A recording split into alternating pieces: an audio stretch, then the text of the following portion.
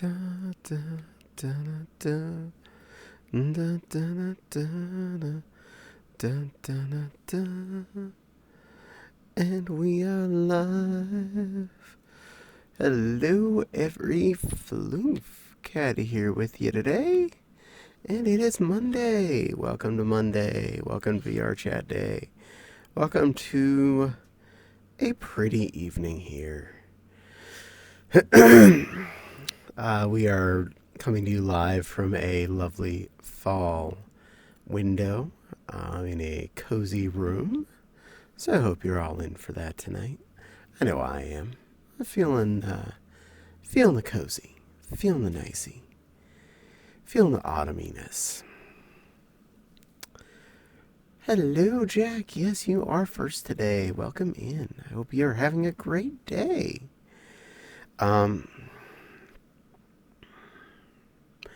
Well, and Tanya nibbling on my bum. Why are you nibbling on this bum? This bum is it tasty? Is it a good bum to nibble on? Are you enjoying that? It's got a good little wagger on it. Silly puppy. Meow. Very meow. Yummy catty cake. Meow. Meow. I did have some really good cake again tonight. Still working on that French vanilla cake I picked up at Meijer on Red Tag on Thursday. Still got enough for probably the next 2 nights to have a piece of after dinner each night. Really good deal for the $2.50 I spent on it. Because it's definitely of the nice bakery stuff type cake. Yum yum. Heck, I'd be tempted to buy that thing at regular price at $10 a cake. Bunny, how you doing? I'm actually doing pretty good today. I'm gonna go with pretty good. I'm feeling pretty happy. I wasn't very productive today, but that doesn't mean every day has to be a productive day. But I'm feeling pretty okay. How are you doing, Yam? How are you doing, Tanya? And how are you doing, Jack? And anyone else hanging out that hasn't said anything yet? And yes, I shall drate the hide.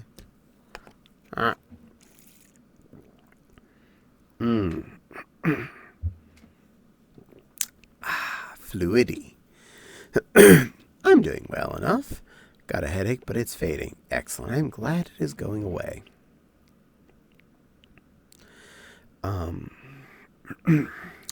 Yesterday we are doing well. Yay, I'm glad as well. Yesterday I streamed for apparently a total of 10.5 hours. Between the 2 times I was on. From a little before noon to a little before 6. And then from a little after 8 till well after 12:30. I was definitely a bit loopy by the time I was done with that, but I actually had a good time throughout the entirety of it. I had an absolutely fabulous time with Nepal, and I really, really was enjoying my time playing XCOM Apocalypse. The fact that I had not even stood up in 6 hours is kind of crazy. And unless I knew I had to be off so that I could eat food and go to the toilet before I was on with Nepal at 8 o'clock, there's a good chance I would have been on for quite a few more hours playing XCOM Apocalypse and not moving. It's a very fun game to me. I really love that sort of turn-based strategy plus time-based generation of stuff like researches and buildings and whatnot. And yeah, I originally got a copy of this game on CD back in like 99. Apparently came out in 97, but I didn't find it till 99. After I've been playing the original XCOM UFO Defense and XCOM Terror from the Deep on a friend's mother's work computer for quite a while. Fun story. How I First was Plague, XCOM, UFO Defense, and Terror from the Deep. My friend, who lived next door to a nursing home, his mother was the administrator there.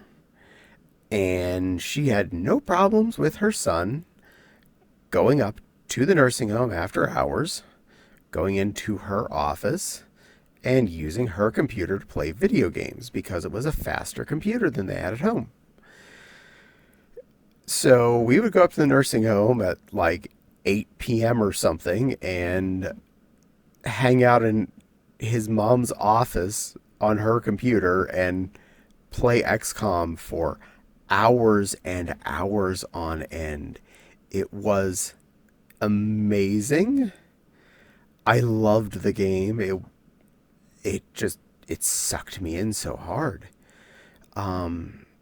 The fact that you would just slowly figure out more research things and get more technology and get better equipment, better ships and stuff. It was just it was all of that in a bag of potato chips. And then when I found the sequel to those two, the XCOM Apocalypse, which was for the first time better graphics, because XCOM UFO Defense was really, really, really DOSy based mouse graphics, and Terror from the Deep was built on the same engine with just some retexturing of stuff and some new environments and whatnot, but basically the same engine. And then we had XCOM Apocalypse, which was definitely built on a new engine, and wow, it was so cool. Instead of defending the entire world, you're just defending a city based on how much of an expert level you picked. Currently, I'm playing novice level on stream, and it's a lot more fun than playing expert level, let me tell you. The bigger your level, the bigger your city that you have to keep defending. And it gets pretty chaotic. But it means you have a lot more minor interaction levels, such as most of the vehicles I'm using are either the Valkyries or the Phoenix cars. The Phoenix car is basically a four-seater hover car, but they also have land vehicles like the Storm Dog and the APC, which are literally cars that drive on the ground. And two of the other vehicles, which I haven't bought any of, are a motorcycle and a hover bike. In time, I will probably end up buying several hover bikes just because I love them. I think they're cool. But it gives you, they're really vulnerable though. You're just potentially throwing your money away when it comes to attacks and whatnot with bigger critters attacking the city. But yeah, it is pretty darn nifty when you have all of these little flying vehicles up there taking out the alien craft. Because you have just a herd of flyers up there at any given time, just doing their mess, shooting out rockets and lasers and whatnot, and blasting them alien craft out of the sky. It's intense. And the turn-based type, well, you can do turn-based or time-based combat for the missions, but I definitely find turn-based a lot more controllable. The turn-based environments are really nice, especially compared to the previous games, which were basically like minimal height, minimal number of up and down levels and whatnot. These can be up to 9 character height levels, though they're rarely used for 9 actual floors. Usually most floors are 2 or 3 height units tall. Sometimes like basements are single height, and occasionally levels are just so cramped that they don't make space for more than single levels in places. But pretty snazzy if you ask me.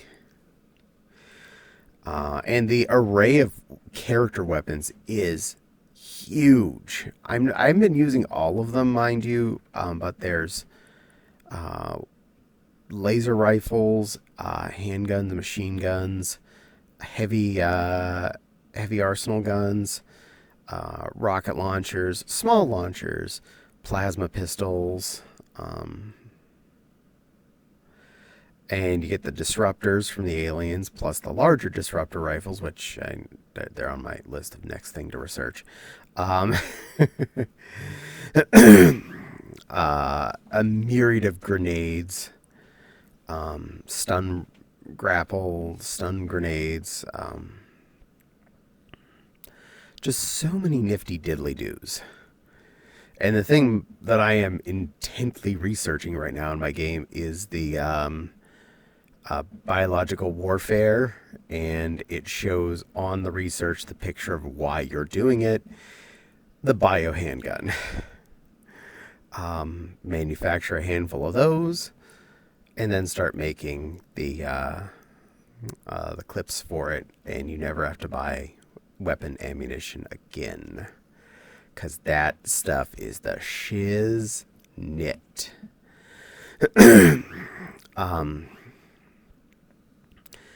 The bioguns are just amazing when it comes to taking out the aliens. You are mowing them down with those things. And they're lightweight, they're fast to make, and then you're just doing so much more better. There are 3 levels of toxin clips to manufacture for them. You initially get the first toxin level, and over time you'll get stuff you can research to get the additional ones. And obviously I'll do that as I get them available to me. But I'm anxious for that just because it'll really open up the game and the ability to earn money and get things done faster. And I'm getting really close, if I remember right, to getting manufacturable aircraft as opposed to having to just buy them. Definitely looking forward to that. First off, the people carrier, which is basically designed to be the biggest bus you can take to do assaults on down craft. So you can have the maximum number of soldiers plus your equipment and bio bays for returning with stuff.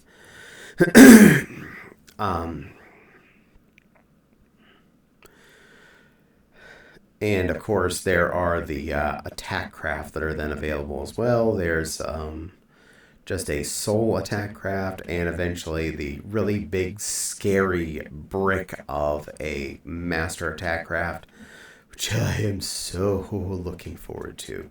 It is a flying tank, from my opinion. And just don't use that for Echo. It sounds like you're in an auditorium. Well, I think that's his world. Let me see if I have any sound. Oh, the Rode mic turned itself on. I apologize. I fixed that. Sorry for echoing that whole time.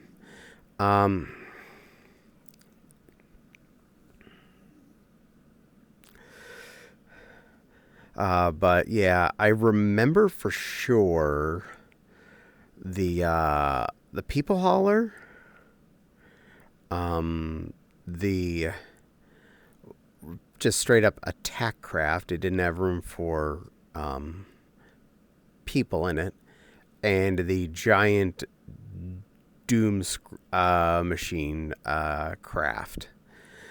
I love them all. They are really cool, and I look forward to having like all of them in my arsenal. At least one of each. In fact, by the time I'm done, I'll probably have all potential flyers on hand at best case scenario situations. Like my Thunderhawk, my big flyer right now. I'll just end up stripping out the locations for the people seats and the recovery equipment spaces, and put things like heavy weapons control, a shield unit, and other fun stuff that'll make combat a lot more fun with those. As well as soon as I finish researching it, the better forward lasers for it. That one can hold up to the medium disruptor in its forward bay, and oh golly, does it ever make a big difference as soon as you have that medium disruptor in there. It is a major thing. It's okay. Plus, it only did it for a few months. Like, that's so weird that it just like kicked in at a random time. Good work, OBS, for deciding the road mic existed.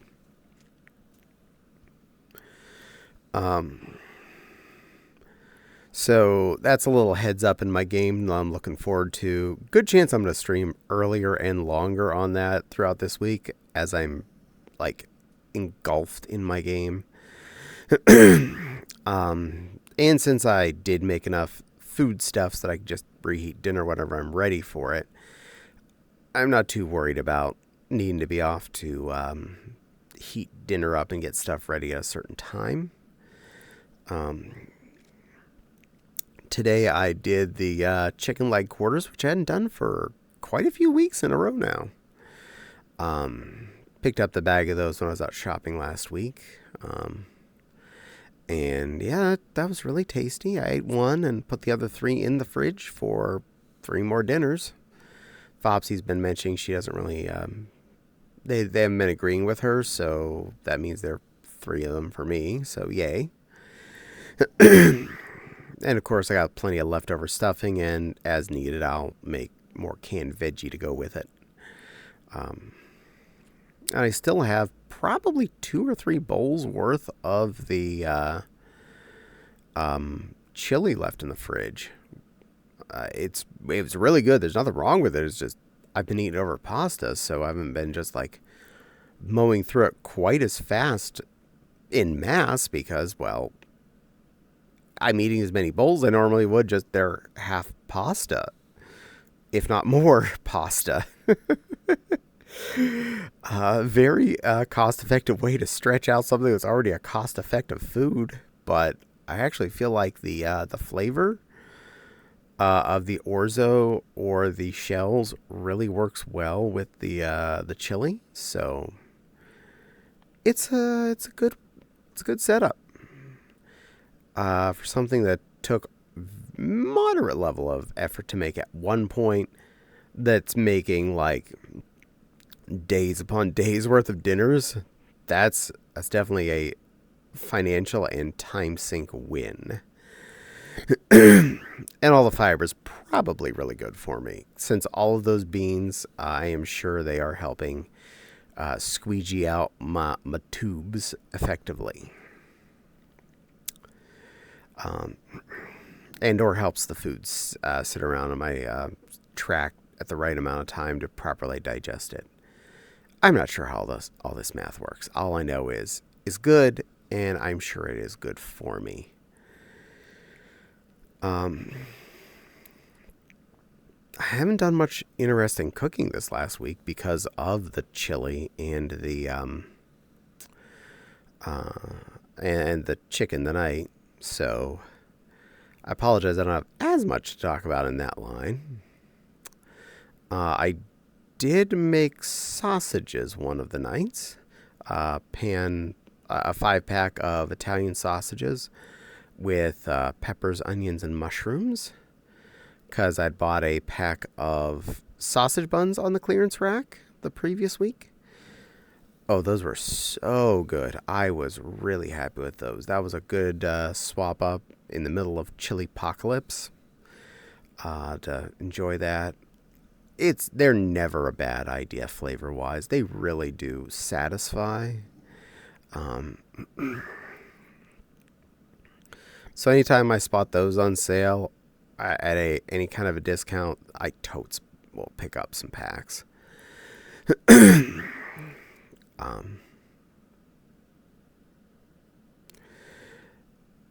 and Saturday, we went to the Spirit of Halloween store.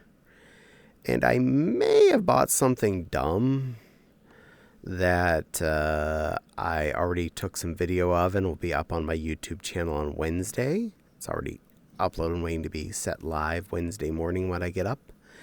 So look forward to that stupidity.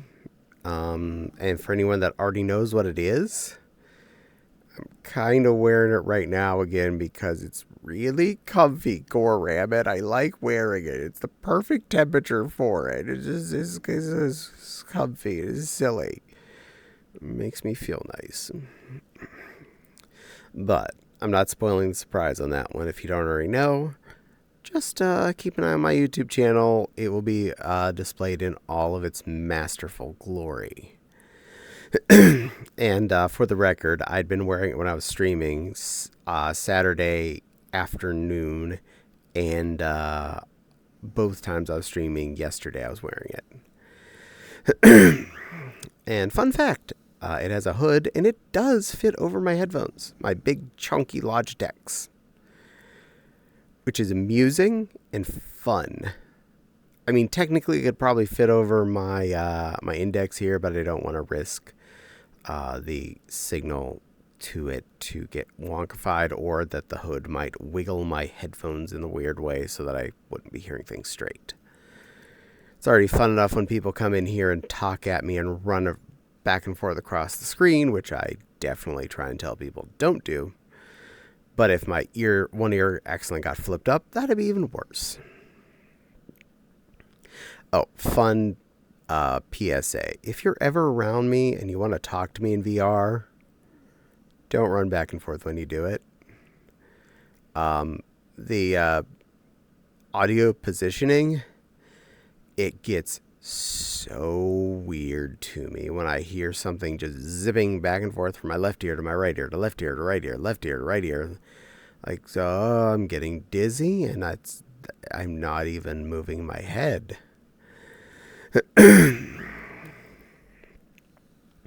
So yes, if you want to talk to me, be stationary-ish or at same canter that I'm currently at as well. That way we'll stay in kind of sync.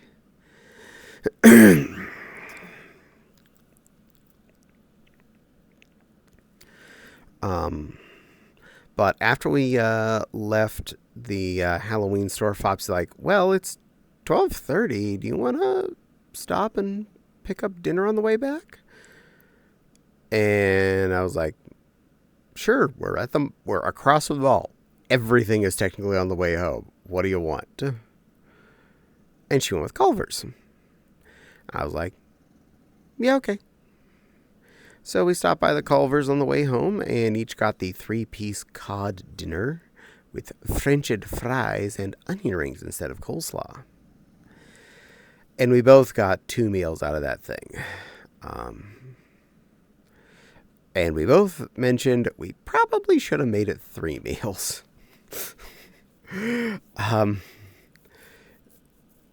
Each time one of us ate 2 of the 3 fish tenders in a sitting, we felt pretty bloaty afterwards. I'm like, wow.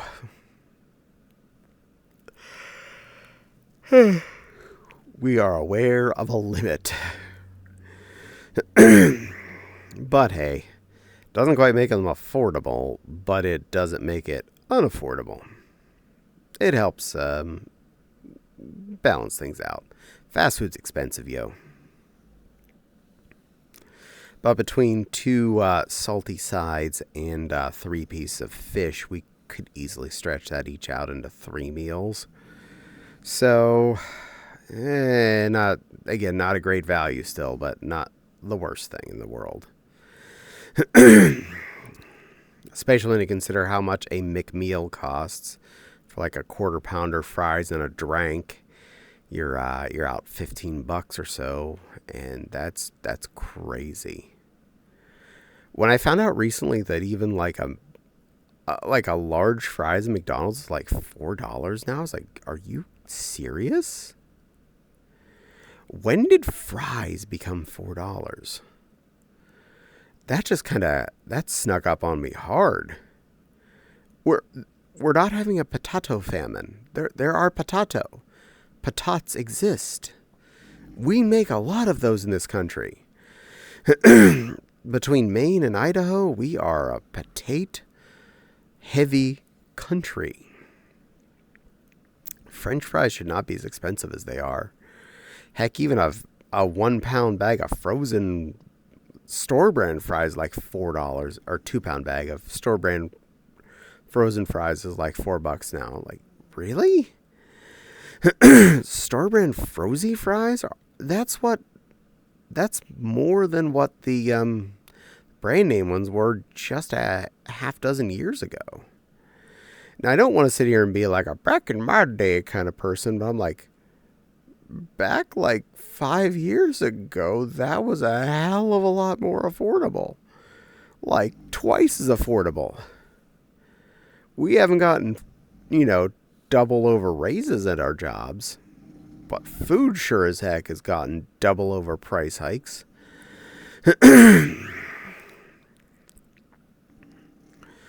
Makes me glad I'm as good as I am at playing the budget food game. That's what's really been saving us the last few months here. It's the fact that I've been very diligent at hunting down the best affordable ways to do things.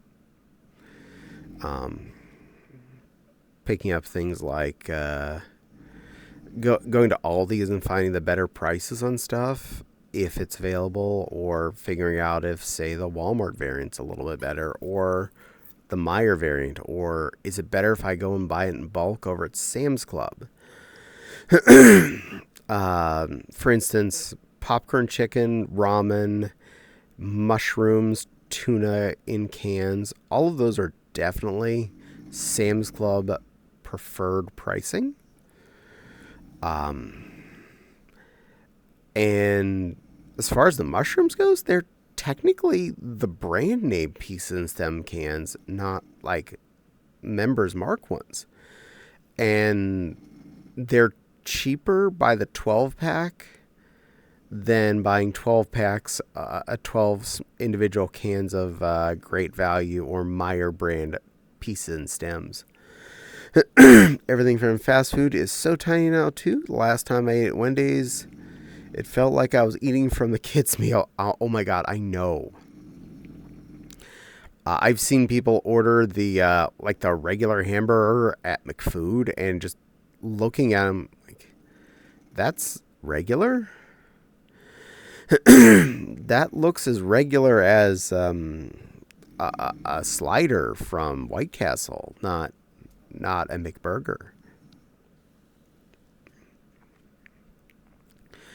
The one place that I feel like you're still getting the same quantity is Arby's, and that's because they're specifically weighed out sandwiches. There's the junior, the regular, which is a 1/4 pound. There's the 1/2 pounder, which is the double. And then there is the big one, which is a full pound. So their prices have definitely gone up. There's definitely no more 5 regular Arby's roast beefs for $5.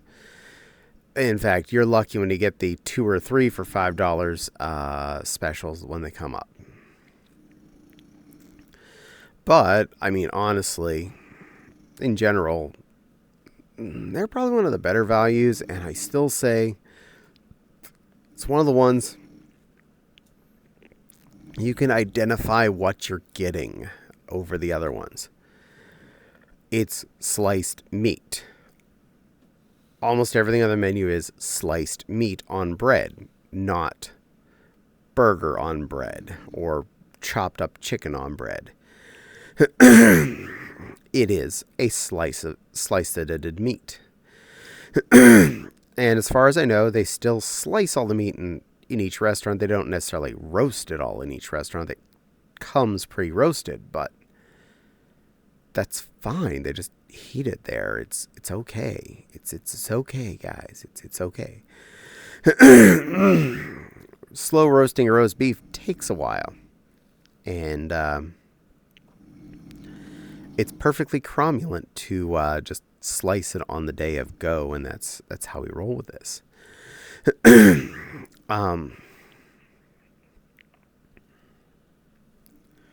Also, their curly fries are the bomb diggity. They're like top tier French fries, right up there with the McFood fries, if not better, because seasoned, flavored curly fries.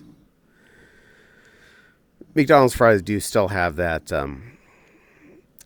crack level flavoring to them. But I think the curly fries exceed them on deliciousness.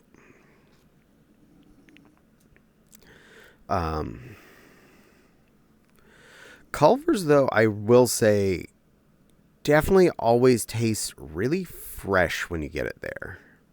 As in, everything tastes like it should. Like, it's clean. It is not over processed. And usually has a really good flavor. There's a reason we get the fried fish platter there. It is definitely a signature item of theirs, and wow, it makes Long John Silver's look like Gordon's Fisherman. It is a really, really good fish fillet thingy.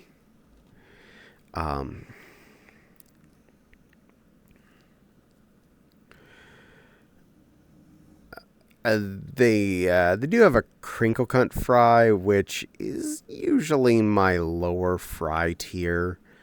They're still really good when they're freshly fried, because if they're actually fried, not baked, they get a lot more crispy edges on them.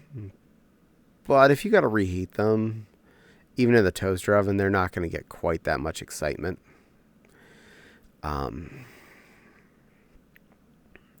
And frozen crinkle cut fries, I find, are just they never turn out right. They always turn out smoggy. Hi, little VR Babkin. How's my good little girl? I get to pet the Caddie. I've waited for this day. I get to pet the little Babkin. You're such a good girl. I'm gonna lose you in my boobs there. I'm okay with that. Boob face. I do need to be careful with something like that because I do have photosensitivity, so I can't have too much stuff going through my face. Got it. I'll be careful. I'll try not to, face smash you too much. Hold on. I want to get a better hug. Yeah, I get to hug the Caddie now because I have arms. You're a good girl. You know that? Yes. So are you. Ow. Pretty little Babkin. Big bunny. Are you enjoying the VR? You see what I was doing before I got here. I was hanging out with another cute pink Babkin, not Denny, the other one. Her. The pool toy Babkin, the pink pool toy Babkin. And while she was out there up in space, if you get what that means. Yeah. I've just been double tapping one of the buttons here on my left controller to go back to YouTube and just play music, and I've just been dancing to that. Good girl. Good little Babkin. I have a hard time showing the expression thing. Oh, don't worry. Yeah, I only know a few people that have gotten a handle on that. I forget where my fingers are half the time, and I'm like, oh, what are you doing? Apparently, I have my tongue sticking out for the last 10 minutes. Or I look like I have an angry face or something. Be like, are you okay? You have an angry face. I'm like, oh, apparently that's where angry face is. If I hit my button, it's going to lift up just my thumb, which makes a sad face. Or pull out my my pointer finger, and then you get a weird. I get tongue and wink. I like that. You're so cute. I know. I know with this particular model, if I take my hands completely off the, like, all fingers out, No. all my faces go shut. What? No, you didn't. Well, not to me anyway. Where'd my screen go? I don't know.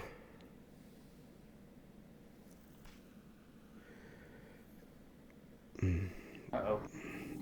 Well, I still hear you and I still see you moving, so there's that. What do you mean no computer found?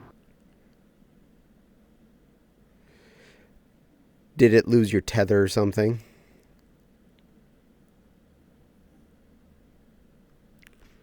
I was literally just on it. What the fuck do you mean? The joys of VR. Speaking of which, though, since I have a short critter with me, adjust camera.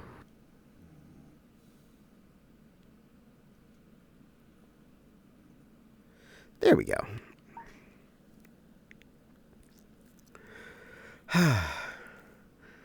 But for anyone that hadn't figured out yet, the little Babkin here now has a VR headset. And she's been enjoying it for the last quite a few days, and is now staring off into space. Probably dealing with her tether not thinking it's tethering.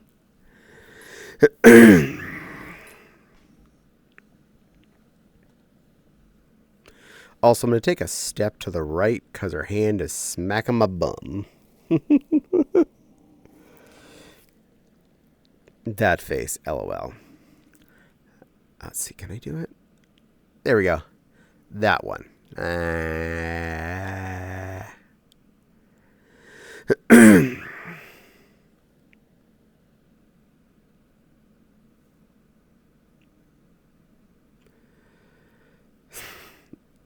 AFK Babkins. Anywho, yeah, I've been having a lot of fun with the XCOM game, and I am not lying when I say every time I have to log off, it's not that I am tired of playing. It's that I realize that it is really late, or I have something I absolutely have to do, which is why I have to log off. Not because I'm tired of playing my game. And I love that. I love that I'm enjoying a game that much that I don't want to quit. Not that I just feel wiped out and have to quit. Whereas when I played the Cosmic Adventure for a few hours that one day, Caddie's Lion Ballerina gets a spicy, lovely face pretty often, which I enjoy. Thank you.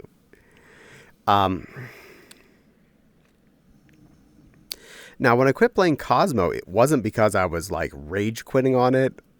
It's just, it's exhausting to play a game like that mentally. There is a major latency in the controls, and the frame per second ish graphics that were from that DOS era game really shines through. It does look like a lot. Yeah. Now, it's a fun game, especially from the time frame when it came out. It was fairly groundbreaking as far as quality and action and what you were getting in a PC game. And it was a shareware game. The first whole 10 levels of that game were shareware. So you can legally just have the first episode. I can just give it to you, and it's not a problem. Episodes 2 and 3, which were the next 20 missions, were paid for, and I did pay for those on Steam, so I own those.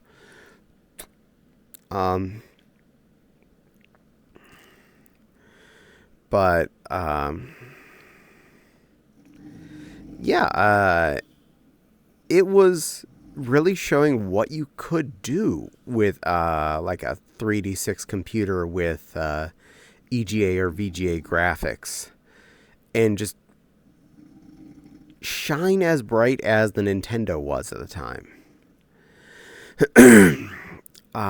Games like that and Jazz Jackrabbit, Jill of the Jungle, and Zargon, and other good platformers on PC really showed what a computer could do right then.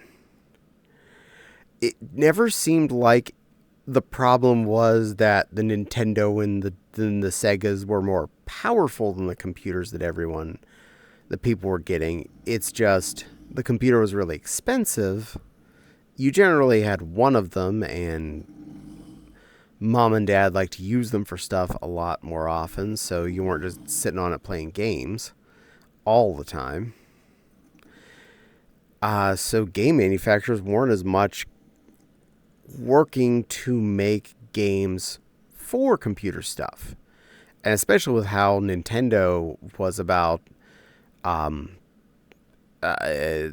licensed property must stick with them for X amount of time and cannot be put on another system, blah, blah, blah. They were really down on that, especially in the Nintendo and Super Nintendo eras. So it was really stifling the computer industry in having games of similar magnitude. There was no incentive to program a Mario for the computer, because why would I if I have to basically do it from scratch? I can't use the same code I put on the Nintendo, even though that one is running a dirt slower processor than this thing with way less RAM. Lurk. You're allowed to lurk, Jack. Sorry, I suddenly vanishing. Some reason virtual desktop was suddenly closed. I kind of figured it was something like that after you were mentioning about cable unplugged. I figured something was just crashing on you. Is understandable, Little Silver. I totally accept that. You're allowed back in if you come back on.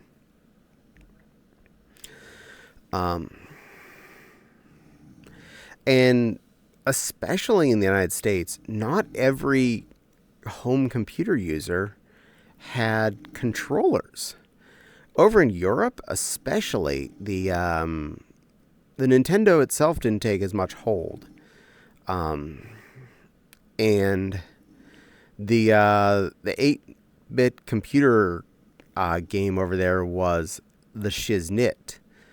It wasn't as good as the Nintendo, but it was the Shiznit that they had. And everybody that had a computer had joysticks or controllers or something.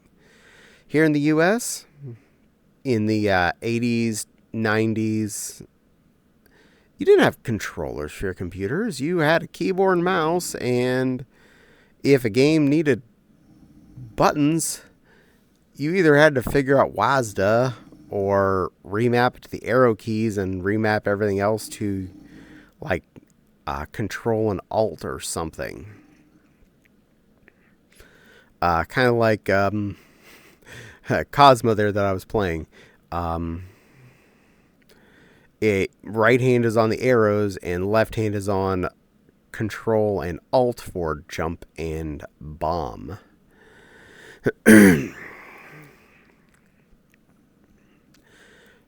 So weird going back to that. I had not played a platform or something like that in ages. Similarly, if you're playing like Wolfenstein 3D, I remember default controls for that was arrow keys with the right hands, spacebar for the doors, and I think it was Control was your fire button. So you were working with what you had.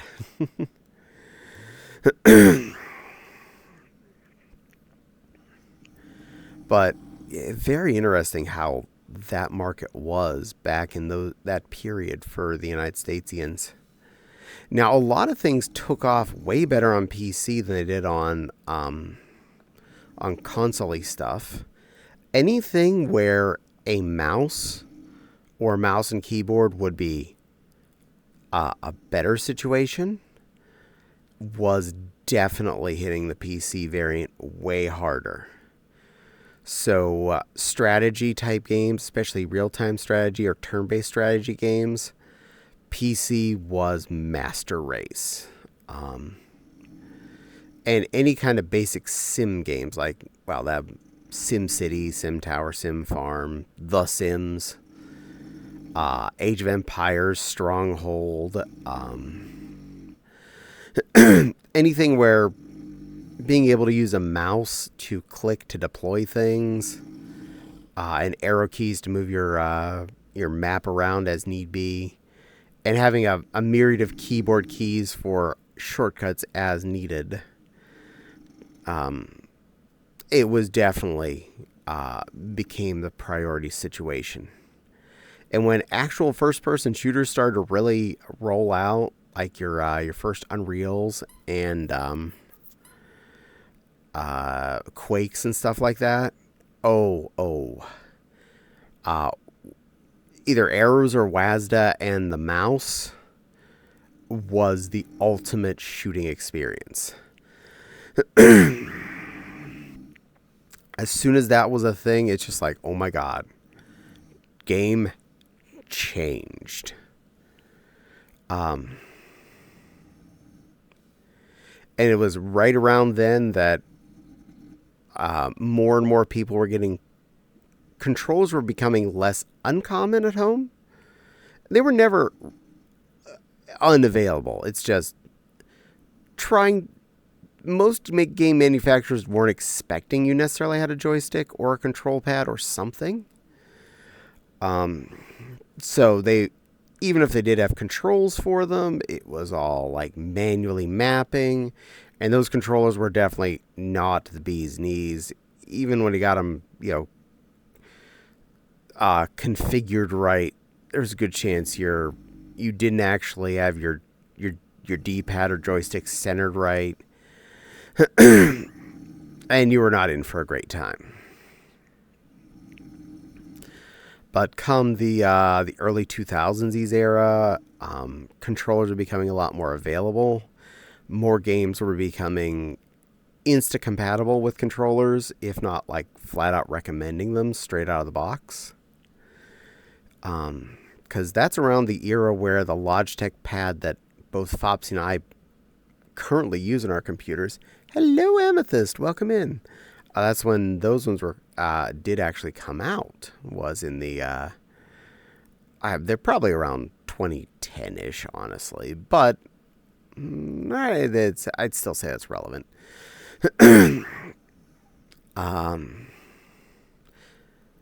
And they were very much mimicking the PS3 controller, and that's actually perfectly good. They're comfy, they're responsive, the buttons all work great, and most games out of the box would immediately recognize them. Some games you still have to pick what your buttons do. I mean, nowadays you have to do that sometimes, but more and more games that were more controller focused were immediately just configured with them in the same way that you would have configured, say, an Xbox or a PlayStation controller, which has basically the same button layout physically. That, and more people were learning that you could pair an Xbox 360 controller or a PS3 or PS4 controller with your computer. Or I believe all of the Wii controller, or all of the Switch controllers can pair with the computer as well, if not the Wii ones as well.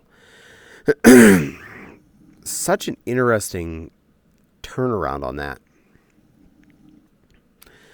But with the myriad of different USB and or USB/wireless controllers that were now readily available for computers and ready to go, and the fact that the PC master race, I say in all the biggest air quotes, was definitely starting to make a bigger impact on the gaming market. Gaming on consoles was already getting less and less draw out of the market. Not that it was completely eradicating it. Heck, even people like us will have still been buying consoles up through the previous generation anyway. I say that in the sense that we own 2 Switches and a PS5. I have no intention of buying a PS6 or a Switch 2. If the Switch 2 goes down in price, which at the moment doesn't look like it's going to happen anytime soon, it looks like consoles are just getting more expensive, even the older ones grumble. But if the Switch 2 ever does go down in price sufficiently, and there's games for it I actually care about, I'll consider it. Elsewise, I honestly have no reason to want the darn thing. It doesn't feel like a thing I need. There's no new Mario game I need. There's no new Zelda game I need. And the Metroid game is still a pipe dream, so I have no reason to buy that thing. It's $450, and they've been available in the store consistently. That really says something about how not critical it is that people are going out and buying all of these things. Like the first full year of the original Switch coming out, you were on the hunt for an available Switch.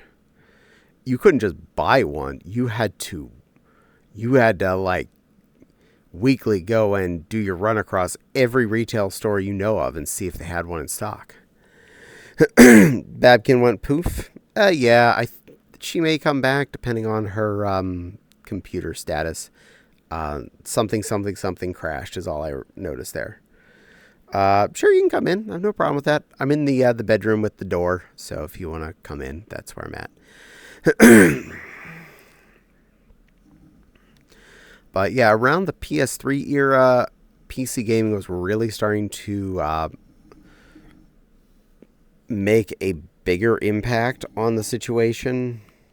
It wasn't not a thing before then, but it really seemed to start to explode a lot more. Steam was really becoming a powerhouse.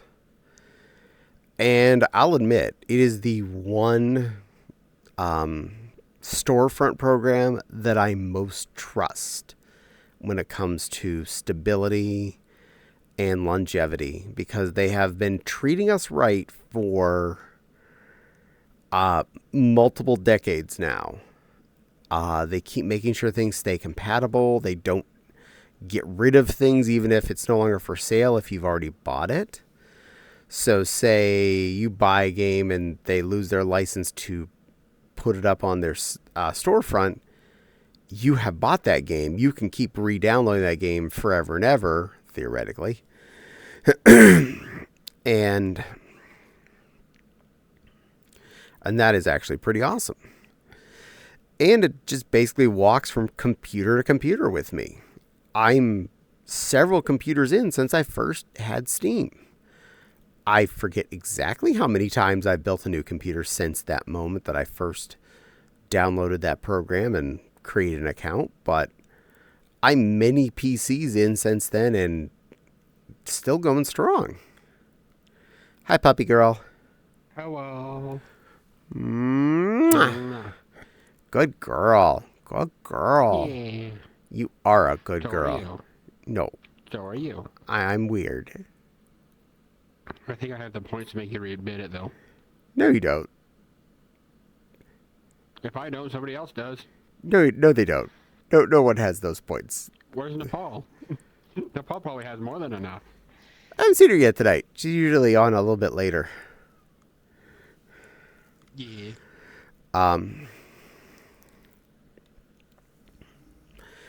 And funny thing is, it was around the, let's see, 16 years ago-ish. So that'd be 2009, 2010. Silver does. I'm a good girl, Silver. I'm a good girl. I'm a good girl, Bun Bun, here to entertain all of you. Also, Somewhere decided to hit you with a double. I'm a teacup bun bun. I'm a itty bitty little teacup bun bun to sit on your desk and pop out of your teacup and go, "Hello, sweetie little Babkin. I'm here to entertain you and make you all smile today. I'm a teacup bun bun." There you go. And I minimize my chat. Gore ram it. View docs. Twitch chat. Docs. Twitch chat. There, brought it back up. Select contents. Come on, load. Load the list. There we go. Twitch chat. Yay, got it back. I'm better at this. I still accidentally close things, but I'm better at getting them back up. It was around 20. I have my base stations in a good spot now. Oh, good. One in the corner and one further back on the ceiling. Excellent. I'm glad they're more functional. But yeah, it was around 2010 when I really started to focus on more fun with PC gaming and actually focusing on making a regular gaming rig instead of just a passable, pretty good computer. It was right around then when I realized that better GPUs mattered. I mean a bug, though. You are a bug.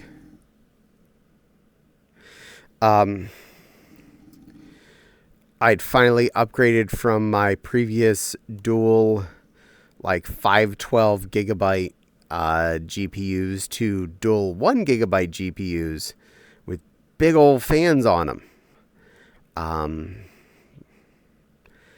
it wasn't too many years after that I actually got a real GPU instead of those, because they were basically like the barely a GPUs before onboard graphics were really a thing that were consistent. Back, had a phone call. That is okay. You're allowed to ask phone calls. Like, you still had boards with onboard video, but those were like extreme shitty. If you want to just like basic okay output, you needed a GPU. Sorry, I'm trying to move my fan. It's okay. Seriously, your chest is right where my fan is. I'm sorry, sweetie. So at that point, you had to have a GPU if you didn't want to just have like barely 800 by 600 graphics on your CRT. And if you're trying to drive some flat panel displays, you definitely wanted something with at least a DVI connection instead of just a basic VGA. And that was before HDMI became your standard graphics port. Hi all. Hi Nepal. Welcome in. In fact, I was very reluctant to switch to HDMI on my GPUs because just sitting down with dinner, excellent. Relax, eat some food. Be a good girl. Speaking of good girls. What? There's one that just popped in. Yeah, that's Nepal. She's being a good girl. A good plushie. Mm-hmm. So, also, it was around that same time that you were really not having to worry about sound being a thing you had to buy separately. Basically, all motherboards had at least pretty okay sound at that point. In fact, most motherboards, if you bought them yourself instead of buying a pre-made computer, had the full, like, 5.1 surround sound plugs on the backs of them in general. That's actually going down on average because most people aren't buying those things anymore. In fact, there's a higher probability you're using headphones 99% of the time, and speakers are a rarity, and you're just using a basic 2.1 that's just plugging in with a headphone jack. A single one. My current motherboard, the one I replaced with, does only have one speaker out and one microphone in port on it. Not even a line in, just headphone out microphone in. Such a weird change, but I've been trying to buy a better set of speakers for quite a few years now, and I'd kind of given up on it because I wasn't willing to spend well over $100 for a Logitech set that had multiple speaker plugs. And now I just want a better 2.1 set compared to the one I have, because it's actually just wearing out at this point. Because I do use my speakers a lot still.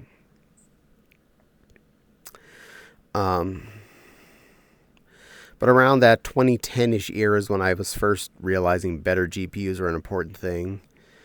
And I started to buy more games on Steam. Humble Bundles really sort of cemented that, because I was getting stuff like crazy there. I had a few games gifted to me on Steam. Humble Bundles. Yes, here be.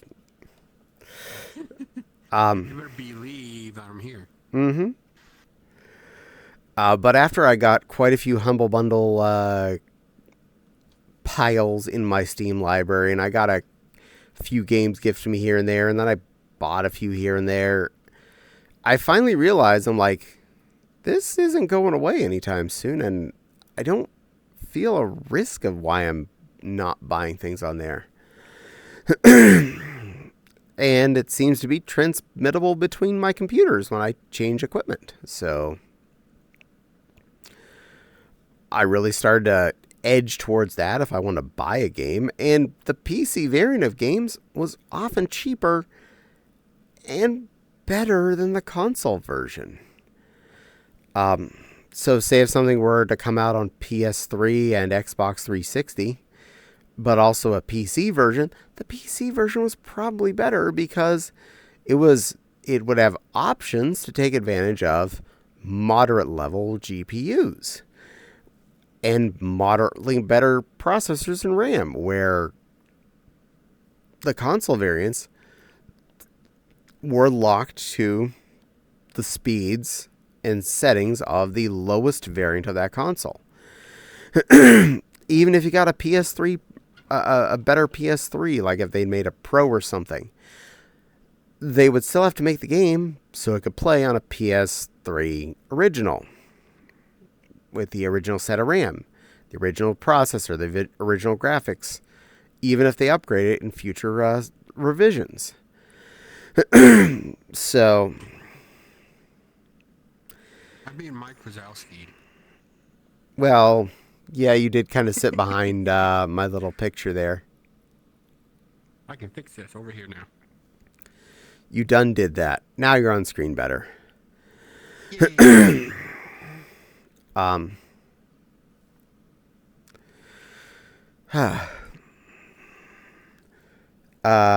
Hello, Caddie. Hello, Sumenora.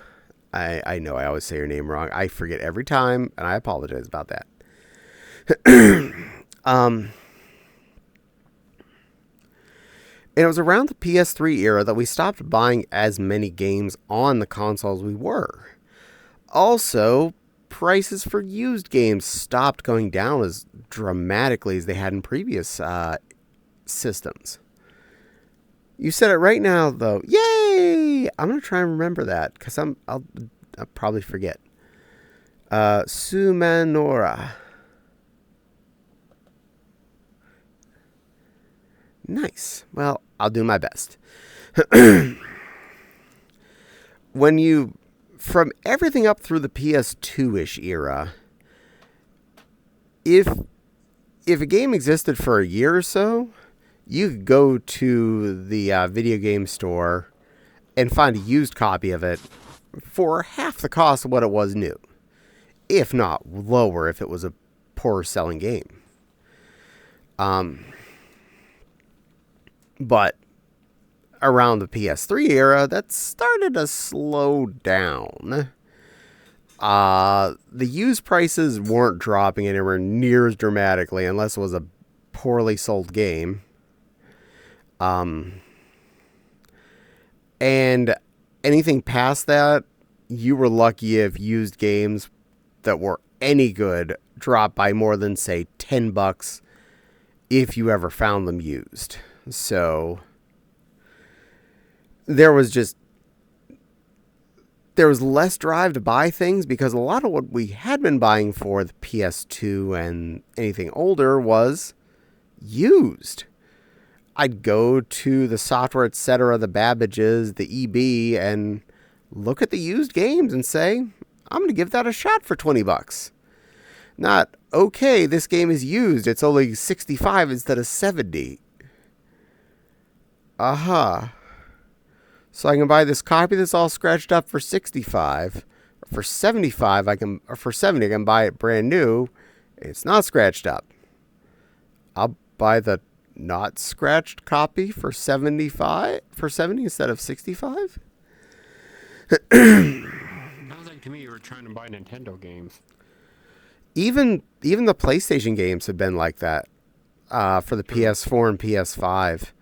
They're just the prices aren't going down unless they're like total Z-rated games that no one wanted. Yeah. Nintendo games, none of those seem to go down price like ever. Even the third-party ones anymore. It's like, it's a Switch game that's 3 years old and it's used. $5 off. Or, worst scenario, they're actually rare now because they haven't been available. $5 more. So it went from like, say, 70 up to 75, and it's used now. It's no longer a bargain. Whereas PC variants, especially things on Steam where you're not worried about physical copies, the prices just tended to start lower and tended to go lower. If you wait for Steam sales, you might get. I'll wait till you can finish. And you may get a chance like a Steam sale come up, and that game that was already $10, $15 cheaper on Steam than it was on PS5 and better is 20% off because the summer sale or the winter sale or the fall sale or it's random Tuesday sale, because there's almost always a sale coming up. And you'll get that game you wanted, and boom, you paid even less.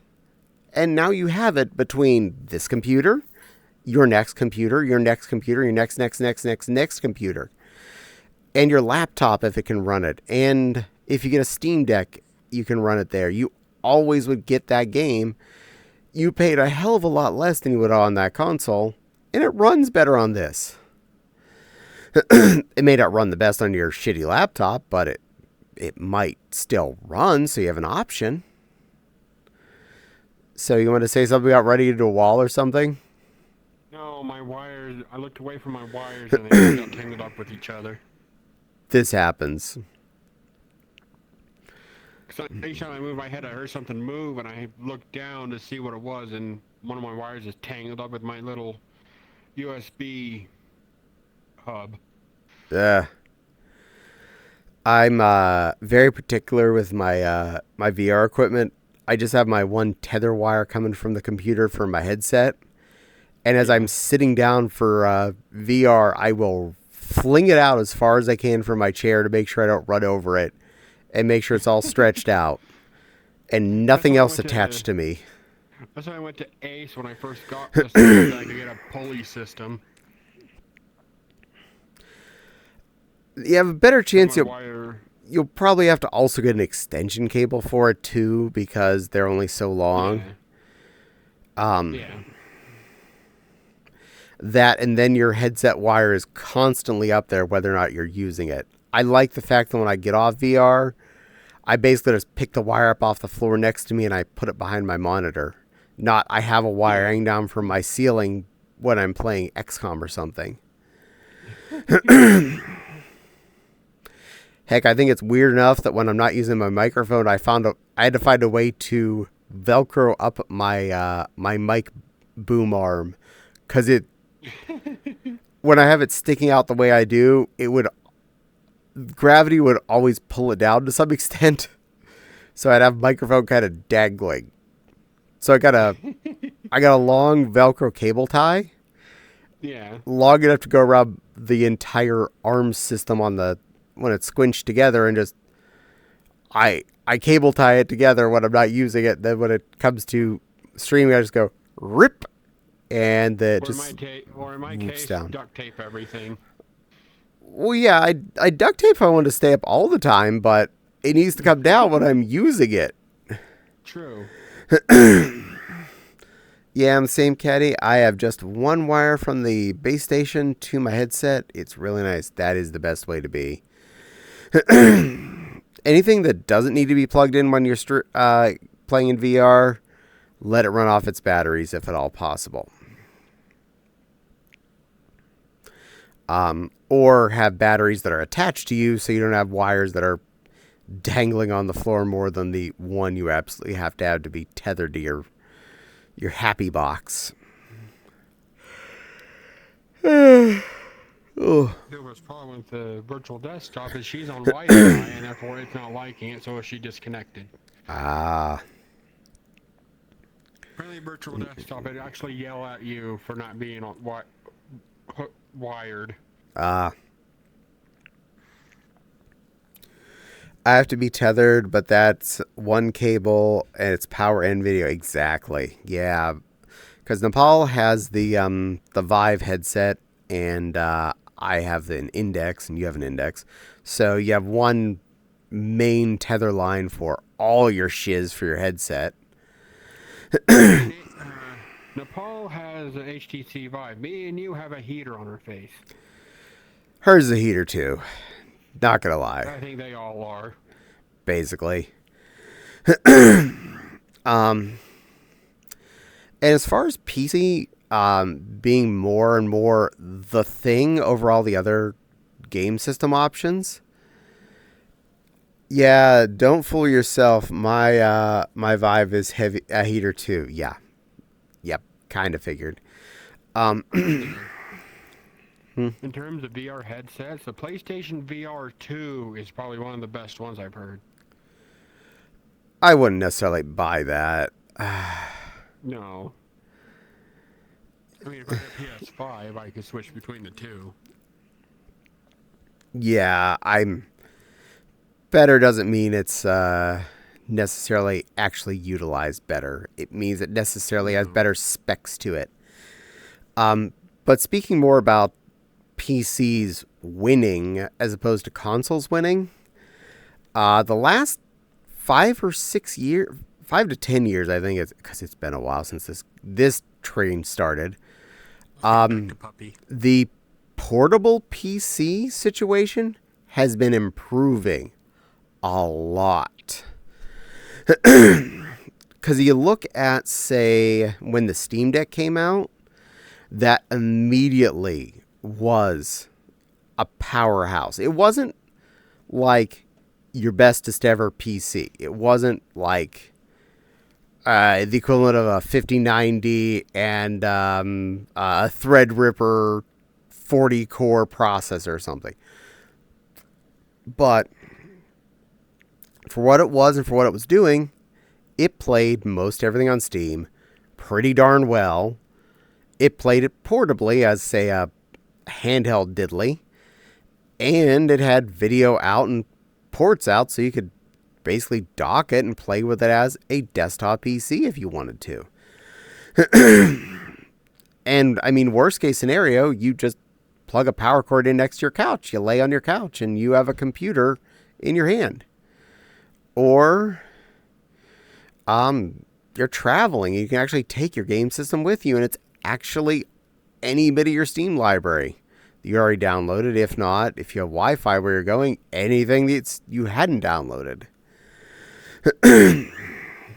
And with smartphones having tether ability, I mean, it's not exactly what I'd call, gigabit access. You could set your phone to a hotspot, connect to it with your Steam Deck, and boom, you could download a game on the fly.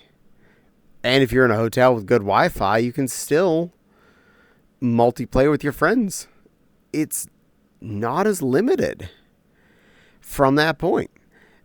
And all the competitors are coming out with more expensive but more variety of hardwares. There's like a half a dozen or more that either are out or coming out that are basically just more variants on Steam Deck-esque products that are basically portable handheld PCs. And between the actual desktop market of like those of us with like GPUs that you could, hold down an encyclopedia with from blowing off your desk, to people with these portable systems, you basically have so much more saturation in the market of PC gamers that are more than happy to not care as much if they had a PS5 in front of them anymore.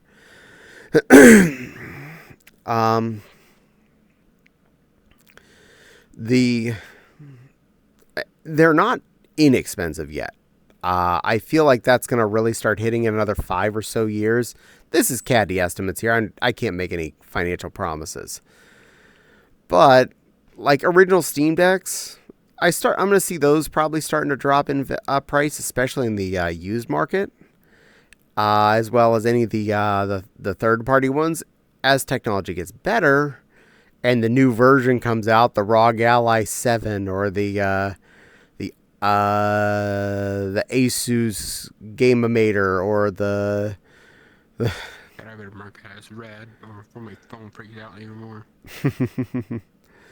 But all of the as more variants come out of these critters, the older ones will start to be dropping in price, and very much so in the used market, because anyone that was like a power user that really wanted the newest IBM Think-A-Model handheld majigger, yeah, they got it today, and then they want the newer one 5 years from now. They're going to sell their Thinkinator 3000 version 1 on eBay or something, and you, the thrifty person, is like, dude, that thing's still like 100% relevant. That'll run everything I play on Steam and then some. So instead of paying $700 for that when it was new, 5 years later you get it on eBay for $300 or $400. And they're not like totally Swiss Army replaceable like a desktop computer is, unfortunately. But they are still serviceable to some extent. I've seen enough people doing videos of changing out the screens in their portables, or better speakers or different controllers or whatnot. Some of this involves soldering, but not all of it does. And usually their storage is accessible to some extent to change out. So say you bought the 5-year-old IBM Thinkinator 3000 variant. It only had 500 gigabytes of hard drive on it. Well, you just unscrew that panel, pull out that M.2 SSD, slide in a fresh 4 terabyte one, and all of a sudden you have a 4 terabyte IBM Thinkinator 3000 handheld. And you're just like, yeah, I can download half my Steam library. What are you downloading? Totally two bunnies on screen. Ignore my second pair of ears and the big tail. Benoy. Hey, Benoy. Is a Benoy. It's an extra big Benoy tail. And I'm somehow slapping your butt by accident. It's okay. Silver was doing that when she went idle. All of a sudden, she was like, her hand like pushed forward when she took her controller off, and it was just going smack, smack, smack, smack, smack, smack, smack. I moved. Sounds like Silver likes to smack your ass. I get that a lot with this avatar. She gets a lot of bum smacks. Here, you can even move over a little more. I'll be a little less over. Trying to share. It's reaching on my phone. It says right there in your crotch. Perfect. Sit off the slap. My phone is here. Yeah. It was in my pocket, but it was making my thigh sweat. I feel that. I feel that hard. Temperature's been really nice. You brought that up. For the last 5 days, the high was in the 60s. Yep. I think today the high hit mid 70s, and it will do that tomorrow. But I'm not expecting any more 80s. Now my sensor's pissed. How dare it? Let's turn around so I can shake my do tail wags, but I can't. But yeah, temperature's been really nice. We actually turned off a bunch of the fans in the house, which I like the fans and all. I prefer them to having the air conditioner on, but man, does it make a hell of a lot of annoying white noise. And you realize it when you've turned them off and the TV is suddenly so much louder. For reference, when I'm watching YouTube in this room on the TV here without the fans all running, and this includes our cameras or our computers on, I have it usually at either 6 or 7. Sometimes something's quiet enough that made me have 8. But usually 6 or 7. When I would have the fans on, it's instantly needing to go up to 10 or 11 almost consistently. Just have the volume be audible over the basic hum of the fans. It's amazing how much noise those things make, even though it doesn't seem like it makes a lot of noise. Ironically, I notice the fan noise the most when I'm in the kitchen cooking. There's a reason why I don't always turn the fan on the stove when I'm out there cooking, because the thrum of that fan really gets to me after a little while. Just a of it trying to take off in front of me. It's like it just pushes away at my hearing holes. And I really just don't care for it. It kind of annoys me. And I accidentally closed my chat again. How dare it? I still have to figure that out. How to set up my chat on my wrist. Docs, Twitch chat. Select contents. No. Click. Click.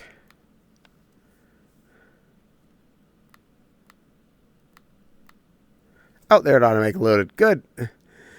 It re-remembered. Perfect. Yeah,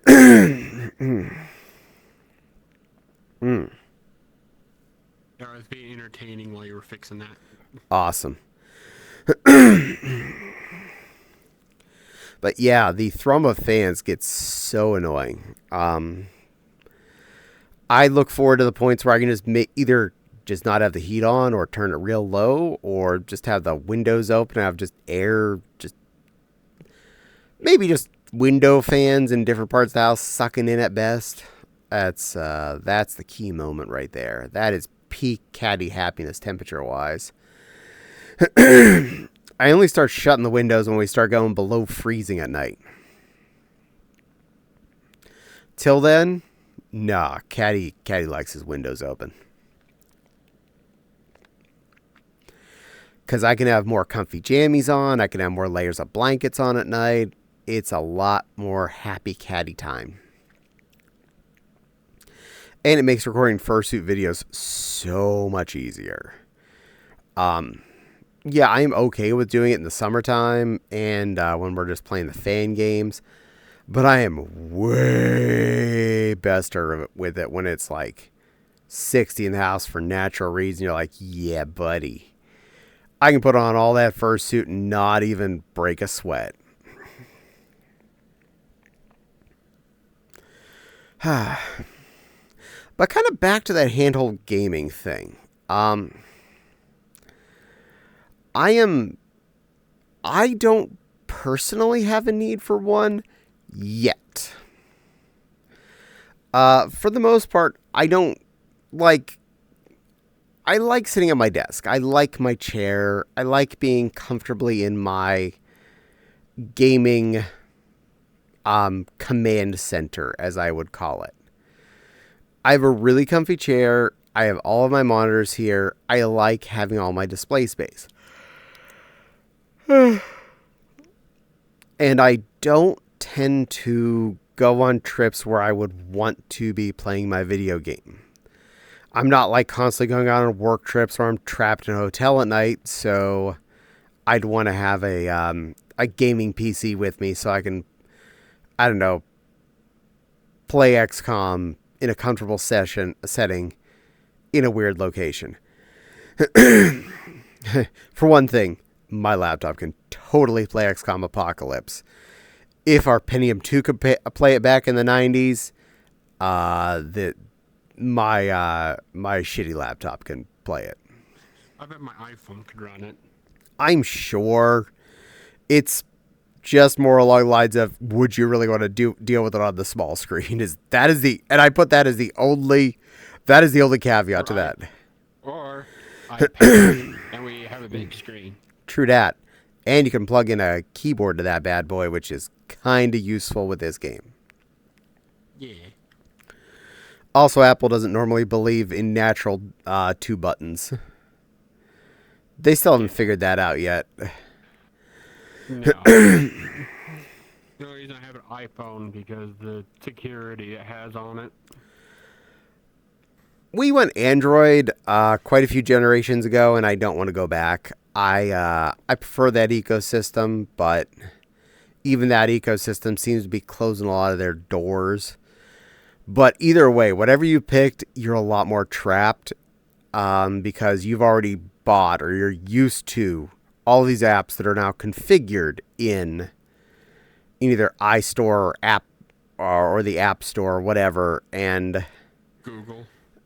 And you're just, okay, I don't want to switch from Android to iPhone because I'm going to either have to find a replacement for this, and this, or even if I do want to use this, and this, either I may have paid for it already and I have to pay for it again, or I have to reconfigure it if nothing else because it doesn't remember my settings between complete types of platforms.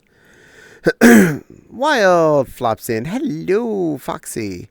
Why does anyone like Apple anything? Honestly, I can understand the iPhone and iPad.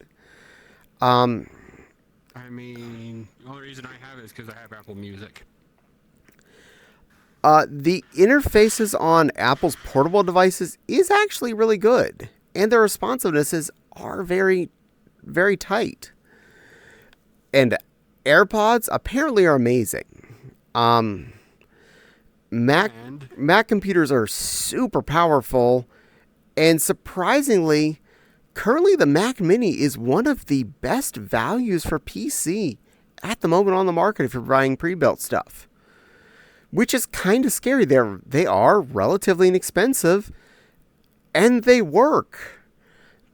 Does it do everything Windows does? Not necessarily, because so many things are Windows dedicated, but more and more is less dependent on Windows and is happily will work on either Apple or Linux.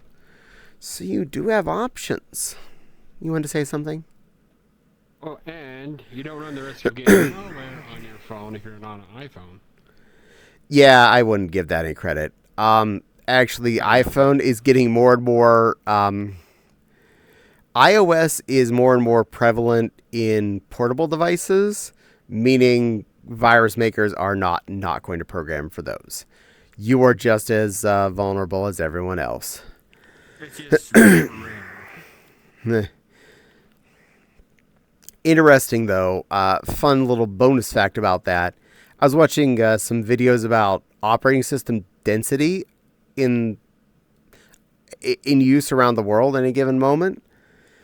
And I think currently Android actually outweighs Windows on devices that are currently in use.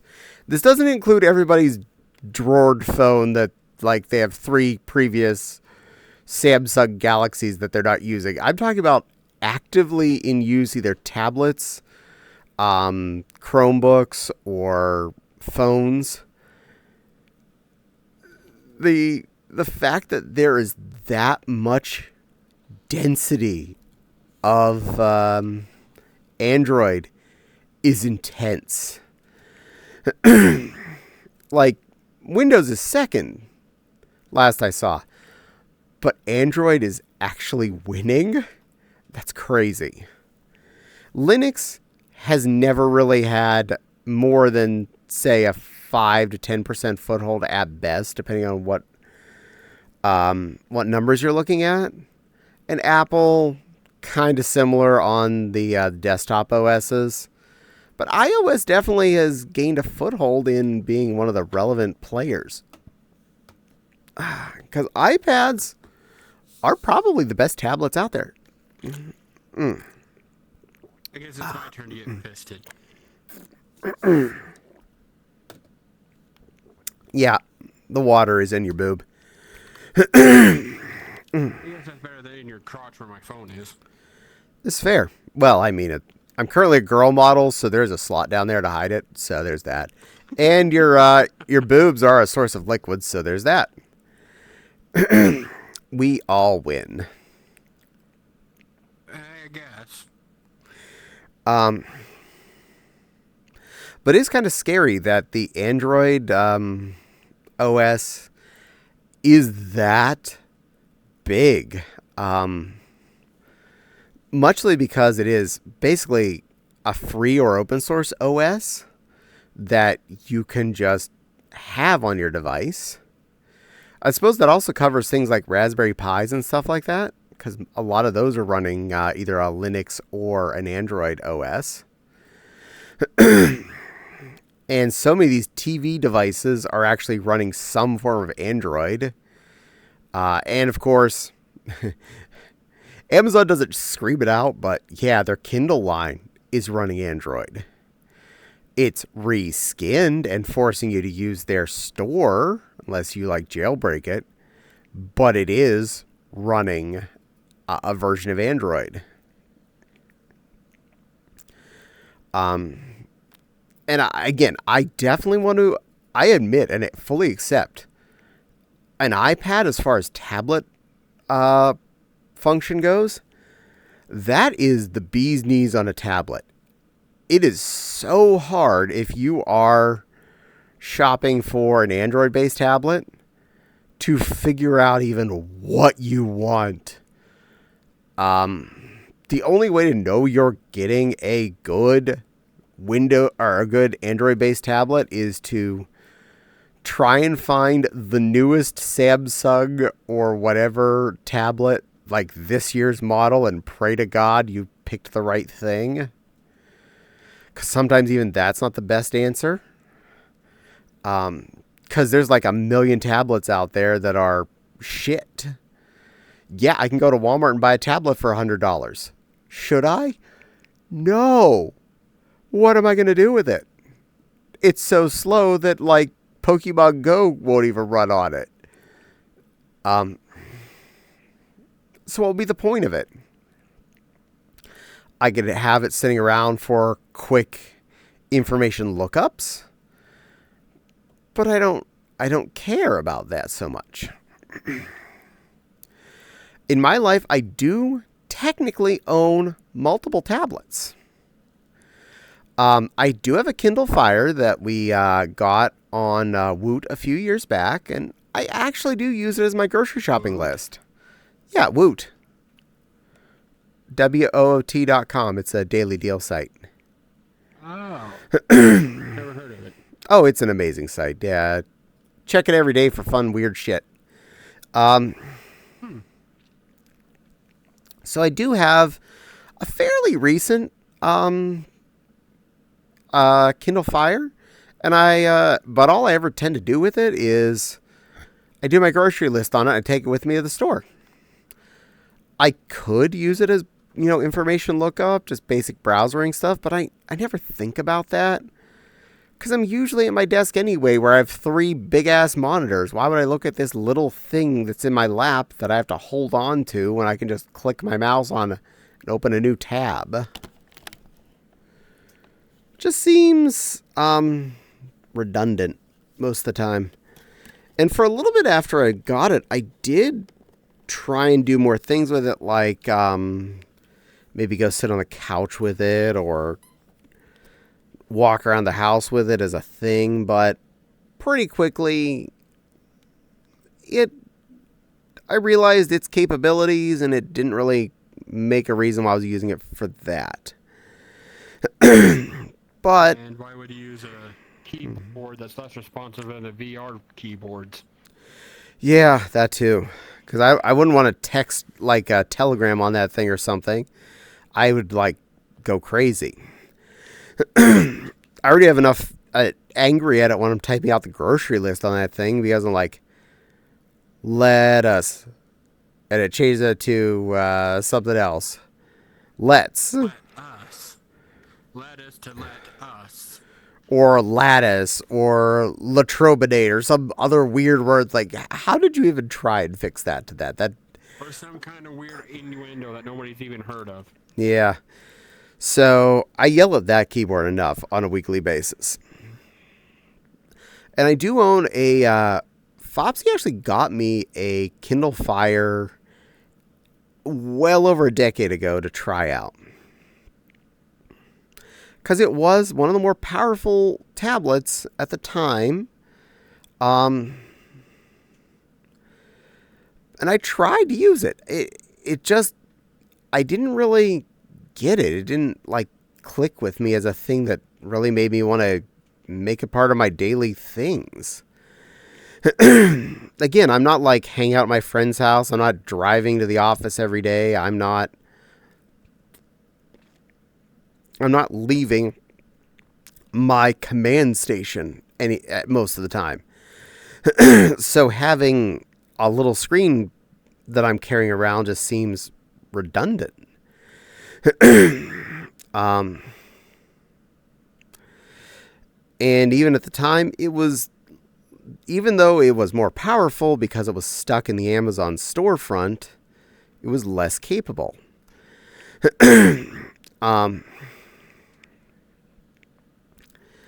But I said I had multiple tablets in my life. And I don't just mean those 2 Fires. One of which is still active. The other one's on the shelf, just chilling. But I have 2 convertible laptops. And I've had both of them for a hot minute now. Again, these were actually, Woot finds. I bought them off of there for maybe $100 each.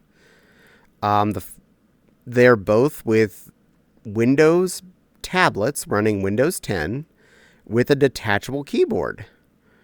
The whole shebang lives in the screen, so it is legitimately a tablet. You can just take it with you and leave the keyboard sitting on the shelf. And it is definitely a thing where I would generally keep the keyboard with it, because it makes a good flap to cover up the screen when you're putting it in your bag or whatnot. Battery life is pretty decent, and the fact that it's running Windows 10 means if it's a Windows thing, I can run it. Not great, but I can run it. So both of them, I have LibreOffice and stuff installed, so I can open up Word documents and Excel documents. I can browse the internet in Firefox. I have Steam installed. I can't really do much with those, but some of the older games, again, like XCOM Apocalypse, I could totally play that on that tiny little biznitch. Would I want to play that on one of those little tiny screens? No. Could I? Yes. And they both have at least one USB port, so you can either plug in a USB device or a USB hub and multiple devices if you're traveling. But it's really convenient to have something like that to... Well, if you watch my LEGO streams, you've seen one of those laptops. It is what I chat on when I'm doing LEGO streams. That's physically what's visible from the down-facing camera is the better of my two.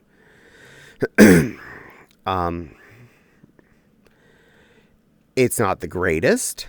It definitely shows its potato-ness when trying to watch Twitch, because, well, Twitch is a bitch. It is a heavy, heavy site.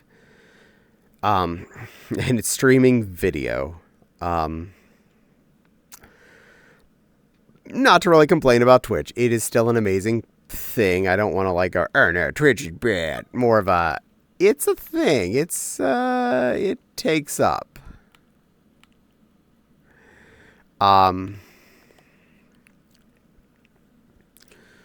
But yeah. Oh, hello, Yo-Yo boy. Welcome in. Thank you for the first time chat. I hope you're enjoying your stay.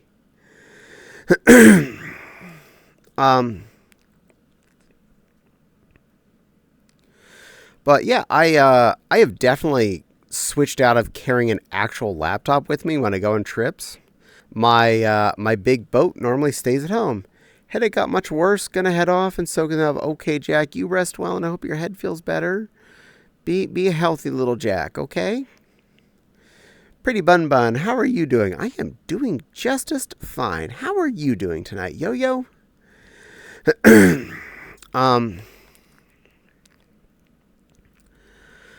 So, as far as things to go for traveling, it takes up a hell of a lot less space traveling when I'm taking the little tiny computer. Doing okay, just hopping around Twitch. Aw, well, I'm glad you hopped here. I hope so too. I hope so too, Jack. Yay.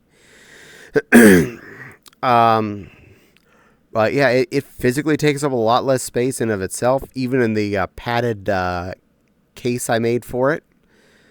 I may have made a satin padded case for my all of my laptops. Oh, and you followed. Thank you for the follow. I really appreciate that. Oh, and Jack, thank you. I will do that. No. I hope you keep enjoying your stay, Yo-Yo. Thank you for the follow. I really appreciate it. You have helped me get closer and closer to my goal of hitting 4 digits on the followers. But yeah, I've made fur-lined cases with satin outside for all of my laptops, so I can carry all 3 of my current active ones. And make sure they are well protected in my portable situations. I will be right back. I'm going to take my trackers off. Okie dokie. You're welcome. Thank you.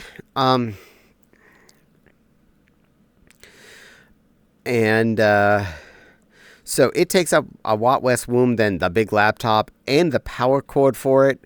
I do have to use its power cord even though it's USB-C because it charges super slow, on my best fast chargers, but its power brick definitely does a good job of charging it at a good rate and sustains it when it's turned on. If I plug in my a normal USB-C fast charge brick to it, it will actually drain while running and plugged in. It's not got enough go to make it keep going. Kind of annoying on that, but what are you going to do?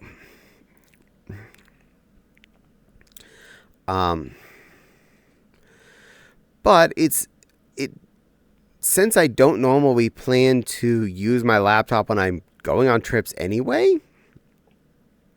for any amount of time, having that be the only computer I take with me is actually perfectly fine. It's more than enough.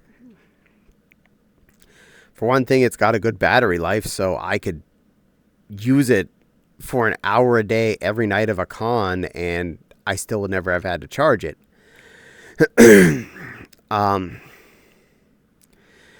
it's really light to sit on my chest when I'm sitting into bed in a hotel, and just like maybe check my email or something, or pull up Telegram and actually type something as opposed to trying to type on my phone for a few minutes. It's convenient enough. Excellent. I'm glad you're all better. Scar on my foot was starting to hurt, so I had to sit down. Disfair.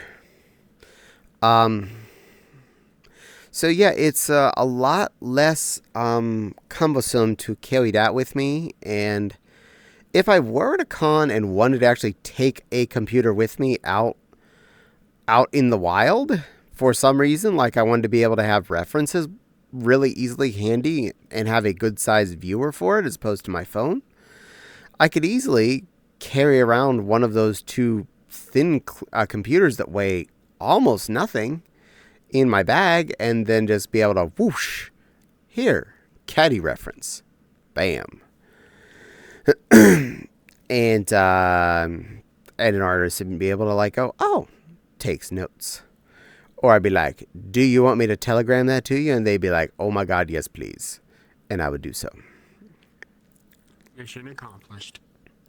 You can sit on your butt like me. I got a new strong password for Twitch. Good. It's not. I teased the password giver. Oh. Nice. Good job. Holy nuts. Me and Denny just got super lucky and ran into shiny skip bloom. Oh, nice. You lucky fluffs. What's funny about Denny is, you know Crispy Ace? No. She does a Fluttershy voice and it melts Denny. This is fair. I got a few interesting shinies myself lately there, Silver. It's been a good little hot minute for shinies showing up. There's the avatar that Silver is terrified of for no freaking reason. Yeah, no, that's evil. You can change out of that anytime now. You don't like Furby either? No. And now I'm a wing. Burb. Would you do me a favor and go find Nepal and let her know where we're at? Yeah. Thank you.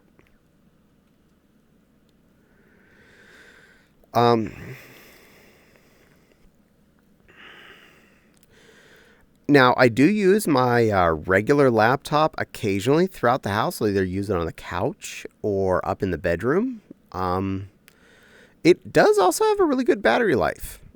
It has a regular laptop charging block to it as well. So, yes, it's decent sized and it's thin, but that still adds up to space taken up, worrying if I'm going to damage it when I'm traveling. And the brick itself is a lot more weight too in traveling. It adds up. It honestly, it's not like instantly, but over time you start to add in fear of damage, space taken up in your bag, etc., etc. And I'd rather not. Also, let's scooch over just a little bit. That should be okay. That way the paw don't get Mike Wazowski'd. There we go. Camera adjusted. You're not my Mike Wazowski. You're my beautiful plushie girl.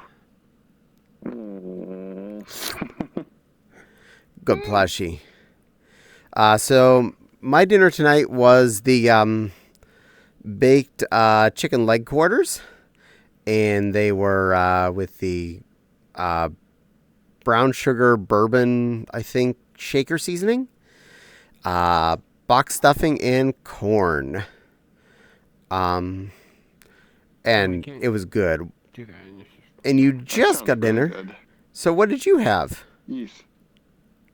We did a chicken and rice soup because it has been chilly and kind of rainy today. Good choice. Good choice. Chicken soup is always especially homegrown chicken soup of any kind. That hits right. I think I have both of you beat. What'd you have? Biscuits and gravy. Bacon and gravy. That's a breakfast food. Biscuits and gravy with sausage in the gravy. You had Brenner. Good girl. And hello, Disney Gator. Welcome in. I was actually thinking about doing Brenner sometime this week. Brenner. I've been craving pancakes and bacon and stuff. So, or pancakes and bacon or sausage, and I never eat that stuff in the morning, so I really should be doing that sometime in the evening. Just like make up a stack of cakes, heat up some sausages and eggs and whatnot, and just have Brenner. Oh, it's stuck in her hand. The stick was stuck on her hand. The stick stuck. Yeah, I had to figure out what control is to let go. And since I figured out you can buy a brick of like 20 hash browns at Aldi's for $4, we have hash browns. Because for the same $4, you can only get like 10 of them at Meijer at store brand. Oh, go ahead. Do your thing. Crystal, I'm a good girl, random on. Yes, you are. Mm-hmm. You totally are. I need to use a shitty grin for that. Make it so much better. It do. And Disney Gator Beyond the Lurk. You do your lurk thing. Thank you for showing up and thank you for the lurk. It may not seem like it, but every viewer does count. Even if you have Turbo or something, I'll still get money for ads. So I get something out of that. I haven't had a full breakfast like that in a long time. Usually just have cereal. You know, very fair. I rarely feel like food within the first few hours of the day. Like, my body just nopes the hell out of it. Today was the earliest I think I've eaten on purpose, period, in ages. And it wasn't even breakfast food. I made 2 bricks of ramen and 2 scoops of dried veggies in it. Which, bonus points. Oh my god, still actually amazing. I am really looking forward to bringing those dehydrated veggies to MFF to eat with the ramen.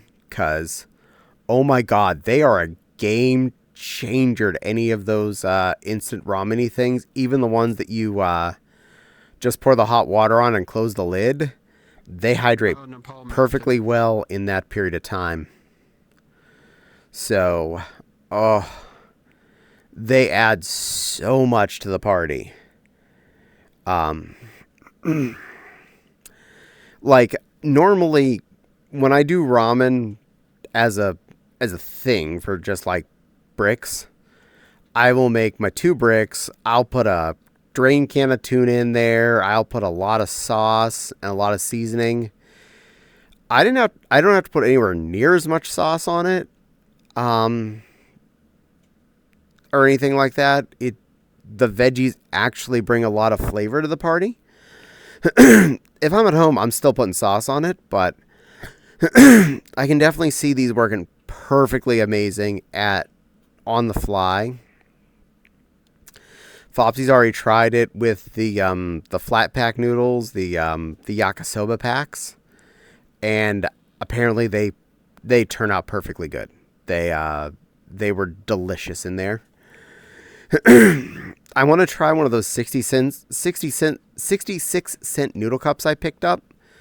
With a scoop full of them in there. I just want to see what happens. I'll blow a 66 cents worth of noodles on myself. I don't have a problem with that. Just to try it out and see how it goes. They already have some mixed veg in there, but I mean, hey, double the veg. Veg is very important, especially when you're at cons and whatnot. You need your vitamins and shit.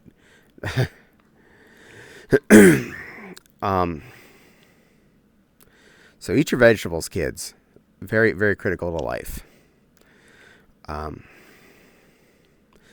But I did try something. I don't remember if I got a chance to mention it yet or not, but I've been eyeing up the Hamburger Helper Cuppo things, but I hadn't bought them because they were a bit on the expensive side. But when I was at Walmart this last week, I spotted great value ones. It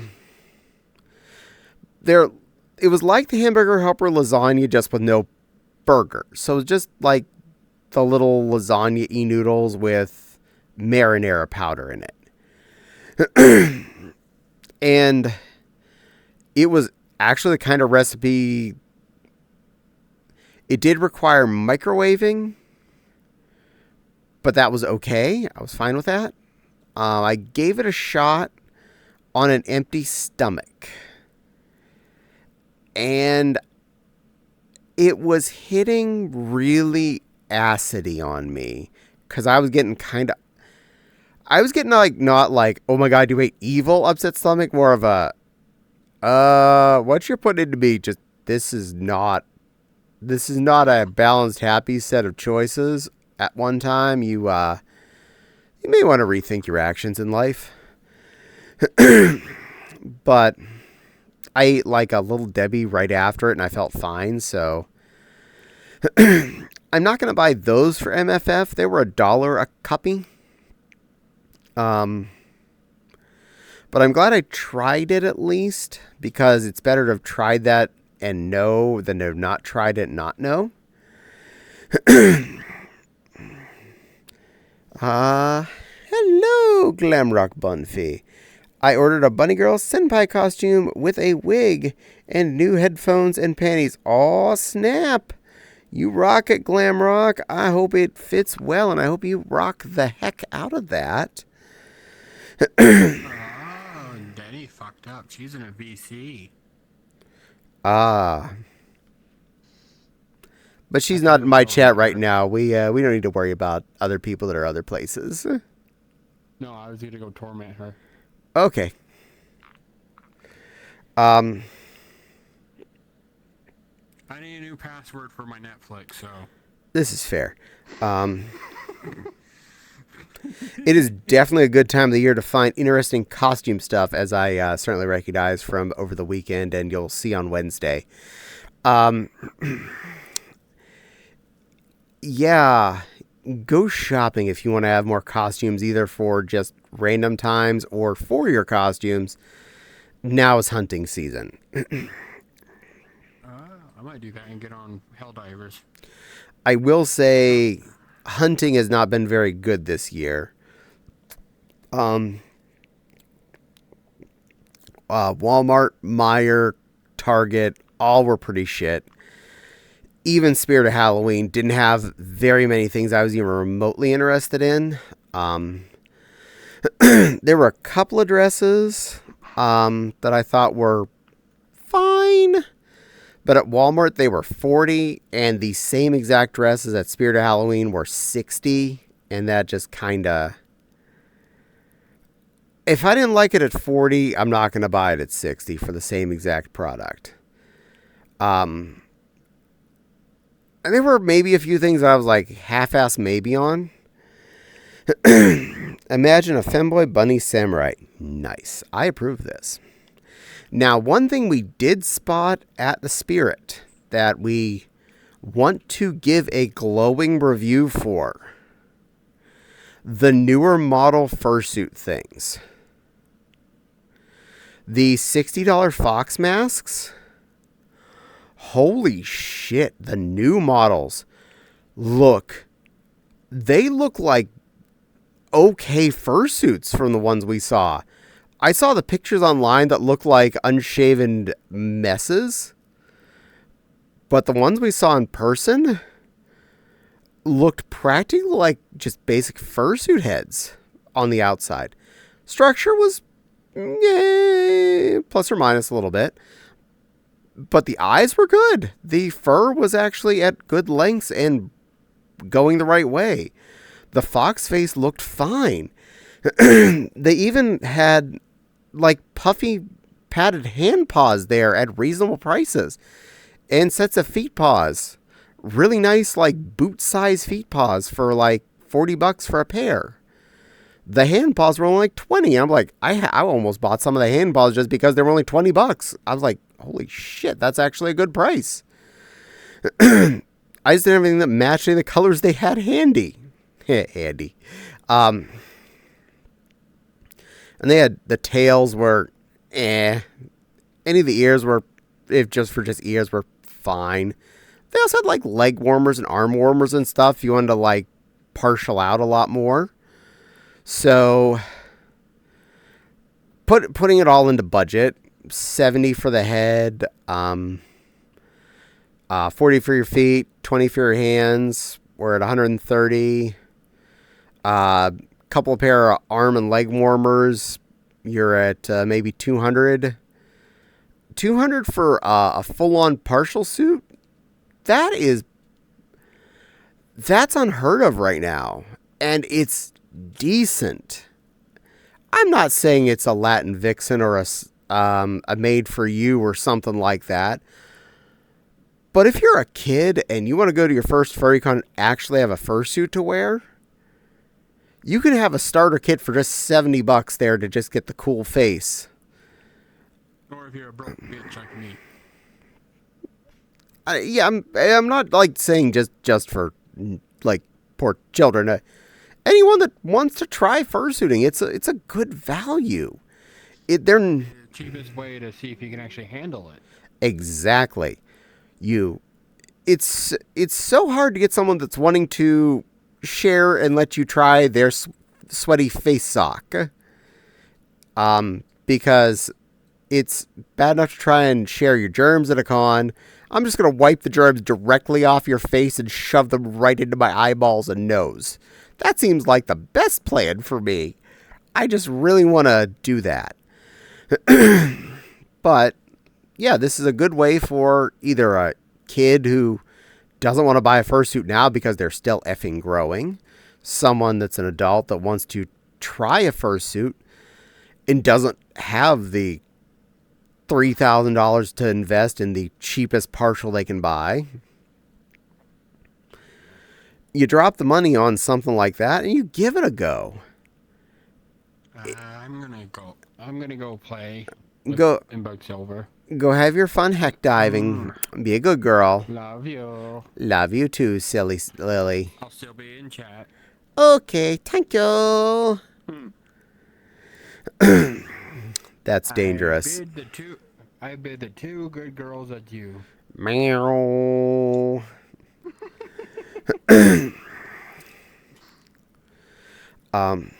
But yeah, those faces looked so nice. For $70, we were tempted to pick one up just to have.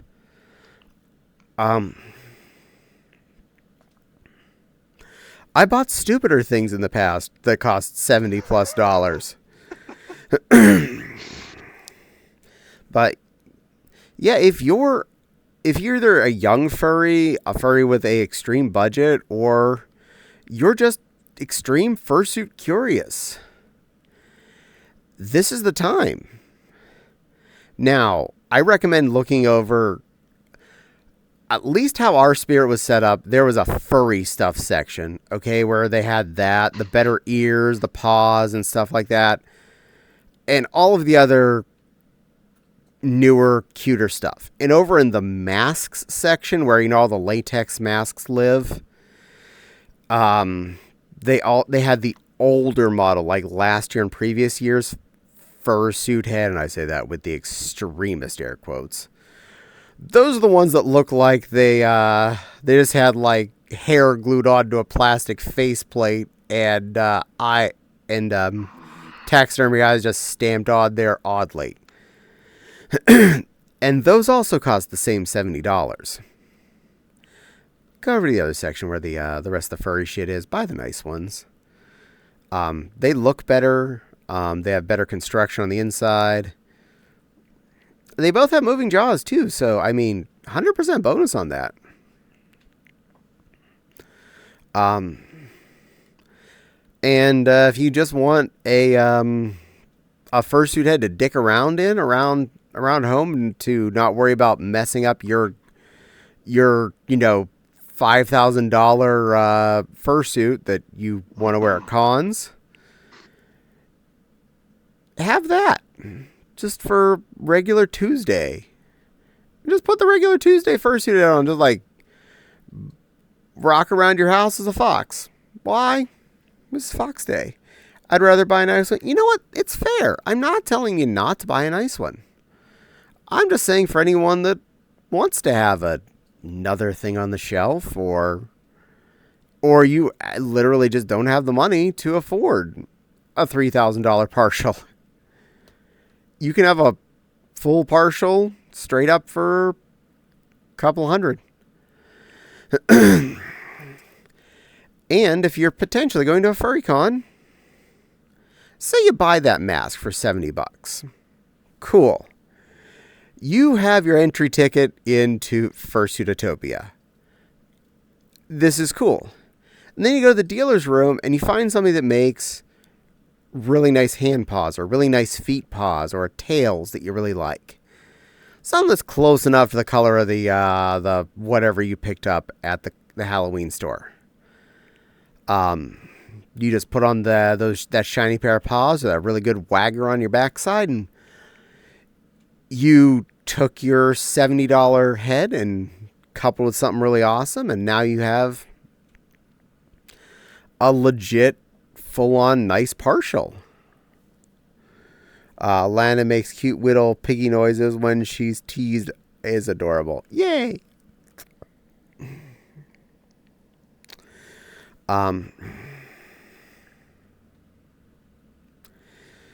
Now, now, I'm not going to say there was nothing else I would even remotely consider buying at the Halloween store this year. I will say I did buy the one thing, and I am wearing it right now, and you'll see video of that on Wednesday. But there were a couple other things that were in my consideration zone. One of which I was mad that they did not have past size large in stock. That made me grumble really hard because I'm like, my glob, I would have bought that if you had XL. It was not even like a question. It was a Stitch hoodie. Which, by the way, Wild, if you want to tell your roommate that they have a really cute plush Stitch hoodie at the Spirit of Halloween, I think they had one large left in stock. I think the large would fit her. Point her in that direction. Either piggy noises or motorcycle noises. That's fair. But they had a few different Stitch and Angel type things on hand. They had a few of the dresses, which I mentioned, which were all based around Wicked, which were fine. They're okay, but they weren't any of the I'm going to write home about them level ones. To put it in perspective, the ones I really like are, at least used to be the $100 to $150-ish princess dresses that they'd have out for sale. And there was none of that this year. The best they had was like the $60 ones, which were the same as the $40 ones at Walmart. And I do mean they were the same dress that was at both stores. Okay, you might not be listening. I don't know. Thank you. I appreciate Wild. I figure I'd share the news because probably the only one of us we know that wears a large and has a probably bigger Stitch obsession than we do. Just putting that out there.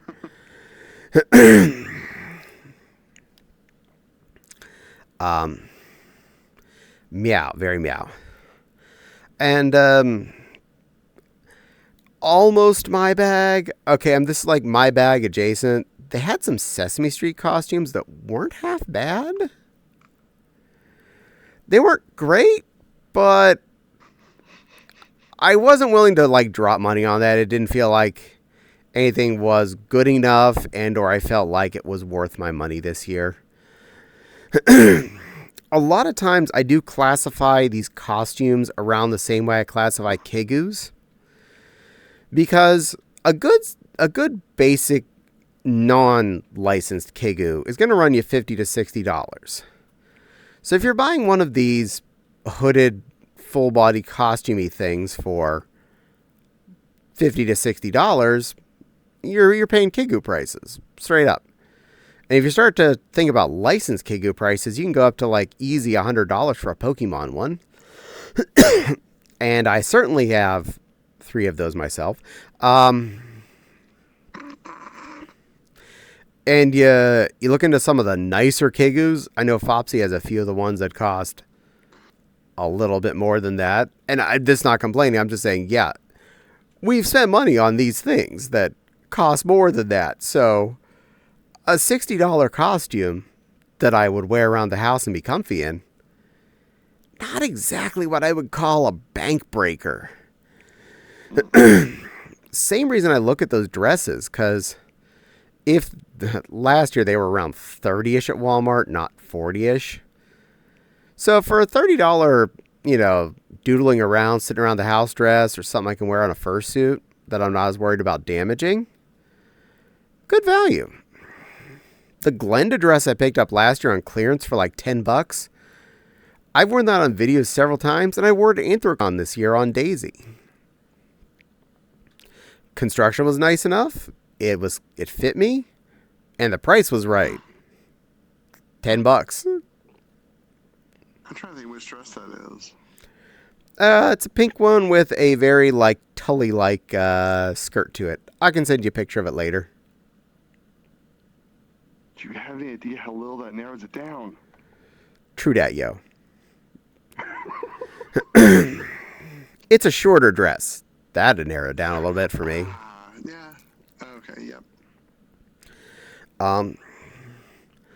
But the ones this year, they're starting at about at $40 at Walmart. So and they looked a little less nice than that one I got last year. So I'm not going to spend $40 on something I wasn't willing to spend $30 on when it was new. Full price. So I'll wait till clearance.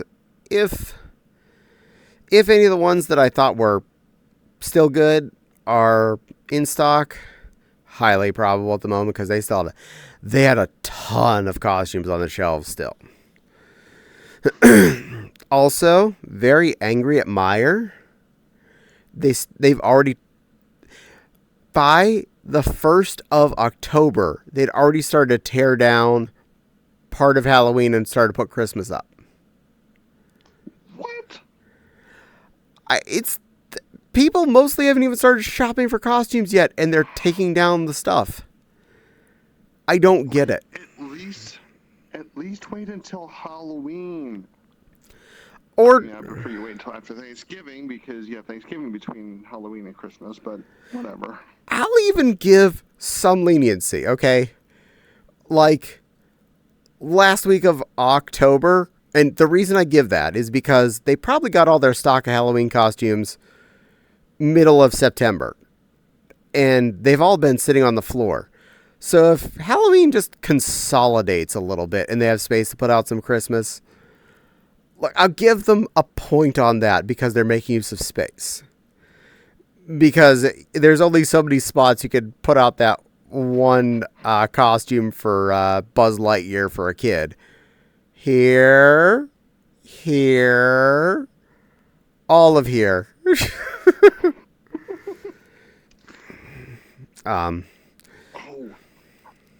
I have to post a picture to the group later tonight. I saw a yellow van driving today when I was out, and I'll post a picture later. I appreciate. Meow,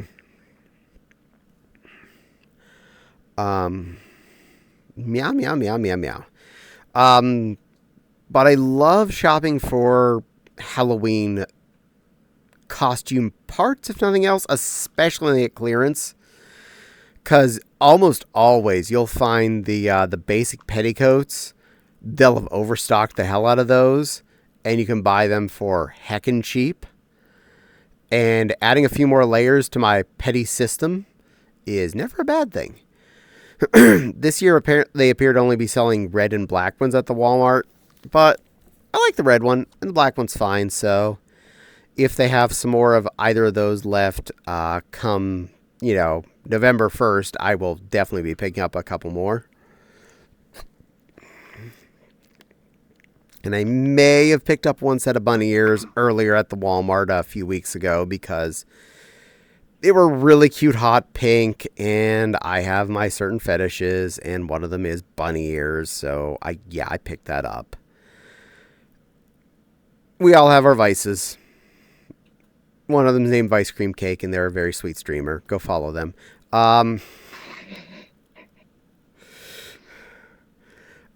Another person I met at MFF last year in real life, and hope to meet again.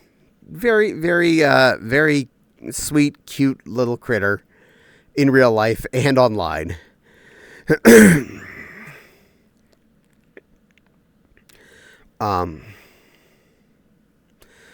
And I'm definitely thinking about going back to the Halloween store and picking up that one set of bunny ears I eyed up there that I thought was really soft and cute.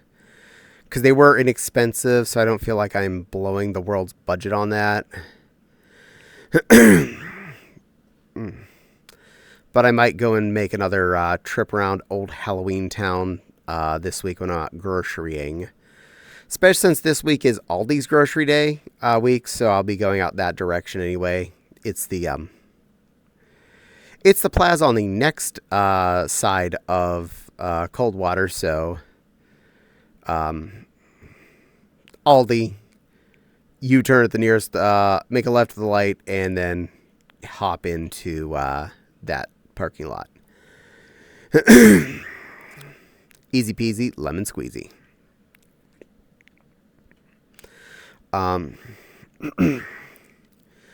But yeah, there's a lot of Halloween costume stuff. Either you can use as super partialing if you want to like do ears and bunny ears or something. Good time to find a good pair of those costume wise. Angel wings and stuff like that.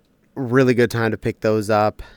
I know enough fursuiters that wear basic like Halloween store angel wings on their fursuits, and that's not a complaint. That's more of a, they're that good. They're fine. They do the job.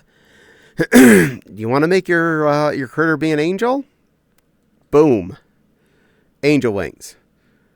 Be extra creative. Get a bit of tinsel come Christmas and some wire.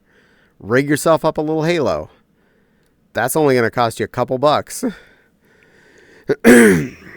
You want to be angelly and kind of lazy? Make yourself a basic white cloth toga type thing and put that on your fursuit. You know what I mean? Just one of those kind of sleeveless white cloth dresses that you often see angels pictured with. Or heck, just go get a basic white dress or a white cloak or something. Boom. Full fursuit costume. Very minimal budget. You can win at this. I'd be careful about the cloak. Oh. A white cloak with a hood? Bad idea. Make sure the hood is not pointy if it's pointed. If it's a. Yeah. To be fair, a couple of my pink cloaks have white on the other side, so they're reversible to that. But they're definitely fluffy cloaks. They are not that kind. But hey, if you want to repurpose another type of costume, buy that other costume, screw the hood part, throw that in the effing garbage, and you have a nice angel cloak to wear with your angel wings.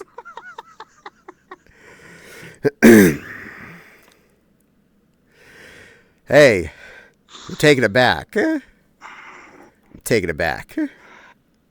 I'm okay with this.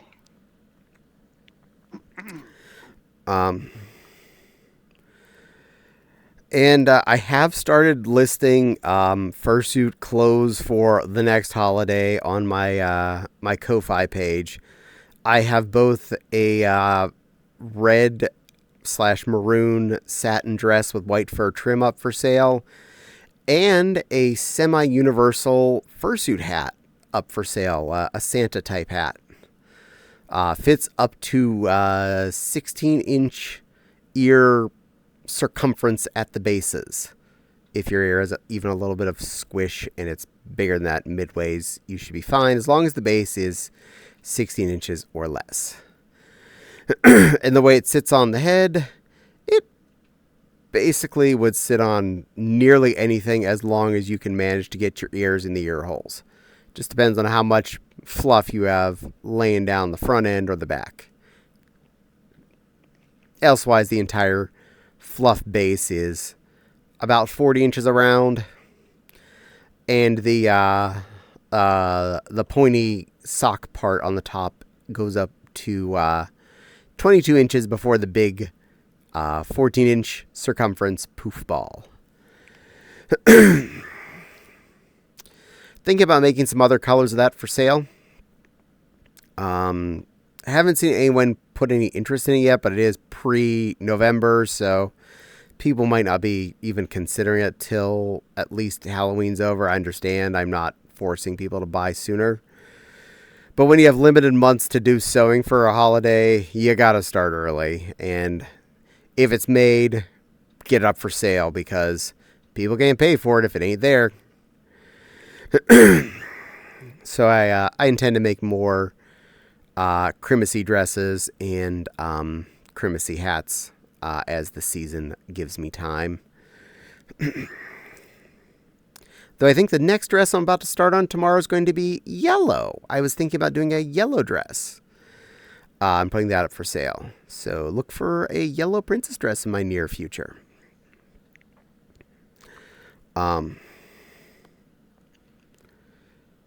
Did that perk your ears up?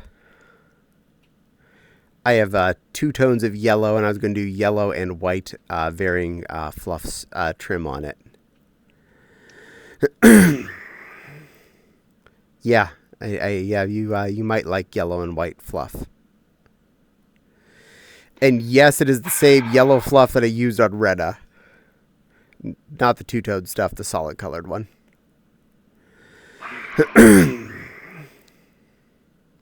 Am I making your wallet hurt?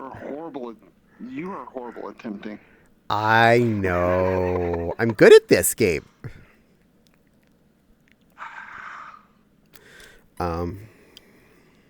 Yes, you are.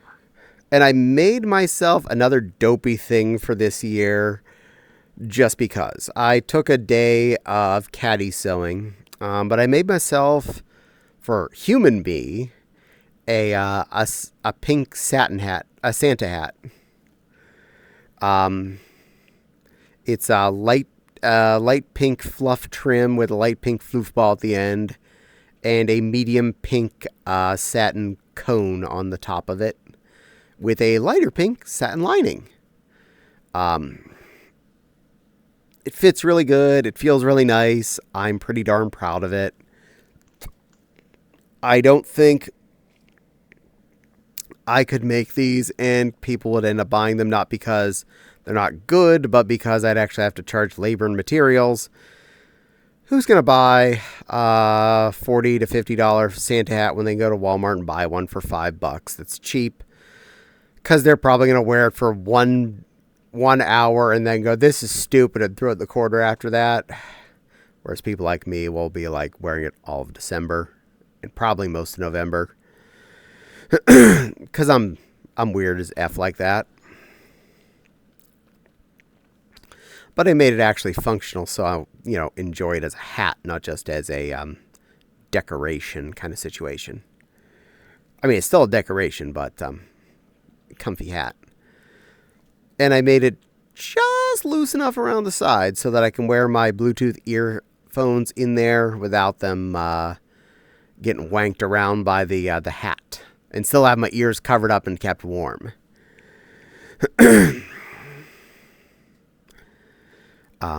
But I enjoy the weird stuff I do, and I like making stuff for myself too, so if I can spend a day making something silly for me that I'll enjoy, I'll spend a day making something silly for me. And I have quite a bit of stock on my Ko-Fi store right now, so I wasn't too worried about expending a little time on making something for myself. Plenty of products up there for sale that I'm hoping people purchase soon. Note, Christmas dress and the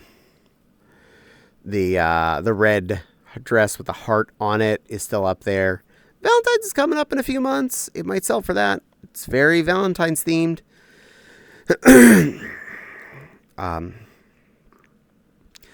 But yeah, trying to tempt everyone, do my best. And hey, I'm allowed to advertise for myself. This is my stream and my channel. I am the only person that's allowed to self-advertise. It's part of the game.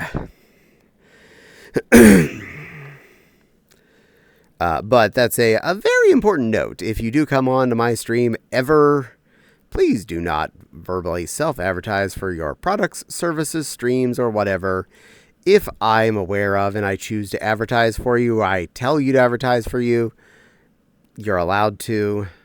Don't come into either my chat or visible in my stream and start spouting off, by the way, I do avatar work, or I make fursuit feed, or I stream on Tuesdays. I'm like, thanks. Thanks for advertising competition in the middle of my stream.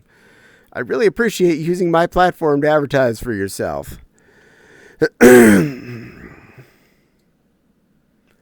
And hello, Nanachi. Thank you for the first time chat of a person and some dots.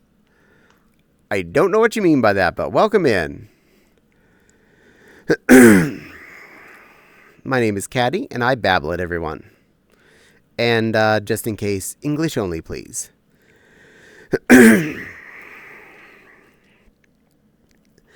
I've had enough people over the few years I have been streaming come into my stream, into chat, advertise their own streams or their own products or their own services without asking. This is rude. Don't do that to anyone else's stream either. Unless you get pre-approval, don't do that.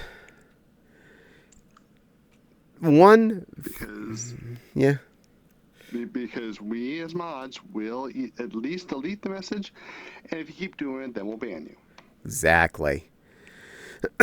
Like, the one big exception on streaming is if you raid in, by all means, one of the first things that is polite for any streamer to do is they should probably shout you out. Even if you raided with one person and it was you that was watching you, I still think it's worth shouting out because, one, you decided to come join me, and you were streaming, and you thought I was worth what you would come to afterwards. And even if it wasn't one actual viewer, you sent one person my way. I think that's worth a shout out. I give you points on that. And if I recognize a streamer that comes into my stream, I'll probably still shout you out anyway. You don't have to shout yourself out. You don't have to, tell me you stream. If I know you stream, either I'm going to, say, hey, Nepal, you're faster at the keyboard. You're not doing something this very second. Shout out Boobity Boop. And Nepal would, shout out Boobity Boop for me. Especially if it's a gaming stream, then she would have far better access to her keyboard than I do. Dear God, tapping out of a XCOM is das hell. Fun fact, I was actually considering not running XCOM directly on my computer and running it from my streaming box and just playing XCOM effectively on either my laptop or one of my other desktop computers and have it just run into my computer to stream. It's not likely to be that hard to do that. But I don't want to turn on another computer just to do that, and then I have to control it from that other computer. And now I have more crap on this desk while I'm trying to stream from, so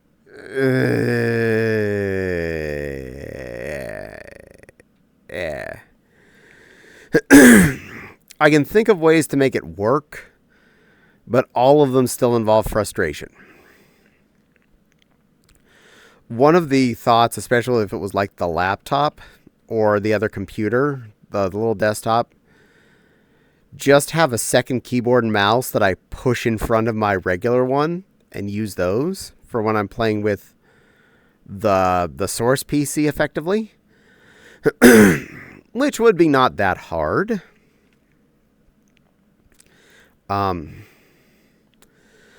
But then I am committing that other computer to on time. That's electricity wasted on a second computer being turned on when I already have the electricity destroyer turned on as it is.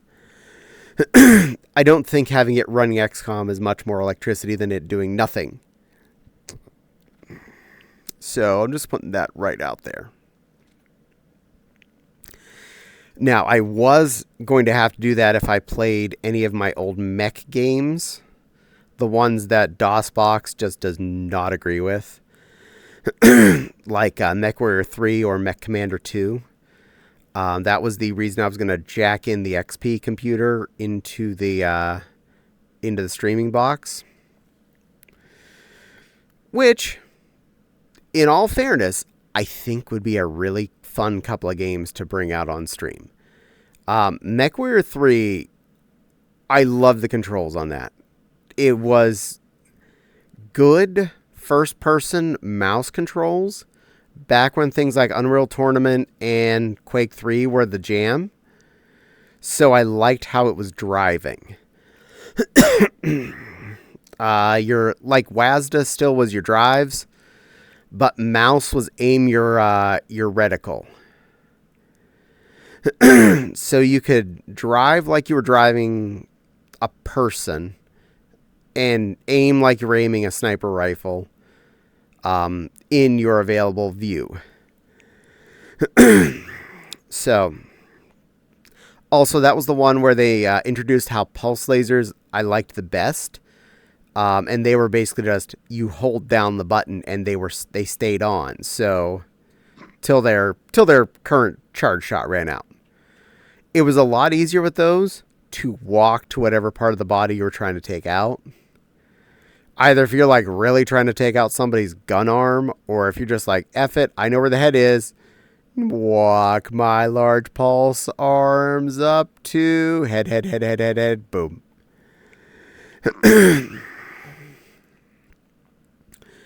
Or worst case scenario, if their head was hard to hit, walk to the center torso and just blow the heck out of that.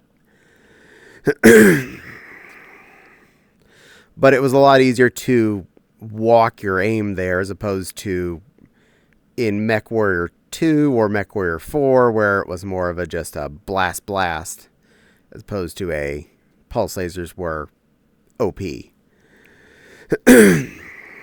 Also, most missiles tracked, so you just get a lock, click the button, and boom, your LRMs hit their target mostly.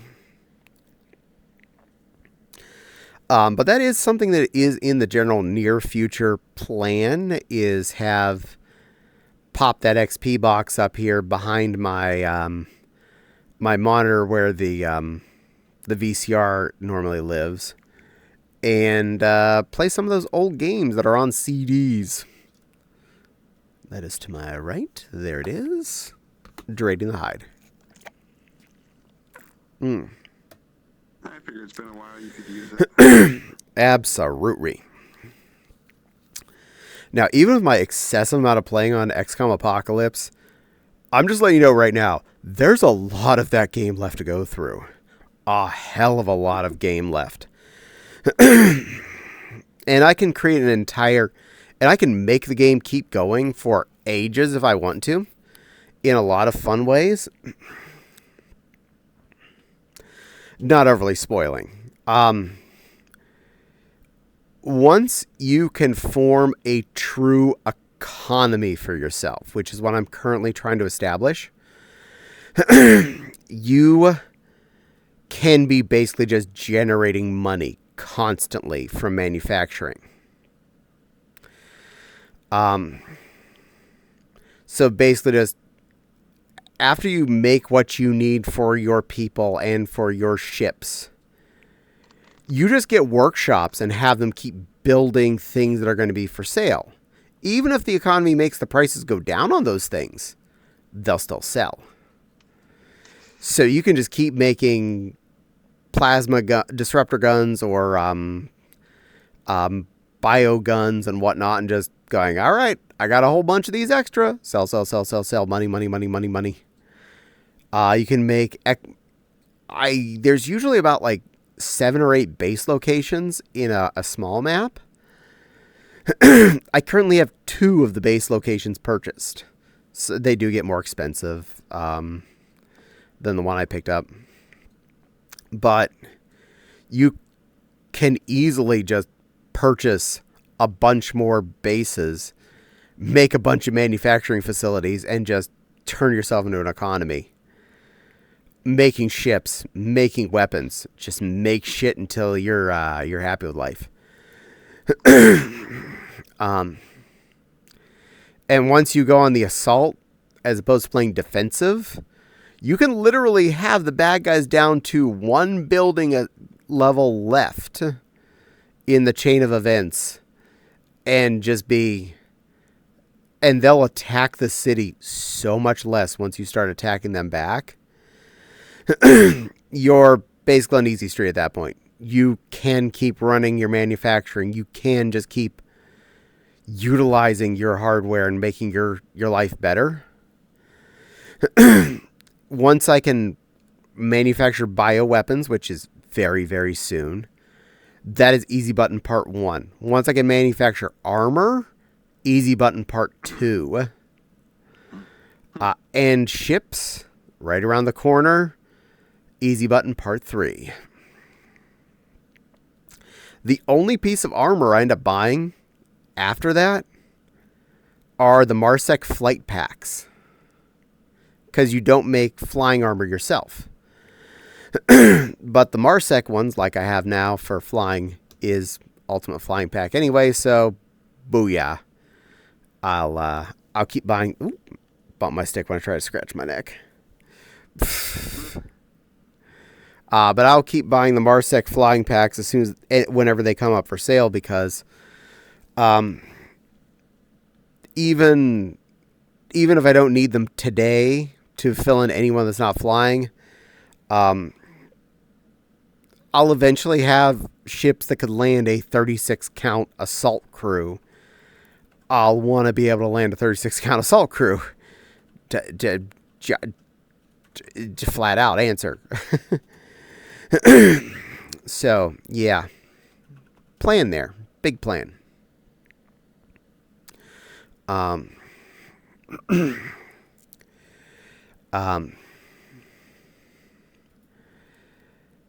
So, yeah, the game will keep getting more and more interesting, but honestly easier as time goes by, especially the money thing, which is the hardest part in the beginning. You are basically playing anti-finance when you start at any XCOM game. This one, you don't even have anything you can manufacture till you research the BIOS shipment bay. Because you can't learn to manufacture anything till that, and it's ages till the bad guys even start attacking with a weapon you can even research and remake.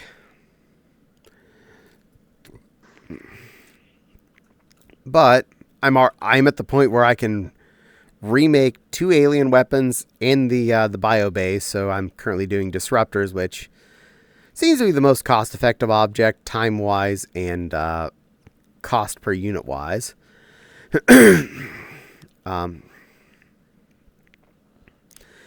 And I will keep increasing that production line as I can through time.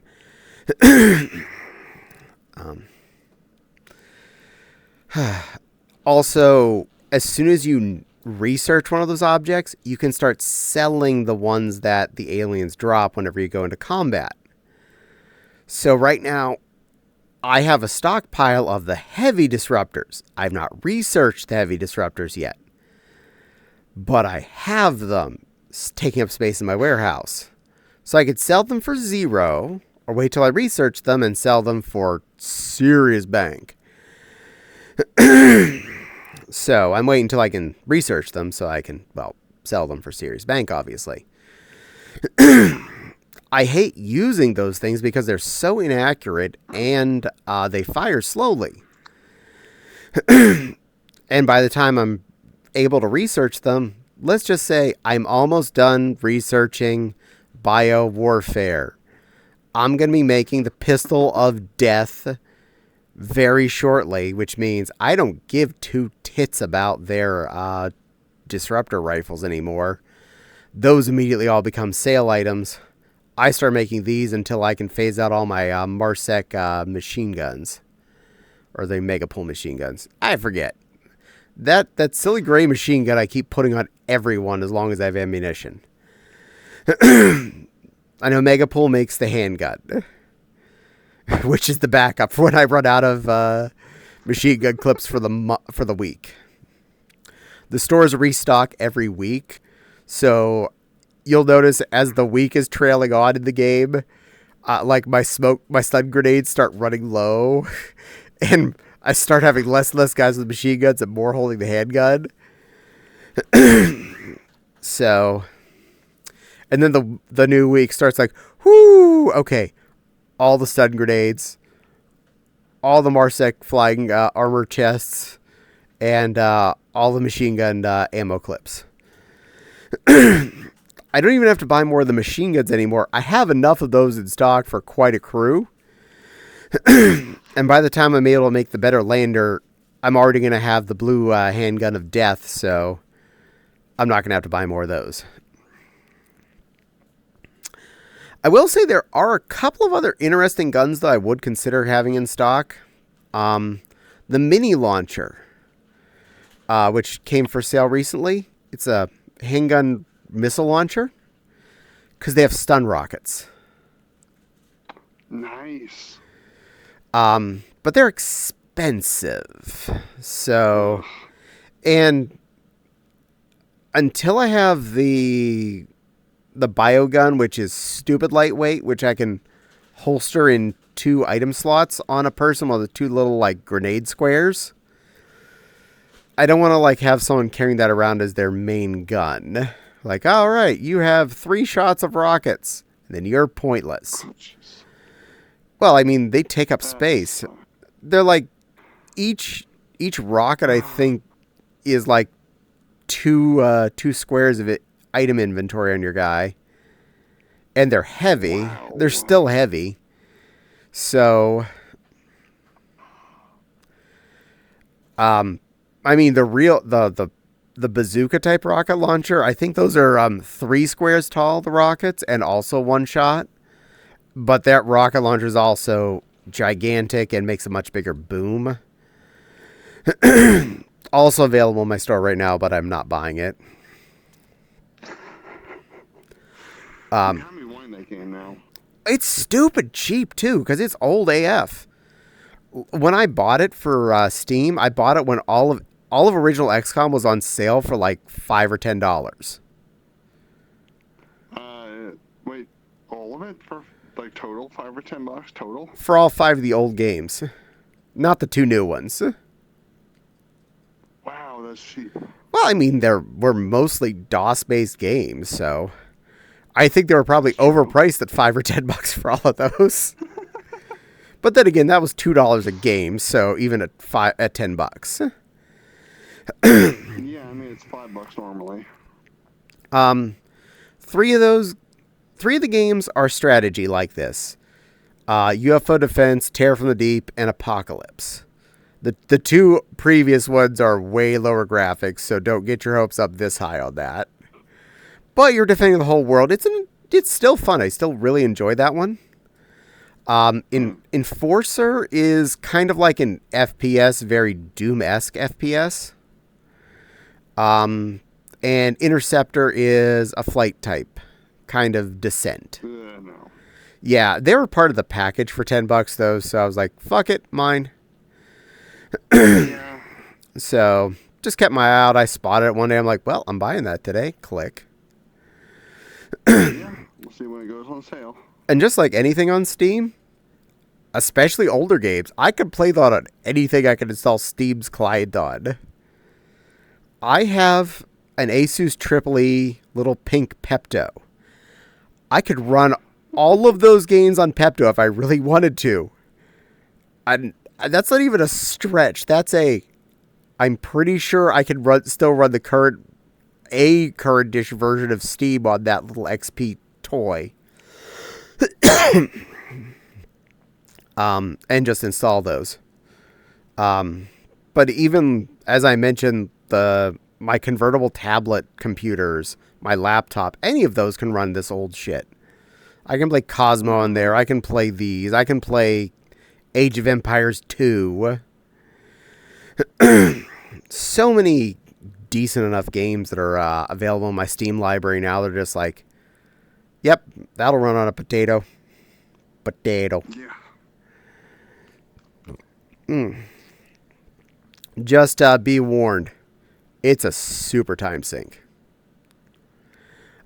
You will... I mean, I have several games like that already. If I wasn't streaming with you last night, I might not have ended playing at 6 hours. I might have gone 10 hours on that game. That's how much of a...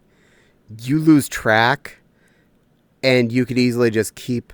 Because it's not like an FPS. It's not like a side scroller where the game just keeps going.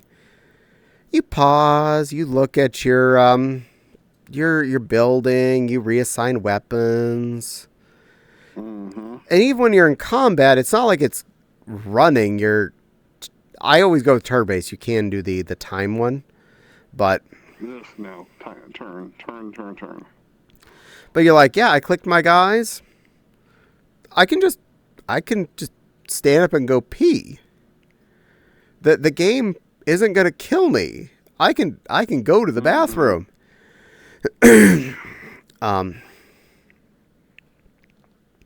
Which is really convenient. The amount of time I spent playing the original XCOM in the nursing home office was amazing. Just me and my best friend in high school just sitting in his mom's office playing that game all night long.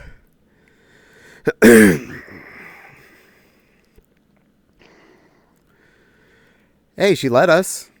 And we weren't hurting her work computer or anything. Exactly. And at some point, that computer got retired, and he got it. And then eventually he retired it to another one, and I got it, and I was using it for random stuff, and I still have one part left of it alive in a drawer. One part exists. And the reason for it is really weird. It's the only one of these I saved, period. It's a floppy drive. But there's a reason why I saved this floppy drive. It's both of them in a single 5 1/4 bay. Okay. I only even have a handful of 5 1/4 discs left. Or 3.5-inch discs left. I don't even have a 5 1/4 disc left, period. But if this ever came up, I have a drive, and I'm pretty sure I can eventually root down and find something to either plug it into or convert it backwards to. I think the... What is the... Sorry. Go ahead. Go ahead. Oh. You. Oh, okay. Me. What is the connector, the data connector on the back? Is it... It's the basic I can't old... remember if those are parallel. It's the old floppy internal connector. I think it's 30 pins. It's similar to the old IDE cables. But I think the file server's motherboard had a floppy header still. I think it was like one of those, they left those on there for extreme redundancy, but it existed.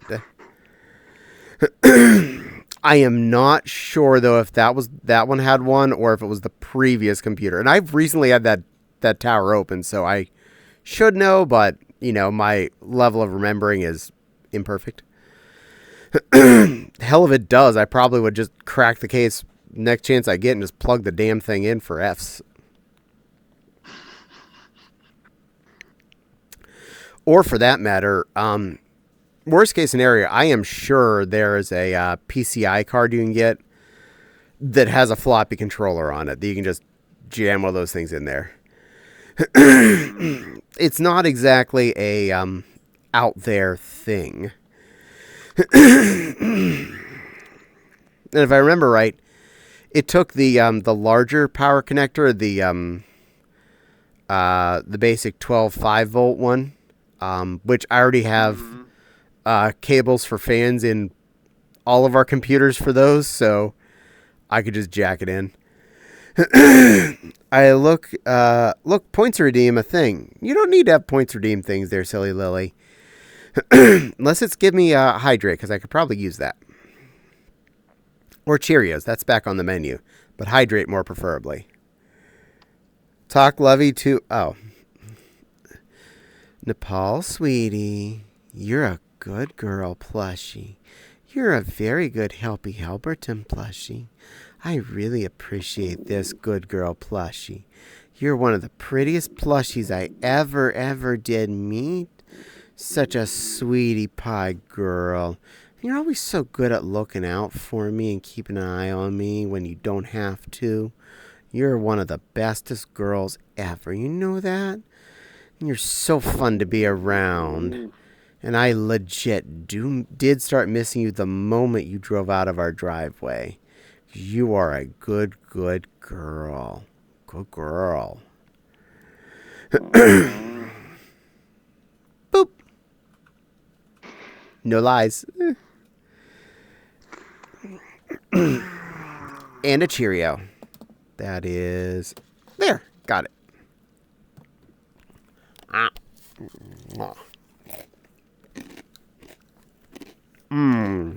So delicious. Nom nom nom.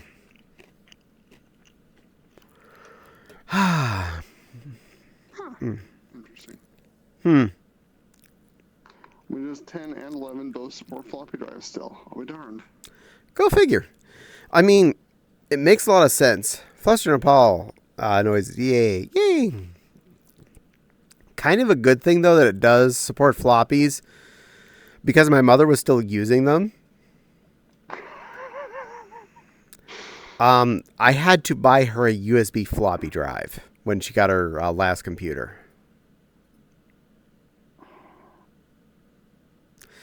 Partly because, one, the computer I bought her didn't have a floppy controller, and I did not feel like buying and installing a floppy controller.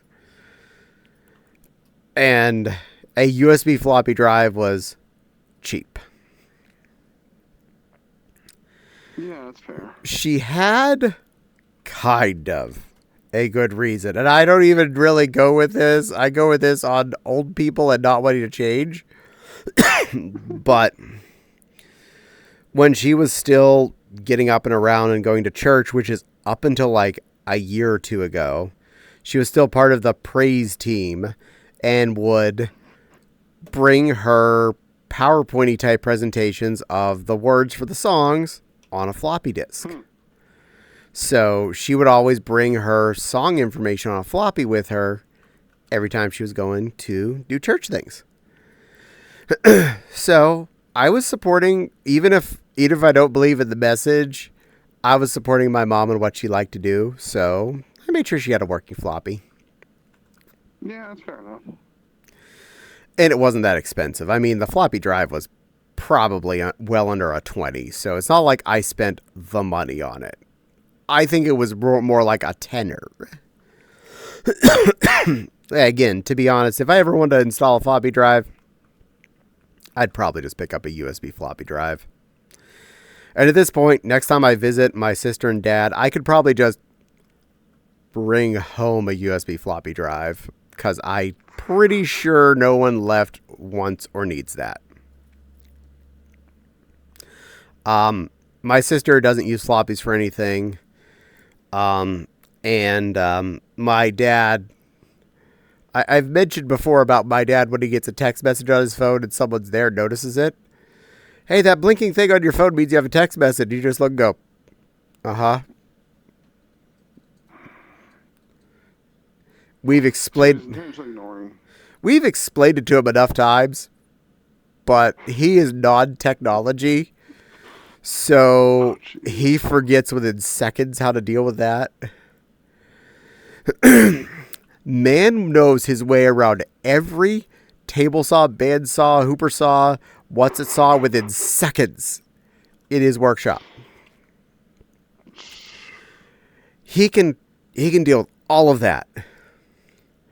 Put him in front of the computer, deer in headlights. We've even been trying to convince him to get a smartphone, even just a low-end one, for a very important reason. He's diabetic, and he hates poking his finger every day or two. And if you have even decent enough insurance, you can get the arm puck that lasts a month. You sticky that onto your arm and then just tap your phone on it a couple times a day, and it gets your readings. Javi has those. Oh, nice. Now, if you have no insurance, they're expensive AF. But if you have even pretty okay insurance, they usually cover those. Nice. So every month you just pull the little thing out and you put another one in. It goes in kind of like a the little thing with the needle that leaves a tube in you, an IV, one of those little like tapper things. Oh, yeah. So it has a needle hole in it that you poke. It pokes the little thing into your arm, and it leaves a little plastic tube in there.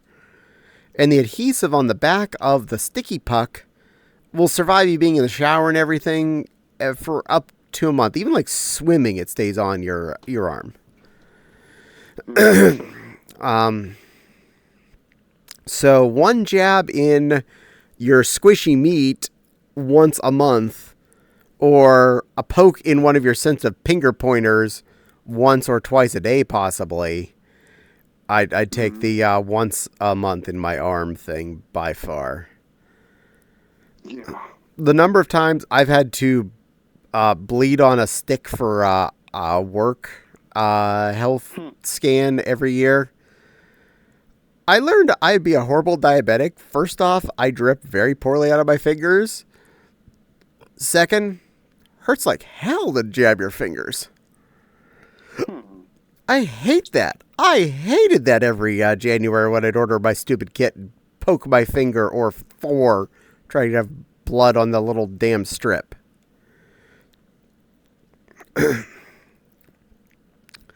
But What do you mean? That kind of stuff doesn't bother me. I don't mind other needles, but the little stink jab in your fingertip, that one always stung. Yeah, And then my finger would be sore for a couple of days from the irritation of both the poke and the fact that you sat there and squeezed till you got enough finger juice out. But your upper arm, oh my God, give me all the shots you want up there. Go for it. Keep jabbing. I don't care. I don't feel it. In fact, I think it's neat once you poke them in there. They hate when I'm getting shots because I'll sit there and watch. Why are you watching? You're going to flinch. No, I'm not. You're going to flinch. No, I'll flinch if I'm not looking when you do that shit to me. Because you surprised me. If I see it coming, I'll hold still. I used to give myself allergy shots in the leg. Nice. I have to get blood drawn about every 3 months at this point. Not bad. Or just a little bit for testing. It doesn't. I just sit there and watch the nurse do it. It doesn't bother me at all. I loved giving blood. I always thought it was interesting anytime I had to have something drawn. The only times I ever was annoyed at it, that this is the extreme stretch, is if they did a bad job when they pull out and I end up with a bruise wherever they did it.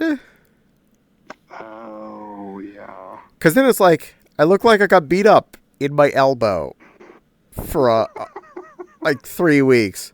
Where'd you get beat up? In my inside of my elbow. When I went to the hospital that one time as a kid, it took them 4 tries to get an IV in me. So I had a bruise on the inside of each elbow, and on the back of each hand, I had bruises. Why did it take them 4 tries? Apparently, especially when I was a kid, I was deep and roly.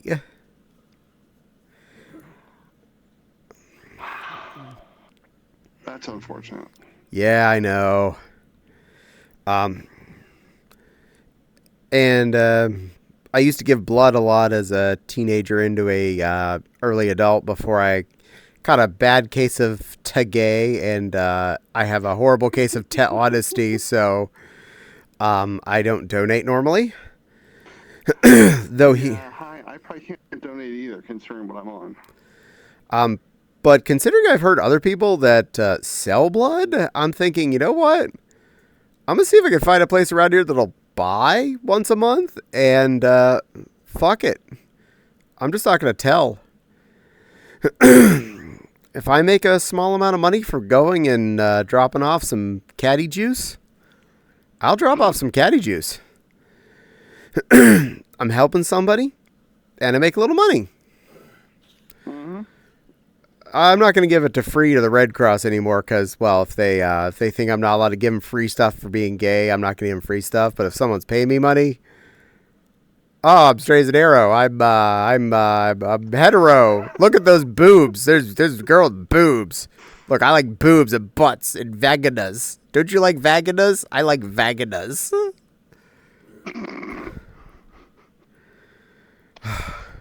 Damaging hymens is my favorite part of the day. Which, by the way, for anyone that does, apparently that is not the way you're supposed to do it. If you're damaging the hymen, you're doing it wrong. Be more gentle with your female partners. You shouldn't have to break that to do your duty. That's a PSA to any of my friends who have female partners, either be they MF couples or FF couples or FFM, MFM, MFFFF, FFM. You know, whatever your combo set is, I don't care. As long as it involves a female in there somewhere that has a vaginal, you don't have to break the hyme. That's actually not good. That means you're being rough. Be more gentle with your partners. Always remember, if it's hurting, you're doing it wrong. Intimacy is supposed to feel good for both people involved. Jeez. Possible exception if you're trying out new locations and you're not used to things yet. Those locations might need to be stretched out a little bit more from practice, in which case I recommend using smaller objects first before attempting any personal parts being involved in this, because you don't want to damage yourself or someone else because their parts are not adequately stretched out. That's PSA to everyone about stuff you should be old enough to know about, because this is an 18 plus stream.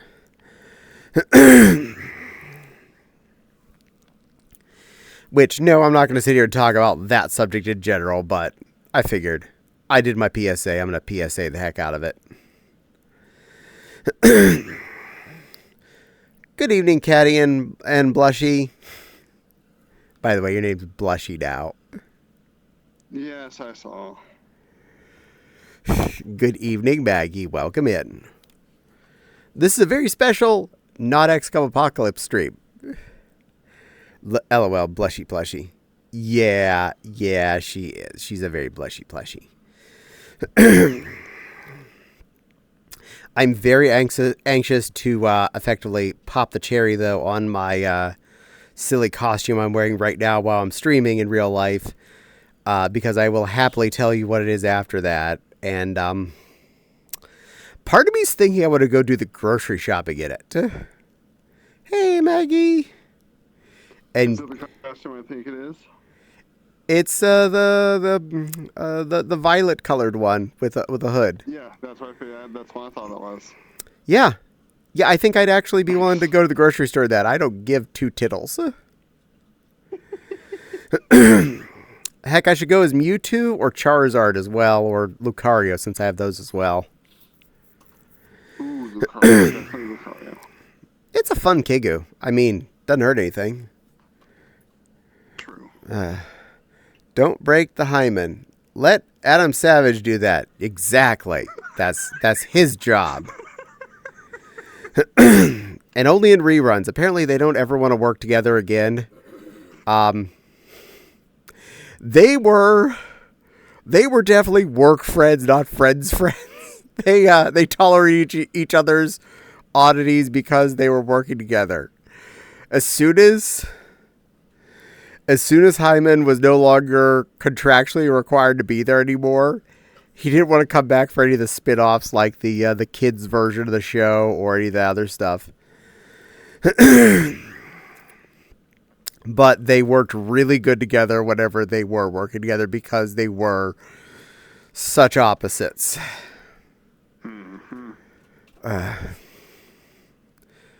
Minor contrast, I think Rhett and Link actually do really like each other outside of work because they did start as a friendship pair, not as a operational pair.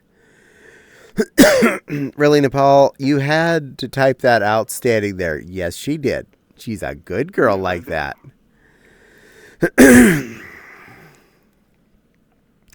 Oh, but Mag, you probably just missed me mentioning that on stream.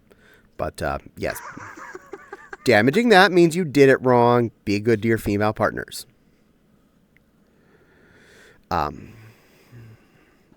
Lily's giving me the look. I'm okay with this. I think I've earned that.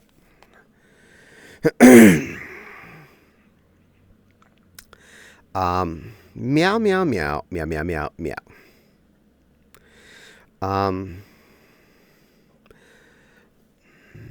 Damaging what I don't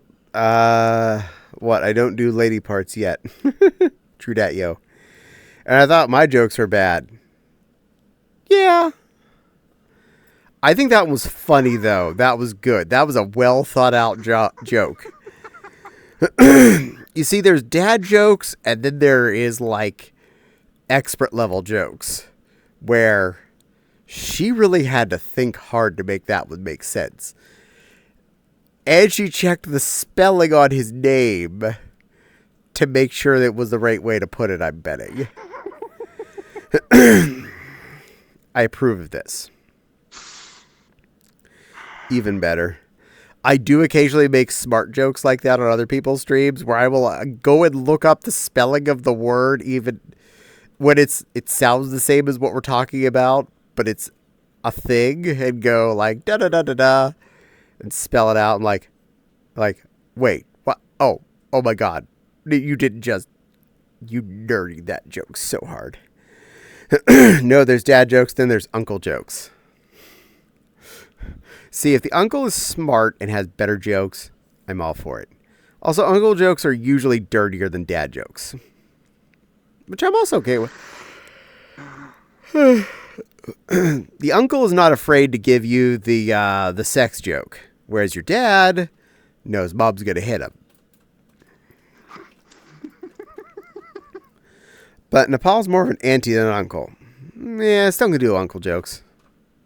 I give you that permission. Okay. That joke was a rare one for me. If I come up with any others. It was a good one. You did a good girl. Well, I appreciate that. So this week's food plans are finish off the chili, which I still have 2 or 3 bowls left of in the fridge. Dear God, I really have that much left, and I made that on Sunday of a week ago. And I have the 3 leg quarters left, so that's 3 dinners right there. I think I need to make some more pasta, because I don't have enough shells left to do another bowl of that. But that's okay, even if I make more pasta and I have chili, we'll both eat leftover pasta. That's amazingly something I found out as an adult. Actually, I learned as a kid, and most people don't seem to notice. Leftover pasta is a very efficient food. We used to do that in one of my cooking jobs. If it was a pasta thing one day, we'd often just refrigerate the remaining bags of it and then have it available as kind of a leftovers option the next day on the cheap. But yeah, refrigerated pasta will either reheat super well in a sauce in a pan, that includes like a red saucy type thing where you just have it swimming, like sketty sauce. Like a pan sauce, like a wine sauce, or a butter sauce, something like that. Totally reheats. In fact, reheats so well in a pan type sauce. One of those just like quick noodle sauces, because the noodle's already cooked. Being in the sauce and marrying with that sauce is more than enough to warm the noodle through and give it a good excuse why it's soaking up at the same time. It's a win-win. And worst case scenario, if you're just going the easy peasy route, in microwaves. And it's one of the few things I find that microwaves that doesn't like shit the bed when you microwave it. Refrigerated pasta it doesn't know it's supposed to die till it eventually gets fuzzy. If it gets fuzzy, you throw it out. Good thing with pasta, though, cooked pasta, it's usually pretty identifiable because the mold comes in pretty bright colors. You see any kind of bright color on refrigerator pasta, it goes right in the trash. No questions. But for what I've been doing, I just put it in a bowl and pour the chili on it and then microwave them together, and boom, it soaks in a little bit, and the chili gets warm at the same time. Everybody wins. But I love doing like a butter sauce in a pan. Fun bonus option. Take some of that leftover pasta, a little bit of butter and garlic. Take about 8 ounces. That's usually a half a pack of the fake crab meat or fake lobster meat from the grocery store. Put that in the pan. Heat that up. Let it get a little crispy on it, but just start to get a little tan color on the outside from the butter. You will have an amazing taste sensation. Chuck that pasta in there with it. You have an amazing, amazing meal. Inexpensive, really easy to deal with, lot of flavor. It honestly tastes so much better when you heat it up like that, because the butter really soaks into it, and the garlic and whatnot, and the little bit of crispy it gets from just turning a little bit kind of goldy, just that hint. Not saying make it till it turns brown. I'm just saying till when it's sitting in the pan, you just start to see a little bit of color change, just a little bit of kind of gold hint to that stuff. Because it's already pre-cooked. You're just warming it through and getting a little cronk on the outside. But that tells you that the butter's had a bit of time to just crisp up the edge. Just a little bit. And really soak in there. And you spooge that in with some pasta. Maybe some mushrooms or some basic veg you have lying around. Oh, you're in like Flint. Also good over rice. I've done that over rice when I had some leftover rice in the fridge. So there. That's free cooking tips from Caddie today.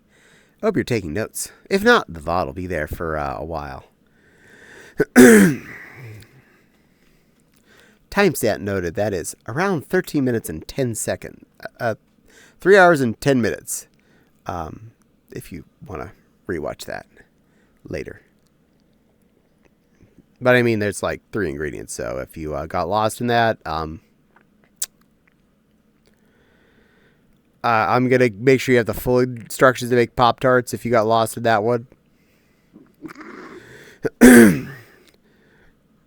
Remove pastry from pouch, place vertically into toaster.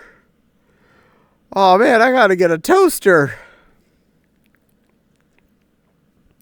The instruction should really be to toast Pop-Tarts. You can toast them. It's okay. Hey, you still reading this?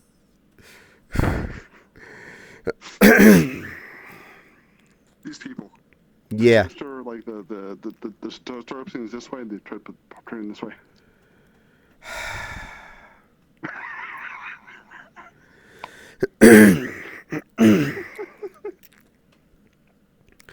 Look, I'm mad enough sometimes when my toaster spring doesn't have enough sproing in it that sure things like a vertical Pop-Tart are just barely poking their edge up. Like, and I gotta like finger the little springy thing to pull out the one that's a little bit down.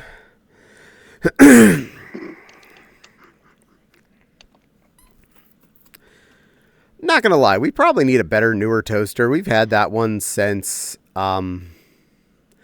I think we got that before we moved, so we've had that toaster for way over a decade. But I mean, it's still good. It's still toasters, and I mean, it's toaster till the coils stop working, which is like the half-life of uranium. That they're still toasters.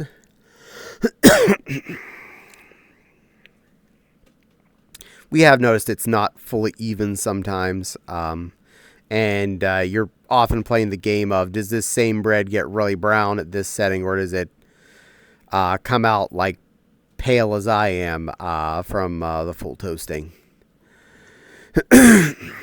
Pop-Tarts have been behaving well enough, though, so I'm not mad at that. And Fopsy being the extremely light toast toaster, it's a lot more critical that I make sure that her toaster is not over toasterizing. I'm the kid who doesn't mind if the toast is practically like that is all dark brown and has even a few little black spots on it. But if it's all black, then it's not as good.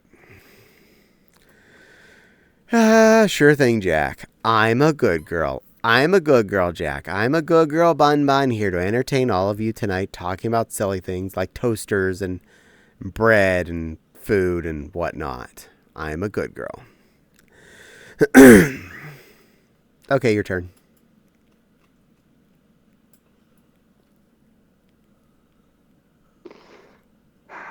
Jack, I'm a good girl, Randomon. Yes, you are. You are a good girl. Sometimes when, like, you gotta finger the sproggy thing. Yeah, exactly. You can quote me on that. Hi, Roxas, and I need to kiss chat. Oh. Mwah. Mwah. Mwah. Mwah. Mwah.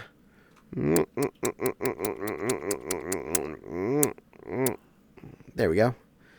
There we go. My boobs are down here. Thank you very much. Basically making the camera back where I want it. What? I just know where my mind went with that whole talk of the toaster. What, the springy thing?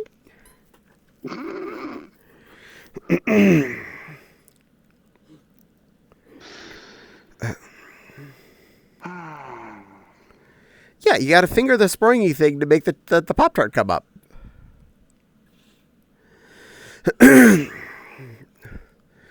Geez, the bounce on that model. I know. She's a really good one, isn't she?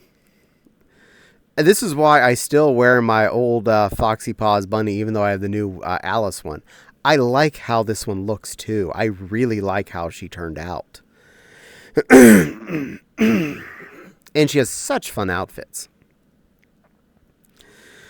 Another reason we've kind of considered buying a better, newer toaster is because ours is a normal basic toaster, so regular basic bitch slices, and maybe some things a little bigger. Oftentimes when we're trying to toast that nice, yummy, multi-grain bag of birdseed bread, it doesn't exactly fit right in there. And we have the option of stick it in the toaster oven, but that usually, even when you turn it to toast and all the elements are turned on, it tends to toast one side at a time. It's not really efficient at toasting toast. Whereas a toaster tends to toast on both sides pretty effectively. And I'll give myself a bonus to be fair. Because though I may love my toast super brown, if I am having toast, I hate if the butter is not totally melted. I like a lot of butter, but that shiz better be melted all the way. I despise butter when it's still in its goopy state, the schmear variant. So, I will butter my toast by the toaster, and if it is at all not fully melted when I'm done buttering it, I stick in the toaster oven for a few seconds to make sure the butter melts. And it's not like I leave it in there for more than like 10, 15 seconds to do that. It's pretty darn quick. Butter melts at like 90 degrees. So I don't even have to wait for the toaster oven to heat up. I just, turn the dial on when I'm buttering my toast, and as soon as I finish buttering it, turn around and slide it in there and go 3, 2, 1. Okay, it's all melted. My turn. You like clarified butter. I like cold butter. I like butter, okay? Butter's delicious. It doesn't necessarily like me, but I like it.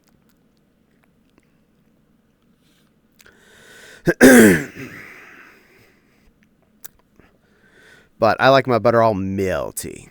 Also, if for some reason I have shellfish, yes, dipping shellfish in drawn butter is amazing. Me likey shellfish.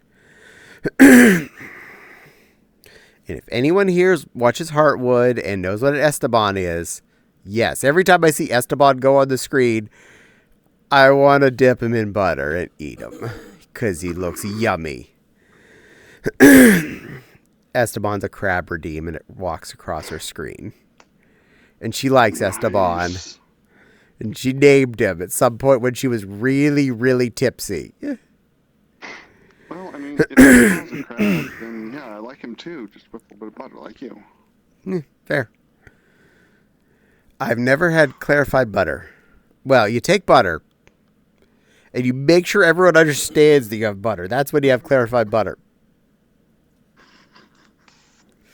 I'm kidding. It's where you boil it and let the solids float to the top and the water then to the bottom. You skim it off let it cool and skim off the brick, and boom, you have clarified butter.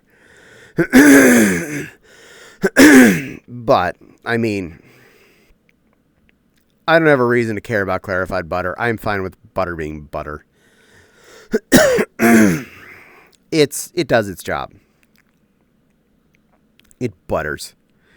It goes on toast. It makes noodles brown. And stuff. Also makes the best icing ever. Because butt cream icing is best icing and whipped cream icing is butts. Also,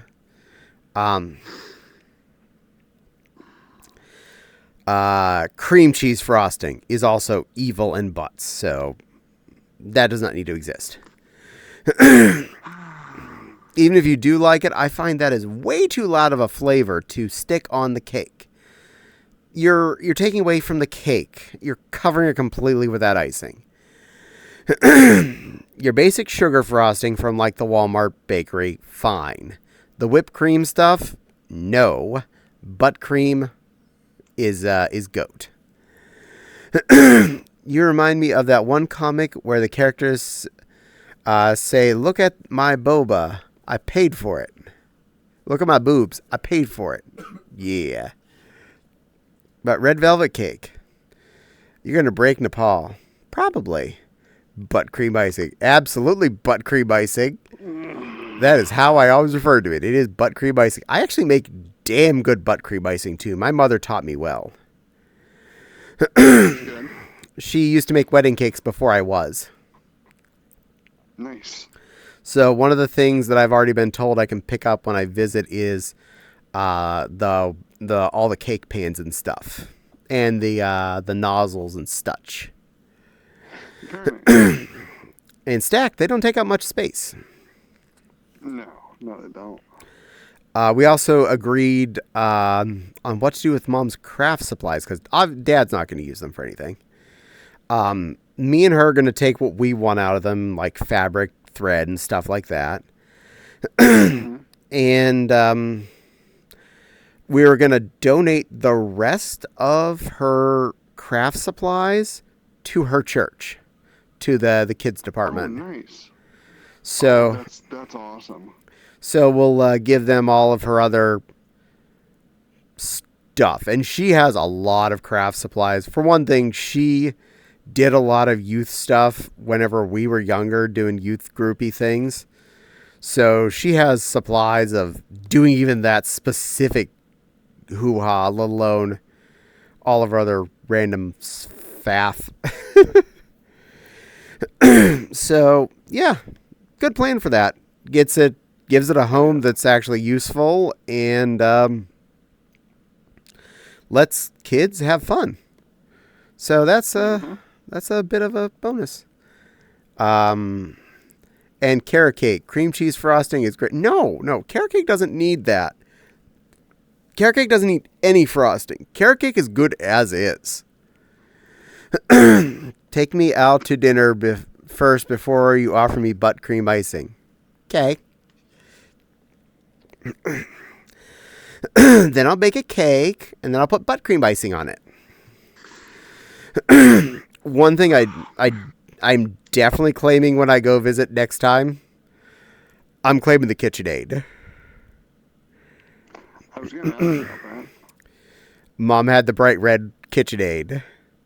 Nancy doesn't cook. Is it one of the ones where the thing is up? It's the flip up, not the slide up, but it still has the full tool compartment port on the front. Oh, yeah, they all do. If there's movement when it is in its down position, there is a fix for that, though not through KitchenAid. Okay.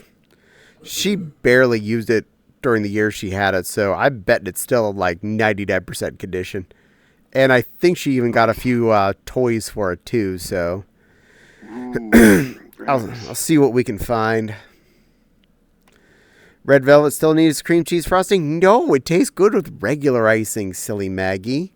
You said Nepal, not me. Oh, nice. I'll take all of you out for dinner and then get you butt cream icing.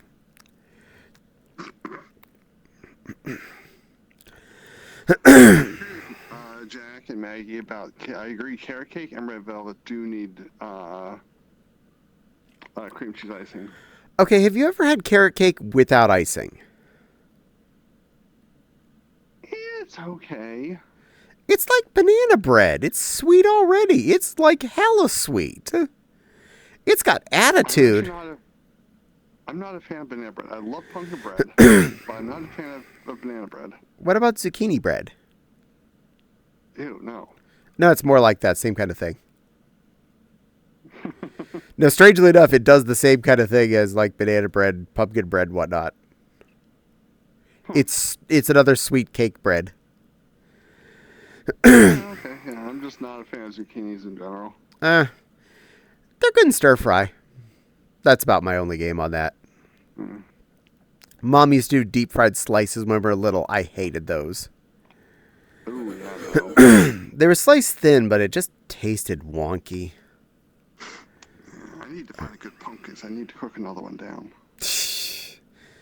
Michelle is red velvet skunk. You'll have to argue with her scent. Well, she can have red velvet scent without cream cheese icing. Dr. Pepper cherry dessert topper on anything is the best.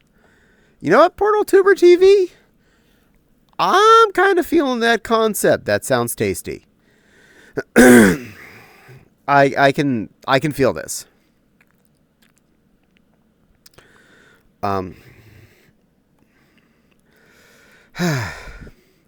So my sister and I already we're definitely okay. We're mentally fine from the situation.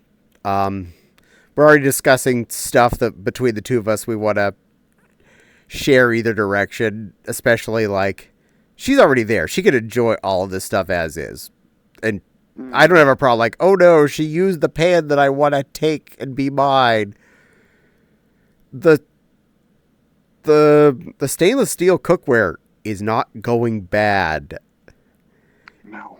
In fact, I'm willing to let that sit there till Dad's gone, okay? I'm not going to, like, take that away from them. Even though none of them are using it. They're all using the non-stick stuff there. But I do want that. And I'm letting that sit there. That's not a big deal. But my sister and I were discussing about Mom's billion kitchen utensil drawer. And I was like, okay, if she has any good plastic, very sharp-edged spatches for pancake flipping. Because I know officially Turner, not spatula, but, hear me out. I still call them spatula. That's been a spatula since I was a baby. It's a spatula. Same. So, if there are any of the really good sharp edge, good ancient plastic spatches, those are the best pancake spatches that exist. Comparing that to a silicone one now that's like a 1/4 inch thick, and you're like, you can't pancake with that shit. You need an old piece of shit plastic made of BPs or whatever all the toxins were. And just like that thing will get under a pancake and flip it because it's got a razor's edge plastic front to it. They knew what they were making. I found about 5 years ago. That's really, really, really super thin, but it's strong and nice and wide. It's a really good pancake one.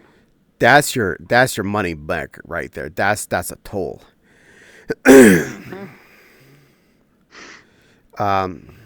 I've had whipped cream. I've had it on whipped cream, a few sandwiches, and even some breakfast foods, and I've loved it. Hydrate and cheer. You got it, Maggie. Do that. Yeah. Ah.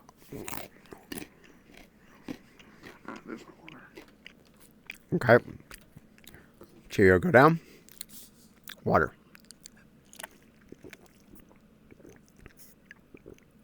There we go. Hydrate was a good idea. And my controller was hitting the direction button when it was flicking on my arm. Now, once I got 2 specific stupid things when Grandma died out of her kitchen tools drawer. I got a metal spatula. I love using a normal size, not like a grill weaponula, just a regular kitchen spatch. Because it's really good for using in the wok. Mm-hmm. And when I got there, the jar wrench was still in the drawer. Nice. For any of you who are too young to know what I'm talking about, a jar wrench is kind of just a clamp thingy, similar to like a can opener, except this doesn't have like a bunch of a wheel to cut things. It's just 2 sandwichy pieces that have grippy bits for different sizes of jars, all the way from down to like a 2-liter bottle of soda, or smaller potentially, all the way up to like really big jars and whatnot.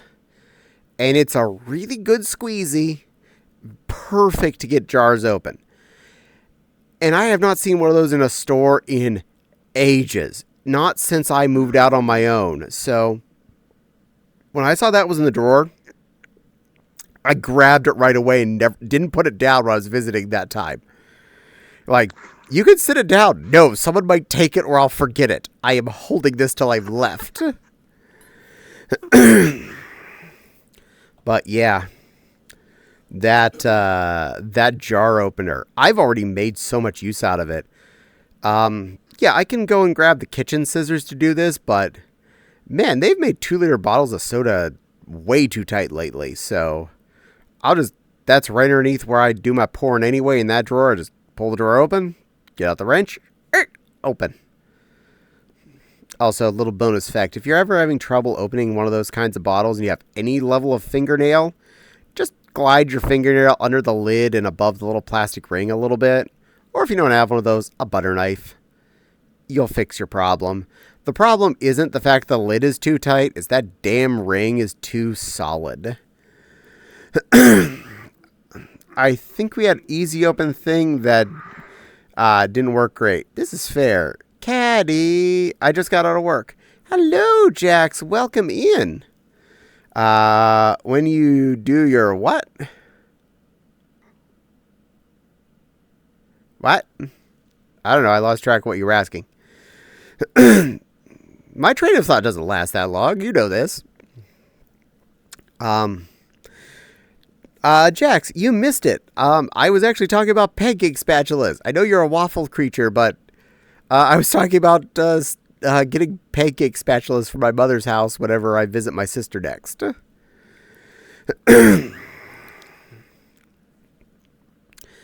There is never too many backups of good pancake spatulas in my possession. Pancakes are love. Pancakes are fun and easy. Pancakes are a quick dessert in the middle of the evening or middle of the night. I have been known to take my electric griddle out at 2 in the morning and make fecking pancakes because I wanted pancakes. And butt cream. Oh yeah, we talked about butt cream. You missed us talking about butt cream. I was kind of sad this whole pancake thing didn't happen when I was visiting. I'm sorry. Next time you're here, remind me. I'll make pancakes. Yeah, we'll take a break in the middle of Hero Quest and we'll do pancakes. I'm down for that. Making pancakes from mix is so stupid easy. I love doing that. With butt cream, I can do butt cream. I can make butt cream. We can eat it on pancakes. In fact, that'd probably be really good. I'm not kidding. I mean, if you're eating them as dessert anyway, just go all out. Yeah, pretty much. That was my thought. And my favorite pancake mix is pearl milling, or formerly known as Aunt Jemima. So pearl milling complete pancake mix is my go-to kitchen dust. I buy it in the big family size dumpster box. And yeah, it's pancake dust, so it doesn't go bad for an age and a half. So you just open a little flap, pour out what you need, and put it in the cabinet when you're done. And since we don't have a lot of bug problems up in our cabinet, I don't have to worry about, getting weevils in my dust. I'm a 5-year-old. Oh, visiting. I gotta say stuff. I'm a 5-year-old as I'm giggling at the butt cream. You're allowed to be giggling at butt cream. I wholeheartedly appreciate that. I stayed with my sister. You think I've been doing the whole time, eh? Yeah. I stayed with my sister and got some good stores out of it. Yeah, awesome. I'm proud. I hope you had a good time with your sister. I need to go visit my sister as soon as Dad says that he's ready for company again. That's the only reason I haven't gone visiting after Mom's passing is because Dad wasn't ready. Good news, though, that means my sister's having more time to sort through a lot of stuff that, Mom would definitely have not let her get rid of, or Mom may have potentially still been using while she was alive. Dad's cooking level is way low, so and she basically is taking the role of chief cook of the house. So she's if she says they don't need it in the house, it can be freely absconced now. This includes all of Mom's crafty stuff and any of the excessive baking equipment and or other weird kitchen tools that Mom has gotten over the years that I have not already stolen. Like last trip, I took home the bread maker and the rotisserie cooker. still haven't washed either of those off. You saw them in the kitchen probably. That weird dome thing that was underneath the kitchen counter on the stool. Mm-hmm. That's a rotisserie cooker. That thing that was covered in like a 1/4 inch of wall dust from whatever they repaired a wall in that room. I mean, it's still clean on the inside. I just need to wash the outside, and I haven't done that yet. But both it and the bread maker, we still have all the brand new instructions with them and everything, so bonus. Oh, nice. Bread maker's so stupid easy to work to. I just don't really care for the bread out of it as much. But it is nice to have fresh bread without effort. Gage. Hi, Gage. Who's a good kitten? Gage is a good kitten. He's been decent today. I felt him clawing my legs, that's why I sat down. And now he's sitting on my lap purring and sneezing. Aw, how cute. Me and my Finnegan are going to bed. Good night, Maggie. Rest well. Sleep well later, you two, and chat. Yay! Rest well. First, I was visiting an antique shop, and I was wandering around, and I found this really pretty, super realistic poodle plush on the floor. Ooh, nice. Message 1 of 2. I love going to old stuff stores and finding cool stuff like that. Heck, you'd be surprised how many dress things I could find in plus sizes at thrifty stores that are potentially just size upable for a little effort. Fat people eventually give up their clothes. You know, when they die or they realize they're not going out, they're not getting down to that size again.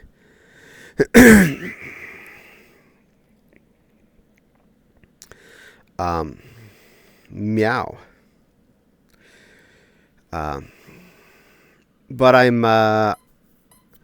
part of me is anxious to go there and help deal with some more of the stuff. I have a feeling Dad is going to be a lot more lenient on things that he's willing to get rid of at this point, because I have a feeling he's starting to understand. He's definitely still super active where Mom was not, but he's probably going to have more concept of mortality at the moment than he did, a year ago. So he might be more apt to say, why don't you take this home about stuff? I'm not saying I want Dad's stuff, more along the lines of, I have a feeling there's a better chance he's going to try and send me home with stuff that he knows I'm going to end up with in the end anyway, that he's definitely not going to be using again. He's already told me I could take home the train stuff. So there's that. But all 3 gauges of train types that he owns, that's probably a car full right there. I was talking to myself, thinking about buying it, and I was just about to look at the price tag when it moved. It was a real poodle. Oh my God, it was a real poodle. Wow. Well, did you get to pet it? I hope you got to pet it at least. Poods can be cute.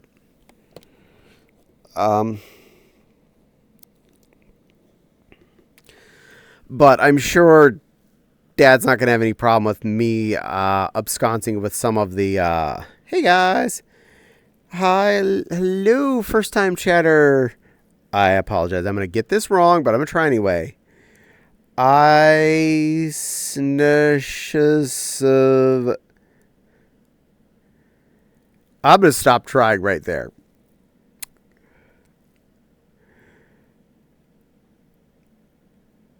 Einish? Steaming ham. Is that what you go by, steaming ham? Okay. I'll go with that. That's easier to deal with. Hi, steaming ham. Welcome in. I am not going to try and pronounce your name as it's spelled. I'm going to forget that later, but I'll do my best to remember. Welcome in. I hope you enjoy your stay. I babble a lot. Especially Monday nights. It's Babble Stream night. Currently, most other nights, I'm going to be playing XCOM Apocalypse because I'm obsessed. Yeah, her fur was soft. She was ill-trained, but at least well-socialized. Yay! Puppy pets. But I'm pretty sure I can absconce with obviously a much more of the crafting stuff, and baking wares and other weird kitchen tools that even my sister's like, why did mom end up getting one of these? And we've both said that a lot, but I'm the one who'd best have a chance they're going to use the stupid weird kitchen tool. I don't care, Alton Brown, if it is a unitasker. If I'm getting it for free, it's allowed in my kitchen. Putting that right the heck out there. And I remember last time we were there, John mentioned not only had he found multiple old VCRs, but he knew where they were all stacked. I want to see if any of them are stereo. Also, I think my sister at some point absconsed with my stereo VCR, my other one, because I owned 2 VCRs when I was in college. I had one in my college dorm, and I had one at home. I gave her the one at some point because she needed it. But I want to see if any of them have stereo outputs, because that'd make things easier for streaming from those. Mm-hmm. So I would happily grab that bad boy and jank that into my life. So yeah, that's something I'm going to be looking for when we're there. Because I have a use for that. As long as the VCR has stereo out by RCA cables, it is useful.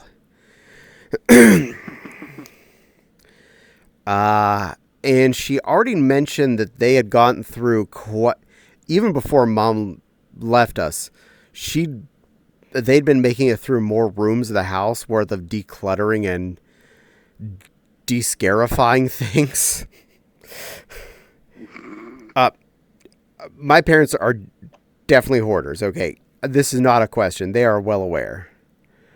But their main living area is not hoard-tastic. Just all the areas of the house they don't use had basically been solid stuff. And by the time they'd realized it, they were too old to really do much about it themselves. That's fair. So they mostly just stayed to their main areas. Like, if you just went in their house and didn't go into any of the rooms that were shut, you wouldn't know any different. But you go into any of the shut rooms, you're like, I can't go in here. I can step in the first few. My feet can go in. That's it. Let's see, how many rooms was it? 1, 2, 3, 4 upstairs rooms. The basement, which was under 4 total full rooms. And the garage is just solid shit. And it's a 2-story garage that could be wide enough for 2 cars to park sideways if there was doors for 2 cars. So let's count that as 2. So 10 rooms, basically. That's a lot of stuff. And since my sister and her husband have been living there, 1 room is completely cleaned out. They did that before they moved in. That's where they're living. Her and John have more than half cleaned out the upstairs library. The downstairs library is at least half done also, and is where they've been staging stuff they've been sorting through. And one of the 2 back halls is now almost completely clear. So there's 1 back hall and 2 half of those other rooms to deal with. That doesn't count the basement or the garage, which is mostly big scary tools. As I mentioned, all of Dad's table, planey, drill, pressy, saw things that I don't know the names for all of. Yeah, those are in there, along with everything he has piled on top of them, along with other workbenches and things. I think the basement is a lot more cleared out than it was originally after he got the garage. I haven't been exploring down there very much because no reason for me to. Yeah. But he did take out a lot of that and move it to the garage, so that's a lot less down there. but it's still got stuff. Yeah. Oh, second thing was we visited a retired horse sanctuary. We were expecting a little single-acre farm with 5 horses. It turned into a mile-long hike. The only thing that saved me was my love of horses. Mile-long hike's not that bad. That's easy, dear. Mile-long hike's good for you. Go to a furry con. You're going to walk 5 of those a day minimum. That's your 10,000 steps there. That's your minimum. You do the con right, you're probably going to walk 20. Same thing with Disney World. I was going to say, you're only doing 10,000 steps at a con, especially Antler Con. What are you doing, sitting around all the time? No, see, that's why I'm putting that down as that's a minimum. That's, doing Anthrocon, 10K is minimum. Mm-hmm. But you're easily going to do 20K, which is, 10 miles in a day. Yeah. That's without even thinking hard. I've been lazy a lot of the last few years, and I haven't been hitting the 20 on an Anthrocon day or a Disney World trip day. But I definitely am hitting well over 10 to 15 Z's. Disney World, oh yeah. Oh, but I'm fat and very out of shape. Walk more, Jack. More walkies. Get off your desk. Go do walkies. All right, I'm going to give you Caddie's exercise plan. This is very complicated, so you could get your pen and paper ready. Walk. Okay, I'm done. No, but I'm serious. That is what I did for most of my weight loss, besides reducing how much I was eating and how much sugar I was intaking and bad stuff in general. Slowly but surely, I inched that down. But walking was the biggest thing. Walk. I have 2 of those, by the way, Ran. And they are very useful. It started with my new 3DS, because that had Street Pass and counted my steps. So I would carry that around to go get Street Passes to and from Walmart, and it would collect coins. And it would collect coins up to, I think, the first 1,000 steps every day, which is about a half a mile. So I'd make sure, very least, I walked half a mile with my my stupid 3DS. And then I kept walking more and more and more and more. And I got a Fitbit. And I had friends with Fitbits. And we would just keep an eye on each other's step counts and keep walking together. I still wear it, but I don't walk as much as I used to. But let me tell you, I earned leg muscles from that. I have leg longevity. And usually coming up to a con, I spend a lot of days walking extra just to get myself ready. Not walking 10, 20,000 steps in a day, but making sure I'm walking 5,000 to 7,000 steps in a day. And I usually don't even do that from leaving the house. That's just doing my laps around the first floor. And it's exercise. It's all that really matters. Walk. Very nom. A lot of people watch what they eat, but they don't think about what they drink. Soda. Cut it out of your diet. Anything with corn syrup. Cut it out of your diet. You got that right. Jax, that was one of the things that was the last clicker for me before I dropped my last major chunk I did let go my very small amount of regular soda I was drinking every day and switched to diet. I moved to the Diet Sam's Choice Cola, and I have no desire to go back from there. I need to adjust my glasses. They are pressing on my face hole. They've unadjusted themselves throughout the stream. There we go. They worked their way down. Hey, Ran! High fructose corn syrup is highly addictive. It also causes a lot of health issues in your body. Can't digest it properly because of the artificial sweetener. Well, technically all of them are. They are still just fructose. But No, your body does not need that. And yes, it is addictive. And it's in so much food we eat. You're never going to fully avoid it, but avoid drinking it for no apparent reason, if at all possible. It's better for you. Hey, Wild, I'm tempted to pop into VRC to join you, okay, Nepal? Well, I'm not going to be on that much longer, dear. It is coming up on 11, so Chris will be waggling her eyebrows because she's silly like that. Bah. I'm back to standing. Hydrate. I will hydrate, and I'll Cheerio first, then I'll hydrate, because then I can wash down the Cheerio.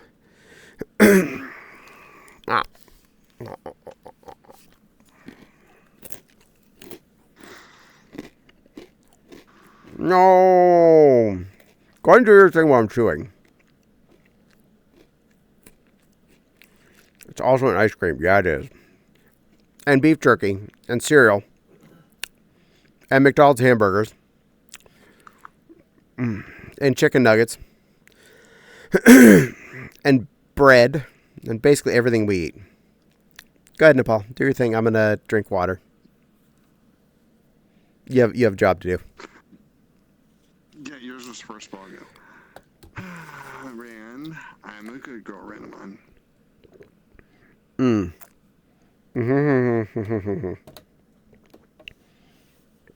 I also did Cheerio and a hydrate to do, so I was busy trying to get those done. But Ran also. I'm a good girl, bun. I'm a good girl, bunny. I'm a good girl, bunny. I'm a good girl, bunny. And I'm part of the Social Anxiety Social Club. But I'm a good girl. Yes, you both are. Only because you made me say it. Second that opinion. You don't need to second that opinion. You do it to me, I do it to you. I agree with you. I'm saying I agree with you that we only said it because we were told to. Oh, okay. Yay. Okay. Yeah. We only said it. I only said it because I was told to. She's a good girl, though. I'm not, but she is. But I said it because I was told to.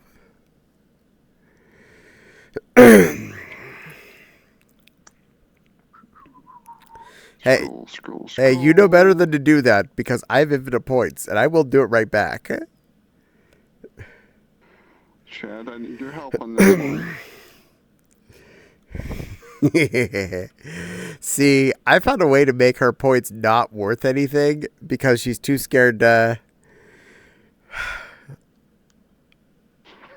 I'm a good girl, Nepal. I'm a good girl. I'm a good girl, Bun, who's here to be a good girl with you and be a good girl. I'm a good girl, Bun. Uh-huh. Damn it, there's a cooldown still on that. I can't do that for, You choose who to lovey talk. Okay. I know who I'm going to do. Ran, sweetie. You're a good little plushie girl.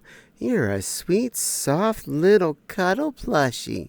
You're so pretty and squishy, and oh, I just want to cuddle you up and not let you go. I want to keep you on my couch stuffed in a plushie suit, never let you go, and just keep you all cuddled up and dress you in all the pretty things, because you're an amazingly good little plushie girl. Renamon. Nope, sorry. I chose. My choice. Hee. Oh, I didn't get a Heckies. I wanted a Heckies. I like Mickey or Heckies. You should have done that when you had the chance. What, keep you? Well, I did dress you in a cute skirt at least. I managed that. It was hot. Same thing with this one. I barely got to put her in a dress because it was like hot that weekend. Stupid hot. Yeah, annoyingly. That was fun. Yay! You were a good donkey. Also, you made a hell of a lot of views on my YouTube shorts. Dear God, that video is over 1,600 views. Oh my gosh. Yeah, 1,600 views for a short. was just a minute of the donkey twirling around in a skirt. Okay, well, first off, it's a cute donkey by an amazing maker. Mm-hmm. And second off, it's a donkey in a dress. Third off, it's an adorable bit of stuffing in the donkey in a dress. So it was definitely math. It made math so hard to be good. Yes, it is. Sounds like I need to be stuffing more often. Yay! Actually, I just need anyone to be stuffing so I can record it with my phone and make a short, because apparently that's the only thing that YouTube counts as short. Even if it's a 30-second video, desktop recorded video didn't count as short. So, bleh. I know. So I just need to shove Fopsy in costumes and or hand Fopsy my phone and say, quick, press record. I'm going to diggle around for like a minute. Tell me when 60 seconds is up and press stop. I mean, that's not too hard. Just put on a fursuit and a skirt and say, Fopsy, can I use you for like literally a minute? And not right now, sweetie. I didn't mean to bother you. I was talking about you. Love you, sweetie. No, not right now. I was mentioning bothering you later for recording things. I alerted the Fopsy by saying her name in the usual cute, lovey way I do when I try to actually get her attention. But I would just have to ask her to come and hold my phone and record me. Tell her they're a good girl. Oh. Ran and I both say you're a good girl, sweetie. So does Nepal. So does the rest of chat. Yes. There. Message delivered. Taken care of. All good. Definitely good chance I'll be starting streaming earlier, playing my stupid game. As long as I've gotten some progress on the yellow dress. That's my personal requirement. I need to make sure I get some sewing done on that before I'm going on. Good opinion, though. We'll probably get lies and slander back. She didn't respond verbally, so I bet she's thinking it hard. I do look at streaming. I still work. I still get money off of it, just not as much as potentially making sellable objects at the moment. Unless, people buy stuff that I'm sewing and or actually come and subscribe to my stream. Which please, if you can subscribe, I really appreciate it. It definitely helps me and my channel. Anyway, that's my beg for the moment. Oh, wow. Why was that showing up in my... Oh, it's a suggested collab section. What is this pop-up on my screen? Like, I thought it was the suggested channels, and I was like, oh no, that's suggested collabs. But, no. It was Nylet, him and Tricky are playing World of Warcraft together. Oh, jeez. So that would not be a suggestedly good collab. That would actually be bad. Oh, by the way, cooldown's over.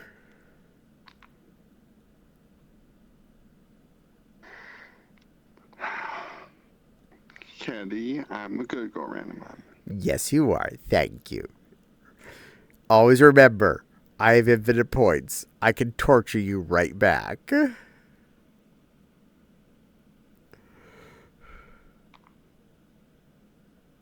Boop. And good night, Wild. Rest well. Jax, what are you doing with that carrot in the Heartwood donut? Smiley. Jax with a big eye, and sure. But I was getting revenge because she did it to me. Darn it. I'm a good girl, Red. I'm a good girl, Bumbine. I'm a good Bumbine. I'm a good girl, Bumbine. See what you started. I'm okay with this. Heart. Also, Ran is a good girl. Wan is a good girl making carrot cake. I'm okay with that. Wan Fox is a good girl. She's a good girl. She's a good girl pussy. She's a very good girl pussy. She's a sweet, brushy good girl pussy. There we go. I got a hack. I got my requested item. I win.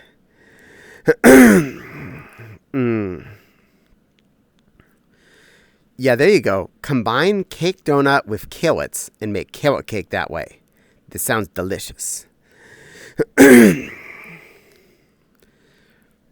I think I mentioned my breakfast today, but I'm going to reiterate this because more people shut up since I probably talked about it.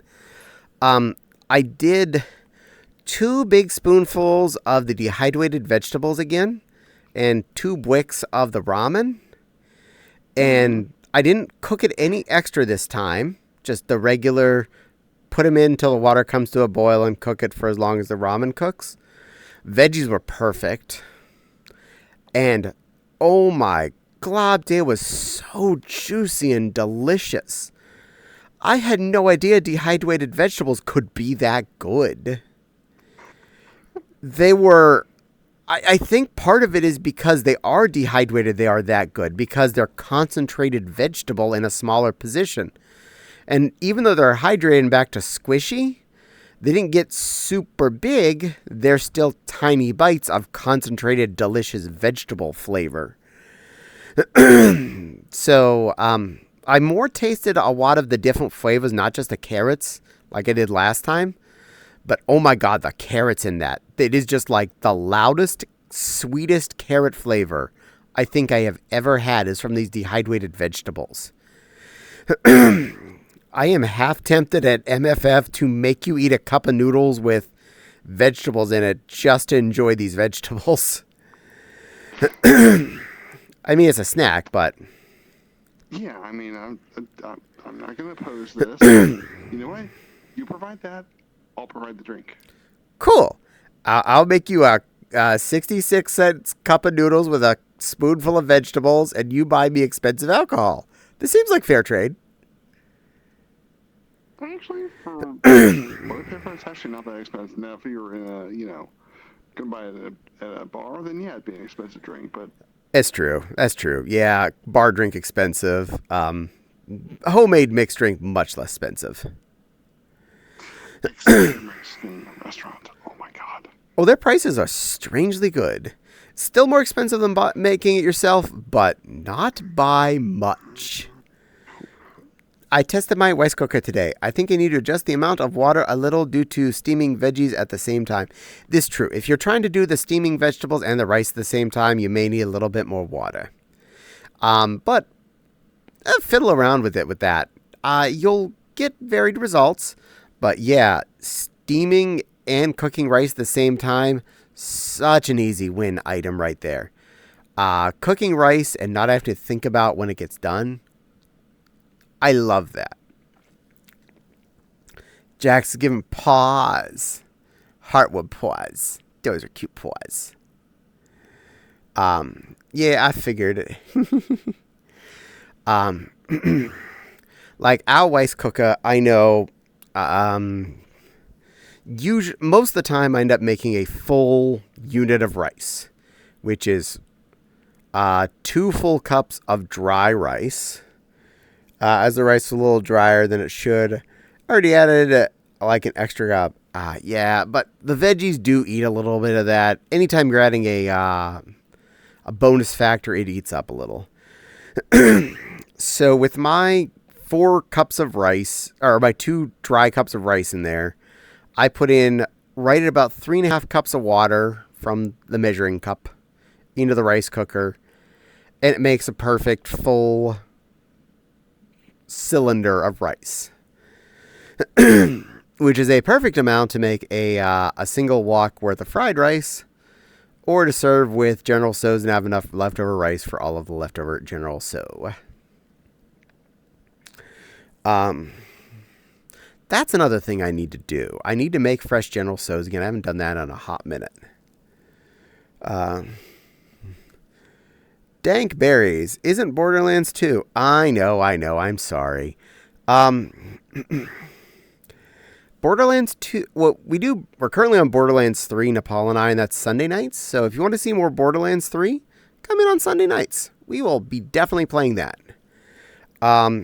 Once I take a break for or get tired of XCOM Apocalypse, other weeknights will be Borderlands 4 because I want to finish getting through that game. And probably get through the game so that I can start with another character and try one of the other three types. Specifically, I really want to do the Siren. I think she actually sounds like the character I'll enjoy the most out of them. Borderlands 4 sucks so much. You know what? I'm not going to even try to defend it, honestly. I got it given to me as a gift, and I'm giving it a chance all the way through. But me playing Borderlands will hopefully be entertaining enough. Ready to see how long I've been lurking in your streams without realizing? Follow Edge. Dankberries has been following for 9 months, 18 days, and 22 hours. Goodness gracious, you've been following for 3/4 of a year. Well, that was so sweet of you. Thank you for all of the lurks that you've done in that time frame. Every little bit of lurk, ad-based or turbo-based, and I still get ad revenue off of that. So, yay! Nepal's been following me for 2 years, 9 months, and 2 days. Nepal's been following for 2 years plus your following there. Goodness gracious. Yeah, I didn't realize it was that long. Yeah, I just low-key, I am never active on chat. You know, that is completely fair. The number of streams I watch that I never chat in, it is totally understandable. I am not complaining about that. Jack's been following for a year and 11 months. All you people have been with me for so long.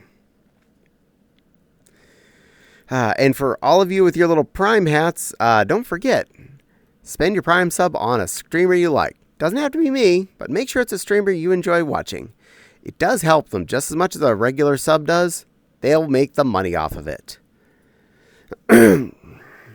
Not that it really matters for me. I am far from it, but it doesn't. Gift subs and Prime subs don't count towards the special thing, the Streamer Plus goal. Only regular subs you sub yourself count towards that. But every sub does help the pocketbook because every streamer would still get the finance from that Prime ticket you get for free every month. Jack and Jax have been following almost the exact same amount. 1 year, 11 months, 19 and 27 days, respectively. Me when I get outclassed. Oh, don't feel like that. I love every one of you that shows up and takes your time to enjoy my stream. I have people I've been following for a long time. Larry on fire. We're not going to put you on fire. You're awesome. I appreciate you and each and every one of you. You're all amazing beings for spending time with me for no apparent reason. Public broadcasting pitch here. Yeah, I know. I'm a PBS. Fun fact, the PBS station, our local PBS station, is on the way to the mall, on the right-hand side. That's right, it is. I'm not going to post it. I know it's only been a few months. You know what? It's fair. I don't love any of you any less if you've been following me for 1 day, a year, or 2 years, or whatever. All of you are important, wonderful, special critters. And just because you took the time to come and spend time with me when I'm streaming and talking about stupid stuff, or babbling with me when I'm playing a dumb game. It's awesome. I appreciate each and every one of you. I followed you on Christmas Day, I think. That'd be about right. When I got Borderlands 2 gifted me. Aww. I was watching Borderlands 2 streamers while it was downloading. You know what? That is actually a hell of a good way to deal with that. Distract yourself waiting for a game by watching people learn how show you how to play it, basically. And I don't feel like 2 you'd really spoil the story plot by watching someone play it. It's a hell of a good game. It's a good blow through. Hello everyone, your Malabadala has reanimated. How's y'all? Mala, I have not seen you in a hot minute. How are you doing, sweetie? Welcome in. I am doing just ducky. Well, I am 100% 17 times on Xbox 360. Oh, you mean on the Borderlands 2? Then I finally got on PC, so mods. Hell yeah. I should start again with Borderlands 2. I am well. I hope you are well. Very well. I am bunalicious right now. I am actually feeling really positive. I've been busy with stuff in life. You know what? That is 100% fair. I don't get mad when people don't show up specifically, but I will let you know I do miss you. I miss when I see names pop up that I'm used to. And I missed you. I missed you, Mala. You're a good fluff. You're the most badalad manala manana I have in my stream. True fact. But it's spoopy season and I've been drawing a lot. Woohoo! Spoopy arts. I like spoopy arts. I gotta go. Well, dank berries, you have a dank rest of your night. Enjoy a lot more Borderlandsing. Play them all. Get all your badass points. Do the thing. And you're a sweet bean. Oh, no, you're sweet beans. Y'all sweet beans. I'm just a dingleberry who should start wrapping up soon because it's almost 11:30.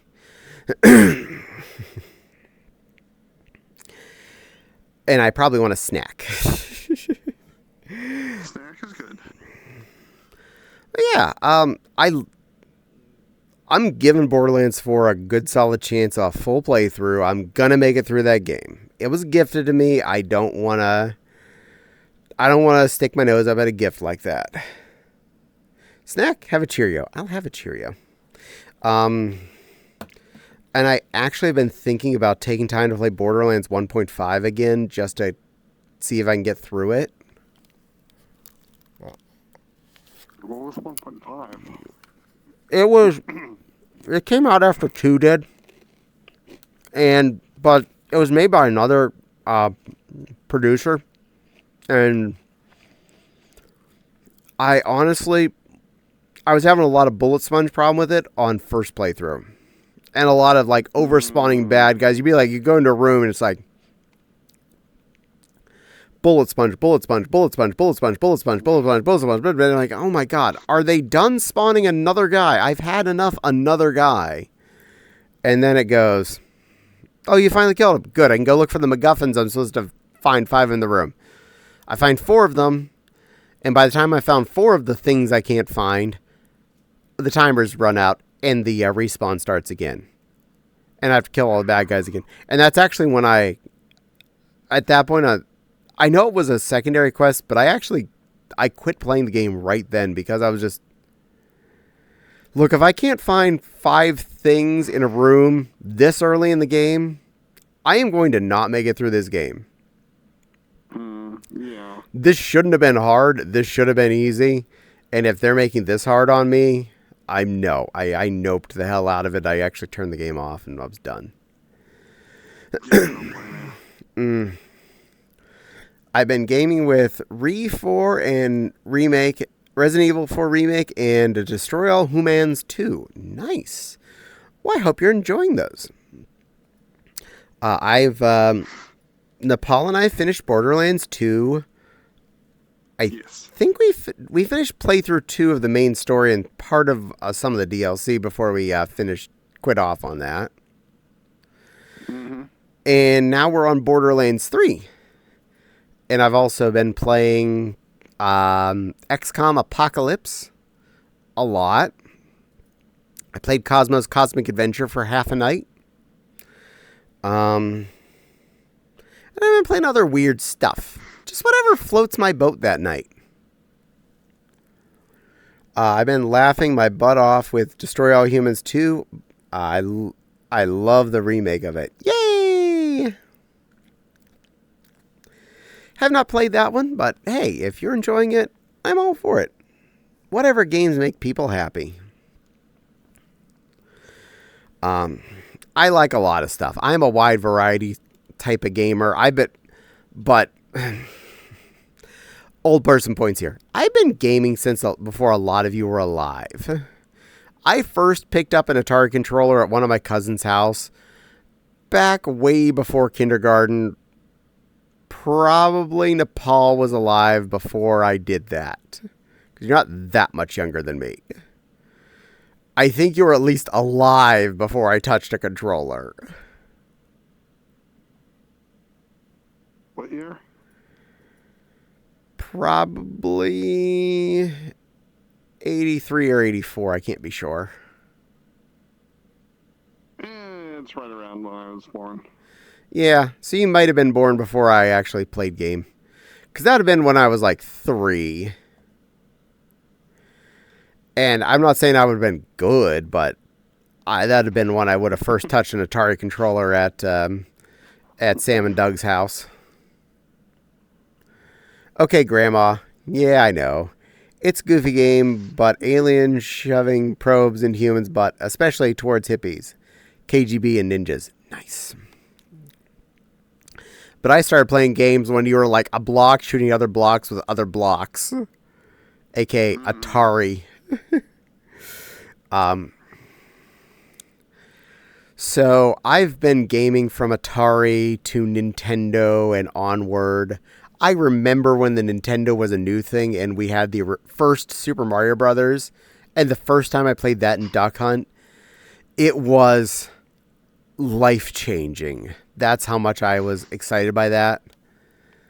And the first times I was playing any further games, every time some of the first major changes came up, like Super Nintendo and Genesis era, first times playing those, magic. First times playing like N64 level, magic again. GameCube, PS2 section, Dreamcast, all those were all extremely big things to me. And of course, then on and therefore. After PS3, though, the magic kind of died down. It never really felt like things were that much more special every year. Oh, look, the games from late PS3 are basically the same as the games that are new PS4. Okay. And that's what PS4 stayed at the whole time it existed. Uh-huh. Yeah. Oh, and then the PS5 came out. Oh, cool. So we're going to have new stuff. It's barely better than a PS4. Just okay. Yay. Why'd I spend $400 on this yellow Seto Kaiba box that I put under my TV?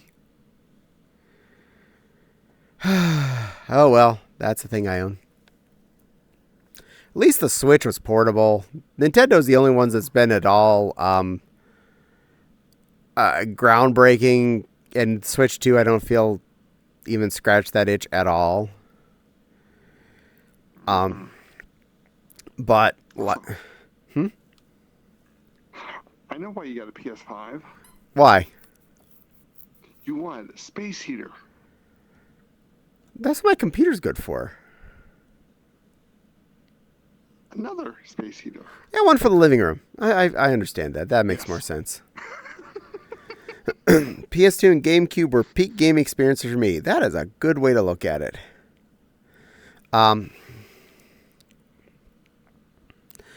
Like the Wii, the Wii U, and the Switch, even the Wii U being a weird kind of bastard child of the Wii, I still felt like it was still a cool game system with a cool concept. I was excited to get all of those. I was excited to play with all of those. I definitely put in a lot of hours on all 3 of those systems. I will say I probably got the most hours on any... Okay, if you're talking about any console system, I probably got the most hours on the PS3 out of everything I've ever owned in my whole life. And that's not even trying to exaggerate. That's not counting PC, mind you, because that would have won 100-fold. But as far as game systems goes, I think the PS3 is the thing I legitimately played the most on. And I still played on it recently. I played the 2 first Infamous games on stream. And I was playing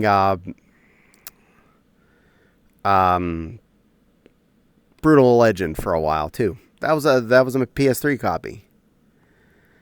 I want a new handheld with Street Pass features. I still enjoy those features in games. I definitely can understand that. I kind of got bored of those after a while, and I stopped carrying my game for that. But I do get you. I really do. Just the general function of Street Passes, I think, is fun, even if you're not playing the stupid games. My first game system was the OG Game Boy. Oh, a gray brick. I still own 2 of those that fully function. The screens are still good? Screens are still good. Wow. Granted, if I'm going to play OG Game Boy games, I'll either stick them in the Retron or my GBA SP. Yeah, but that's insane that still works perfect. Wow, that's impressive. I also have link cable and 2 copies of Dr. Mario and Tetris. In case anyone ever wants to, multiplayer either of those games together.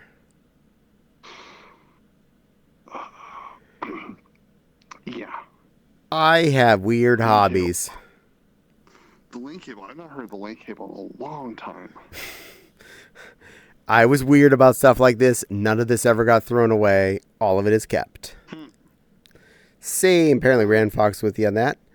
I have 2 PS2s. One is a slim and one is the OG fat. Mine is the OG fat model, and I have a friend. I have a retro friend who I've actually left with a quest of. Next time you see a PS2 slim that you're getting for a song, I know someone here that would like one.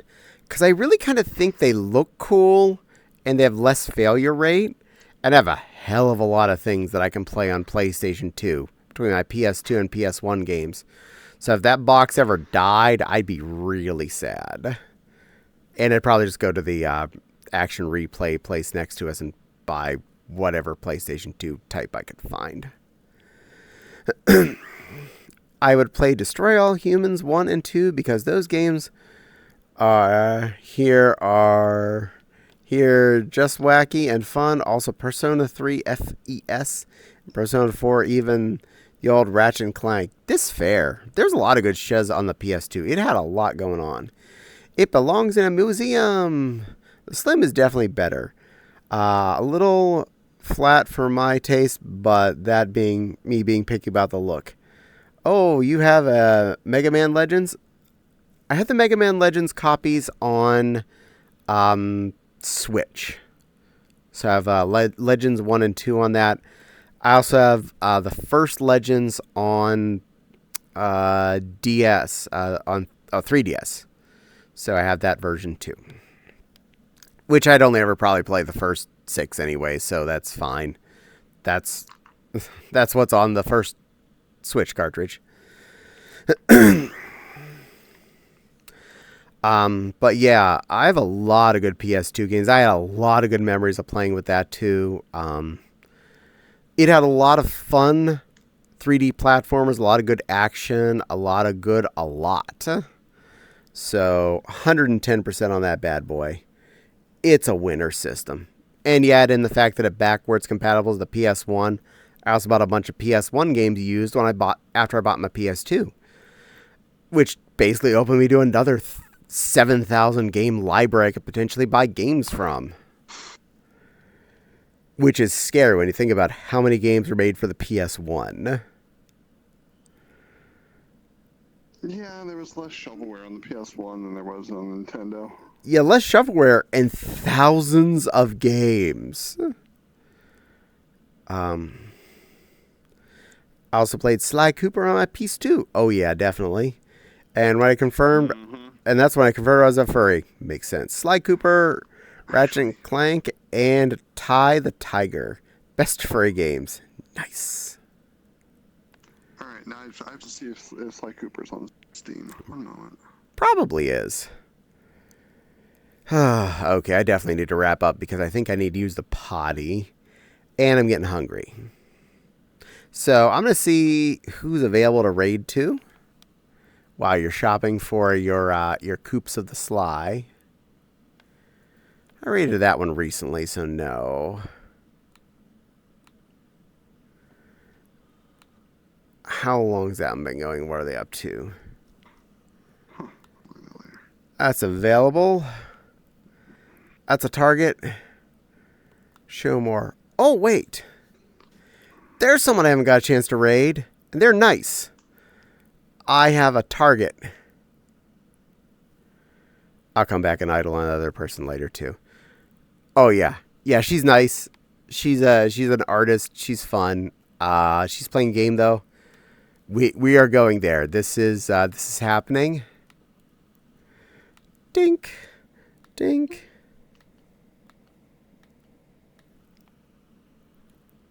There she is. Miss America. If I remember right, she's a recent mom. Like, really recent. Like, this year she created her first child for realsies. So, give some love to Kat here I'm sending you off to. She's a really sweet person. I appreciate her existence. I hope you do too. It's been fun. I am not sure what time I'm going to start streaming tomorrow. Probably early because I really want to play more of my silly game. Has successful sex. Haha. Yes, she did do that. But yeah, she's a wonderful person. I'm not sure when I'll stream, but I'm going to do my best to be early because I want to play a lot of hours of my dumb game. And I don't want to be up to like 2 in the morning doing it. Because I need to not ruin my sleep schedule. Anyway, thank you all for following. I'll probably be playing much of this week. That same dumb game. Have a good one. You too, Mala. Bye, all. I know you'll enjoy who I'm sending you to. She's a really fun person. Have a great one, Caddie. Y'all too. Okay, I'm pressing the button. Bye. And go to tab 2. Stop streaming.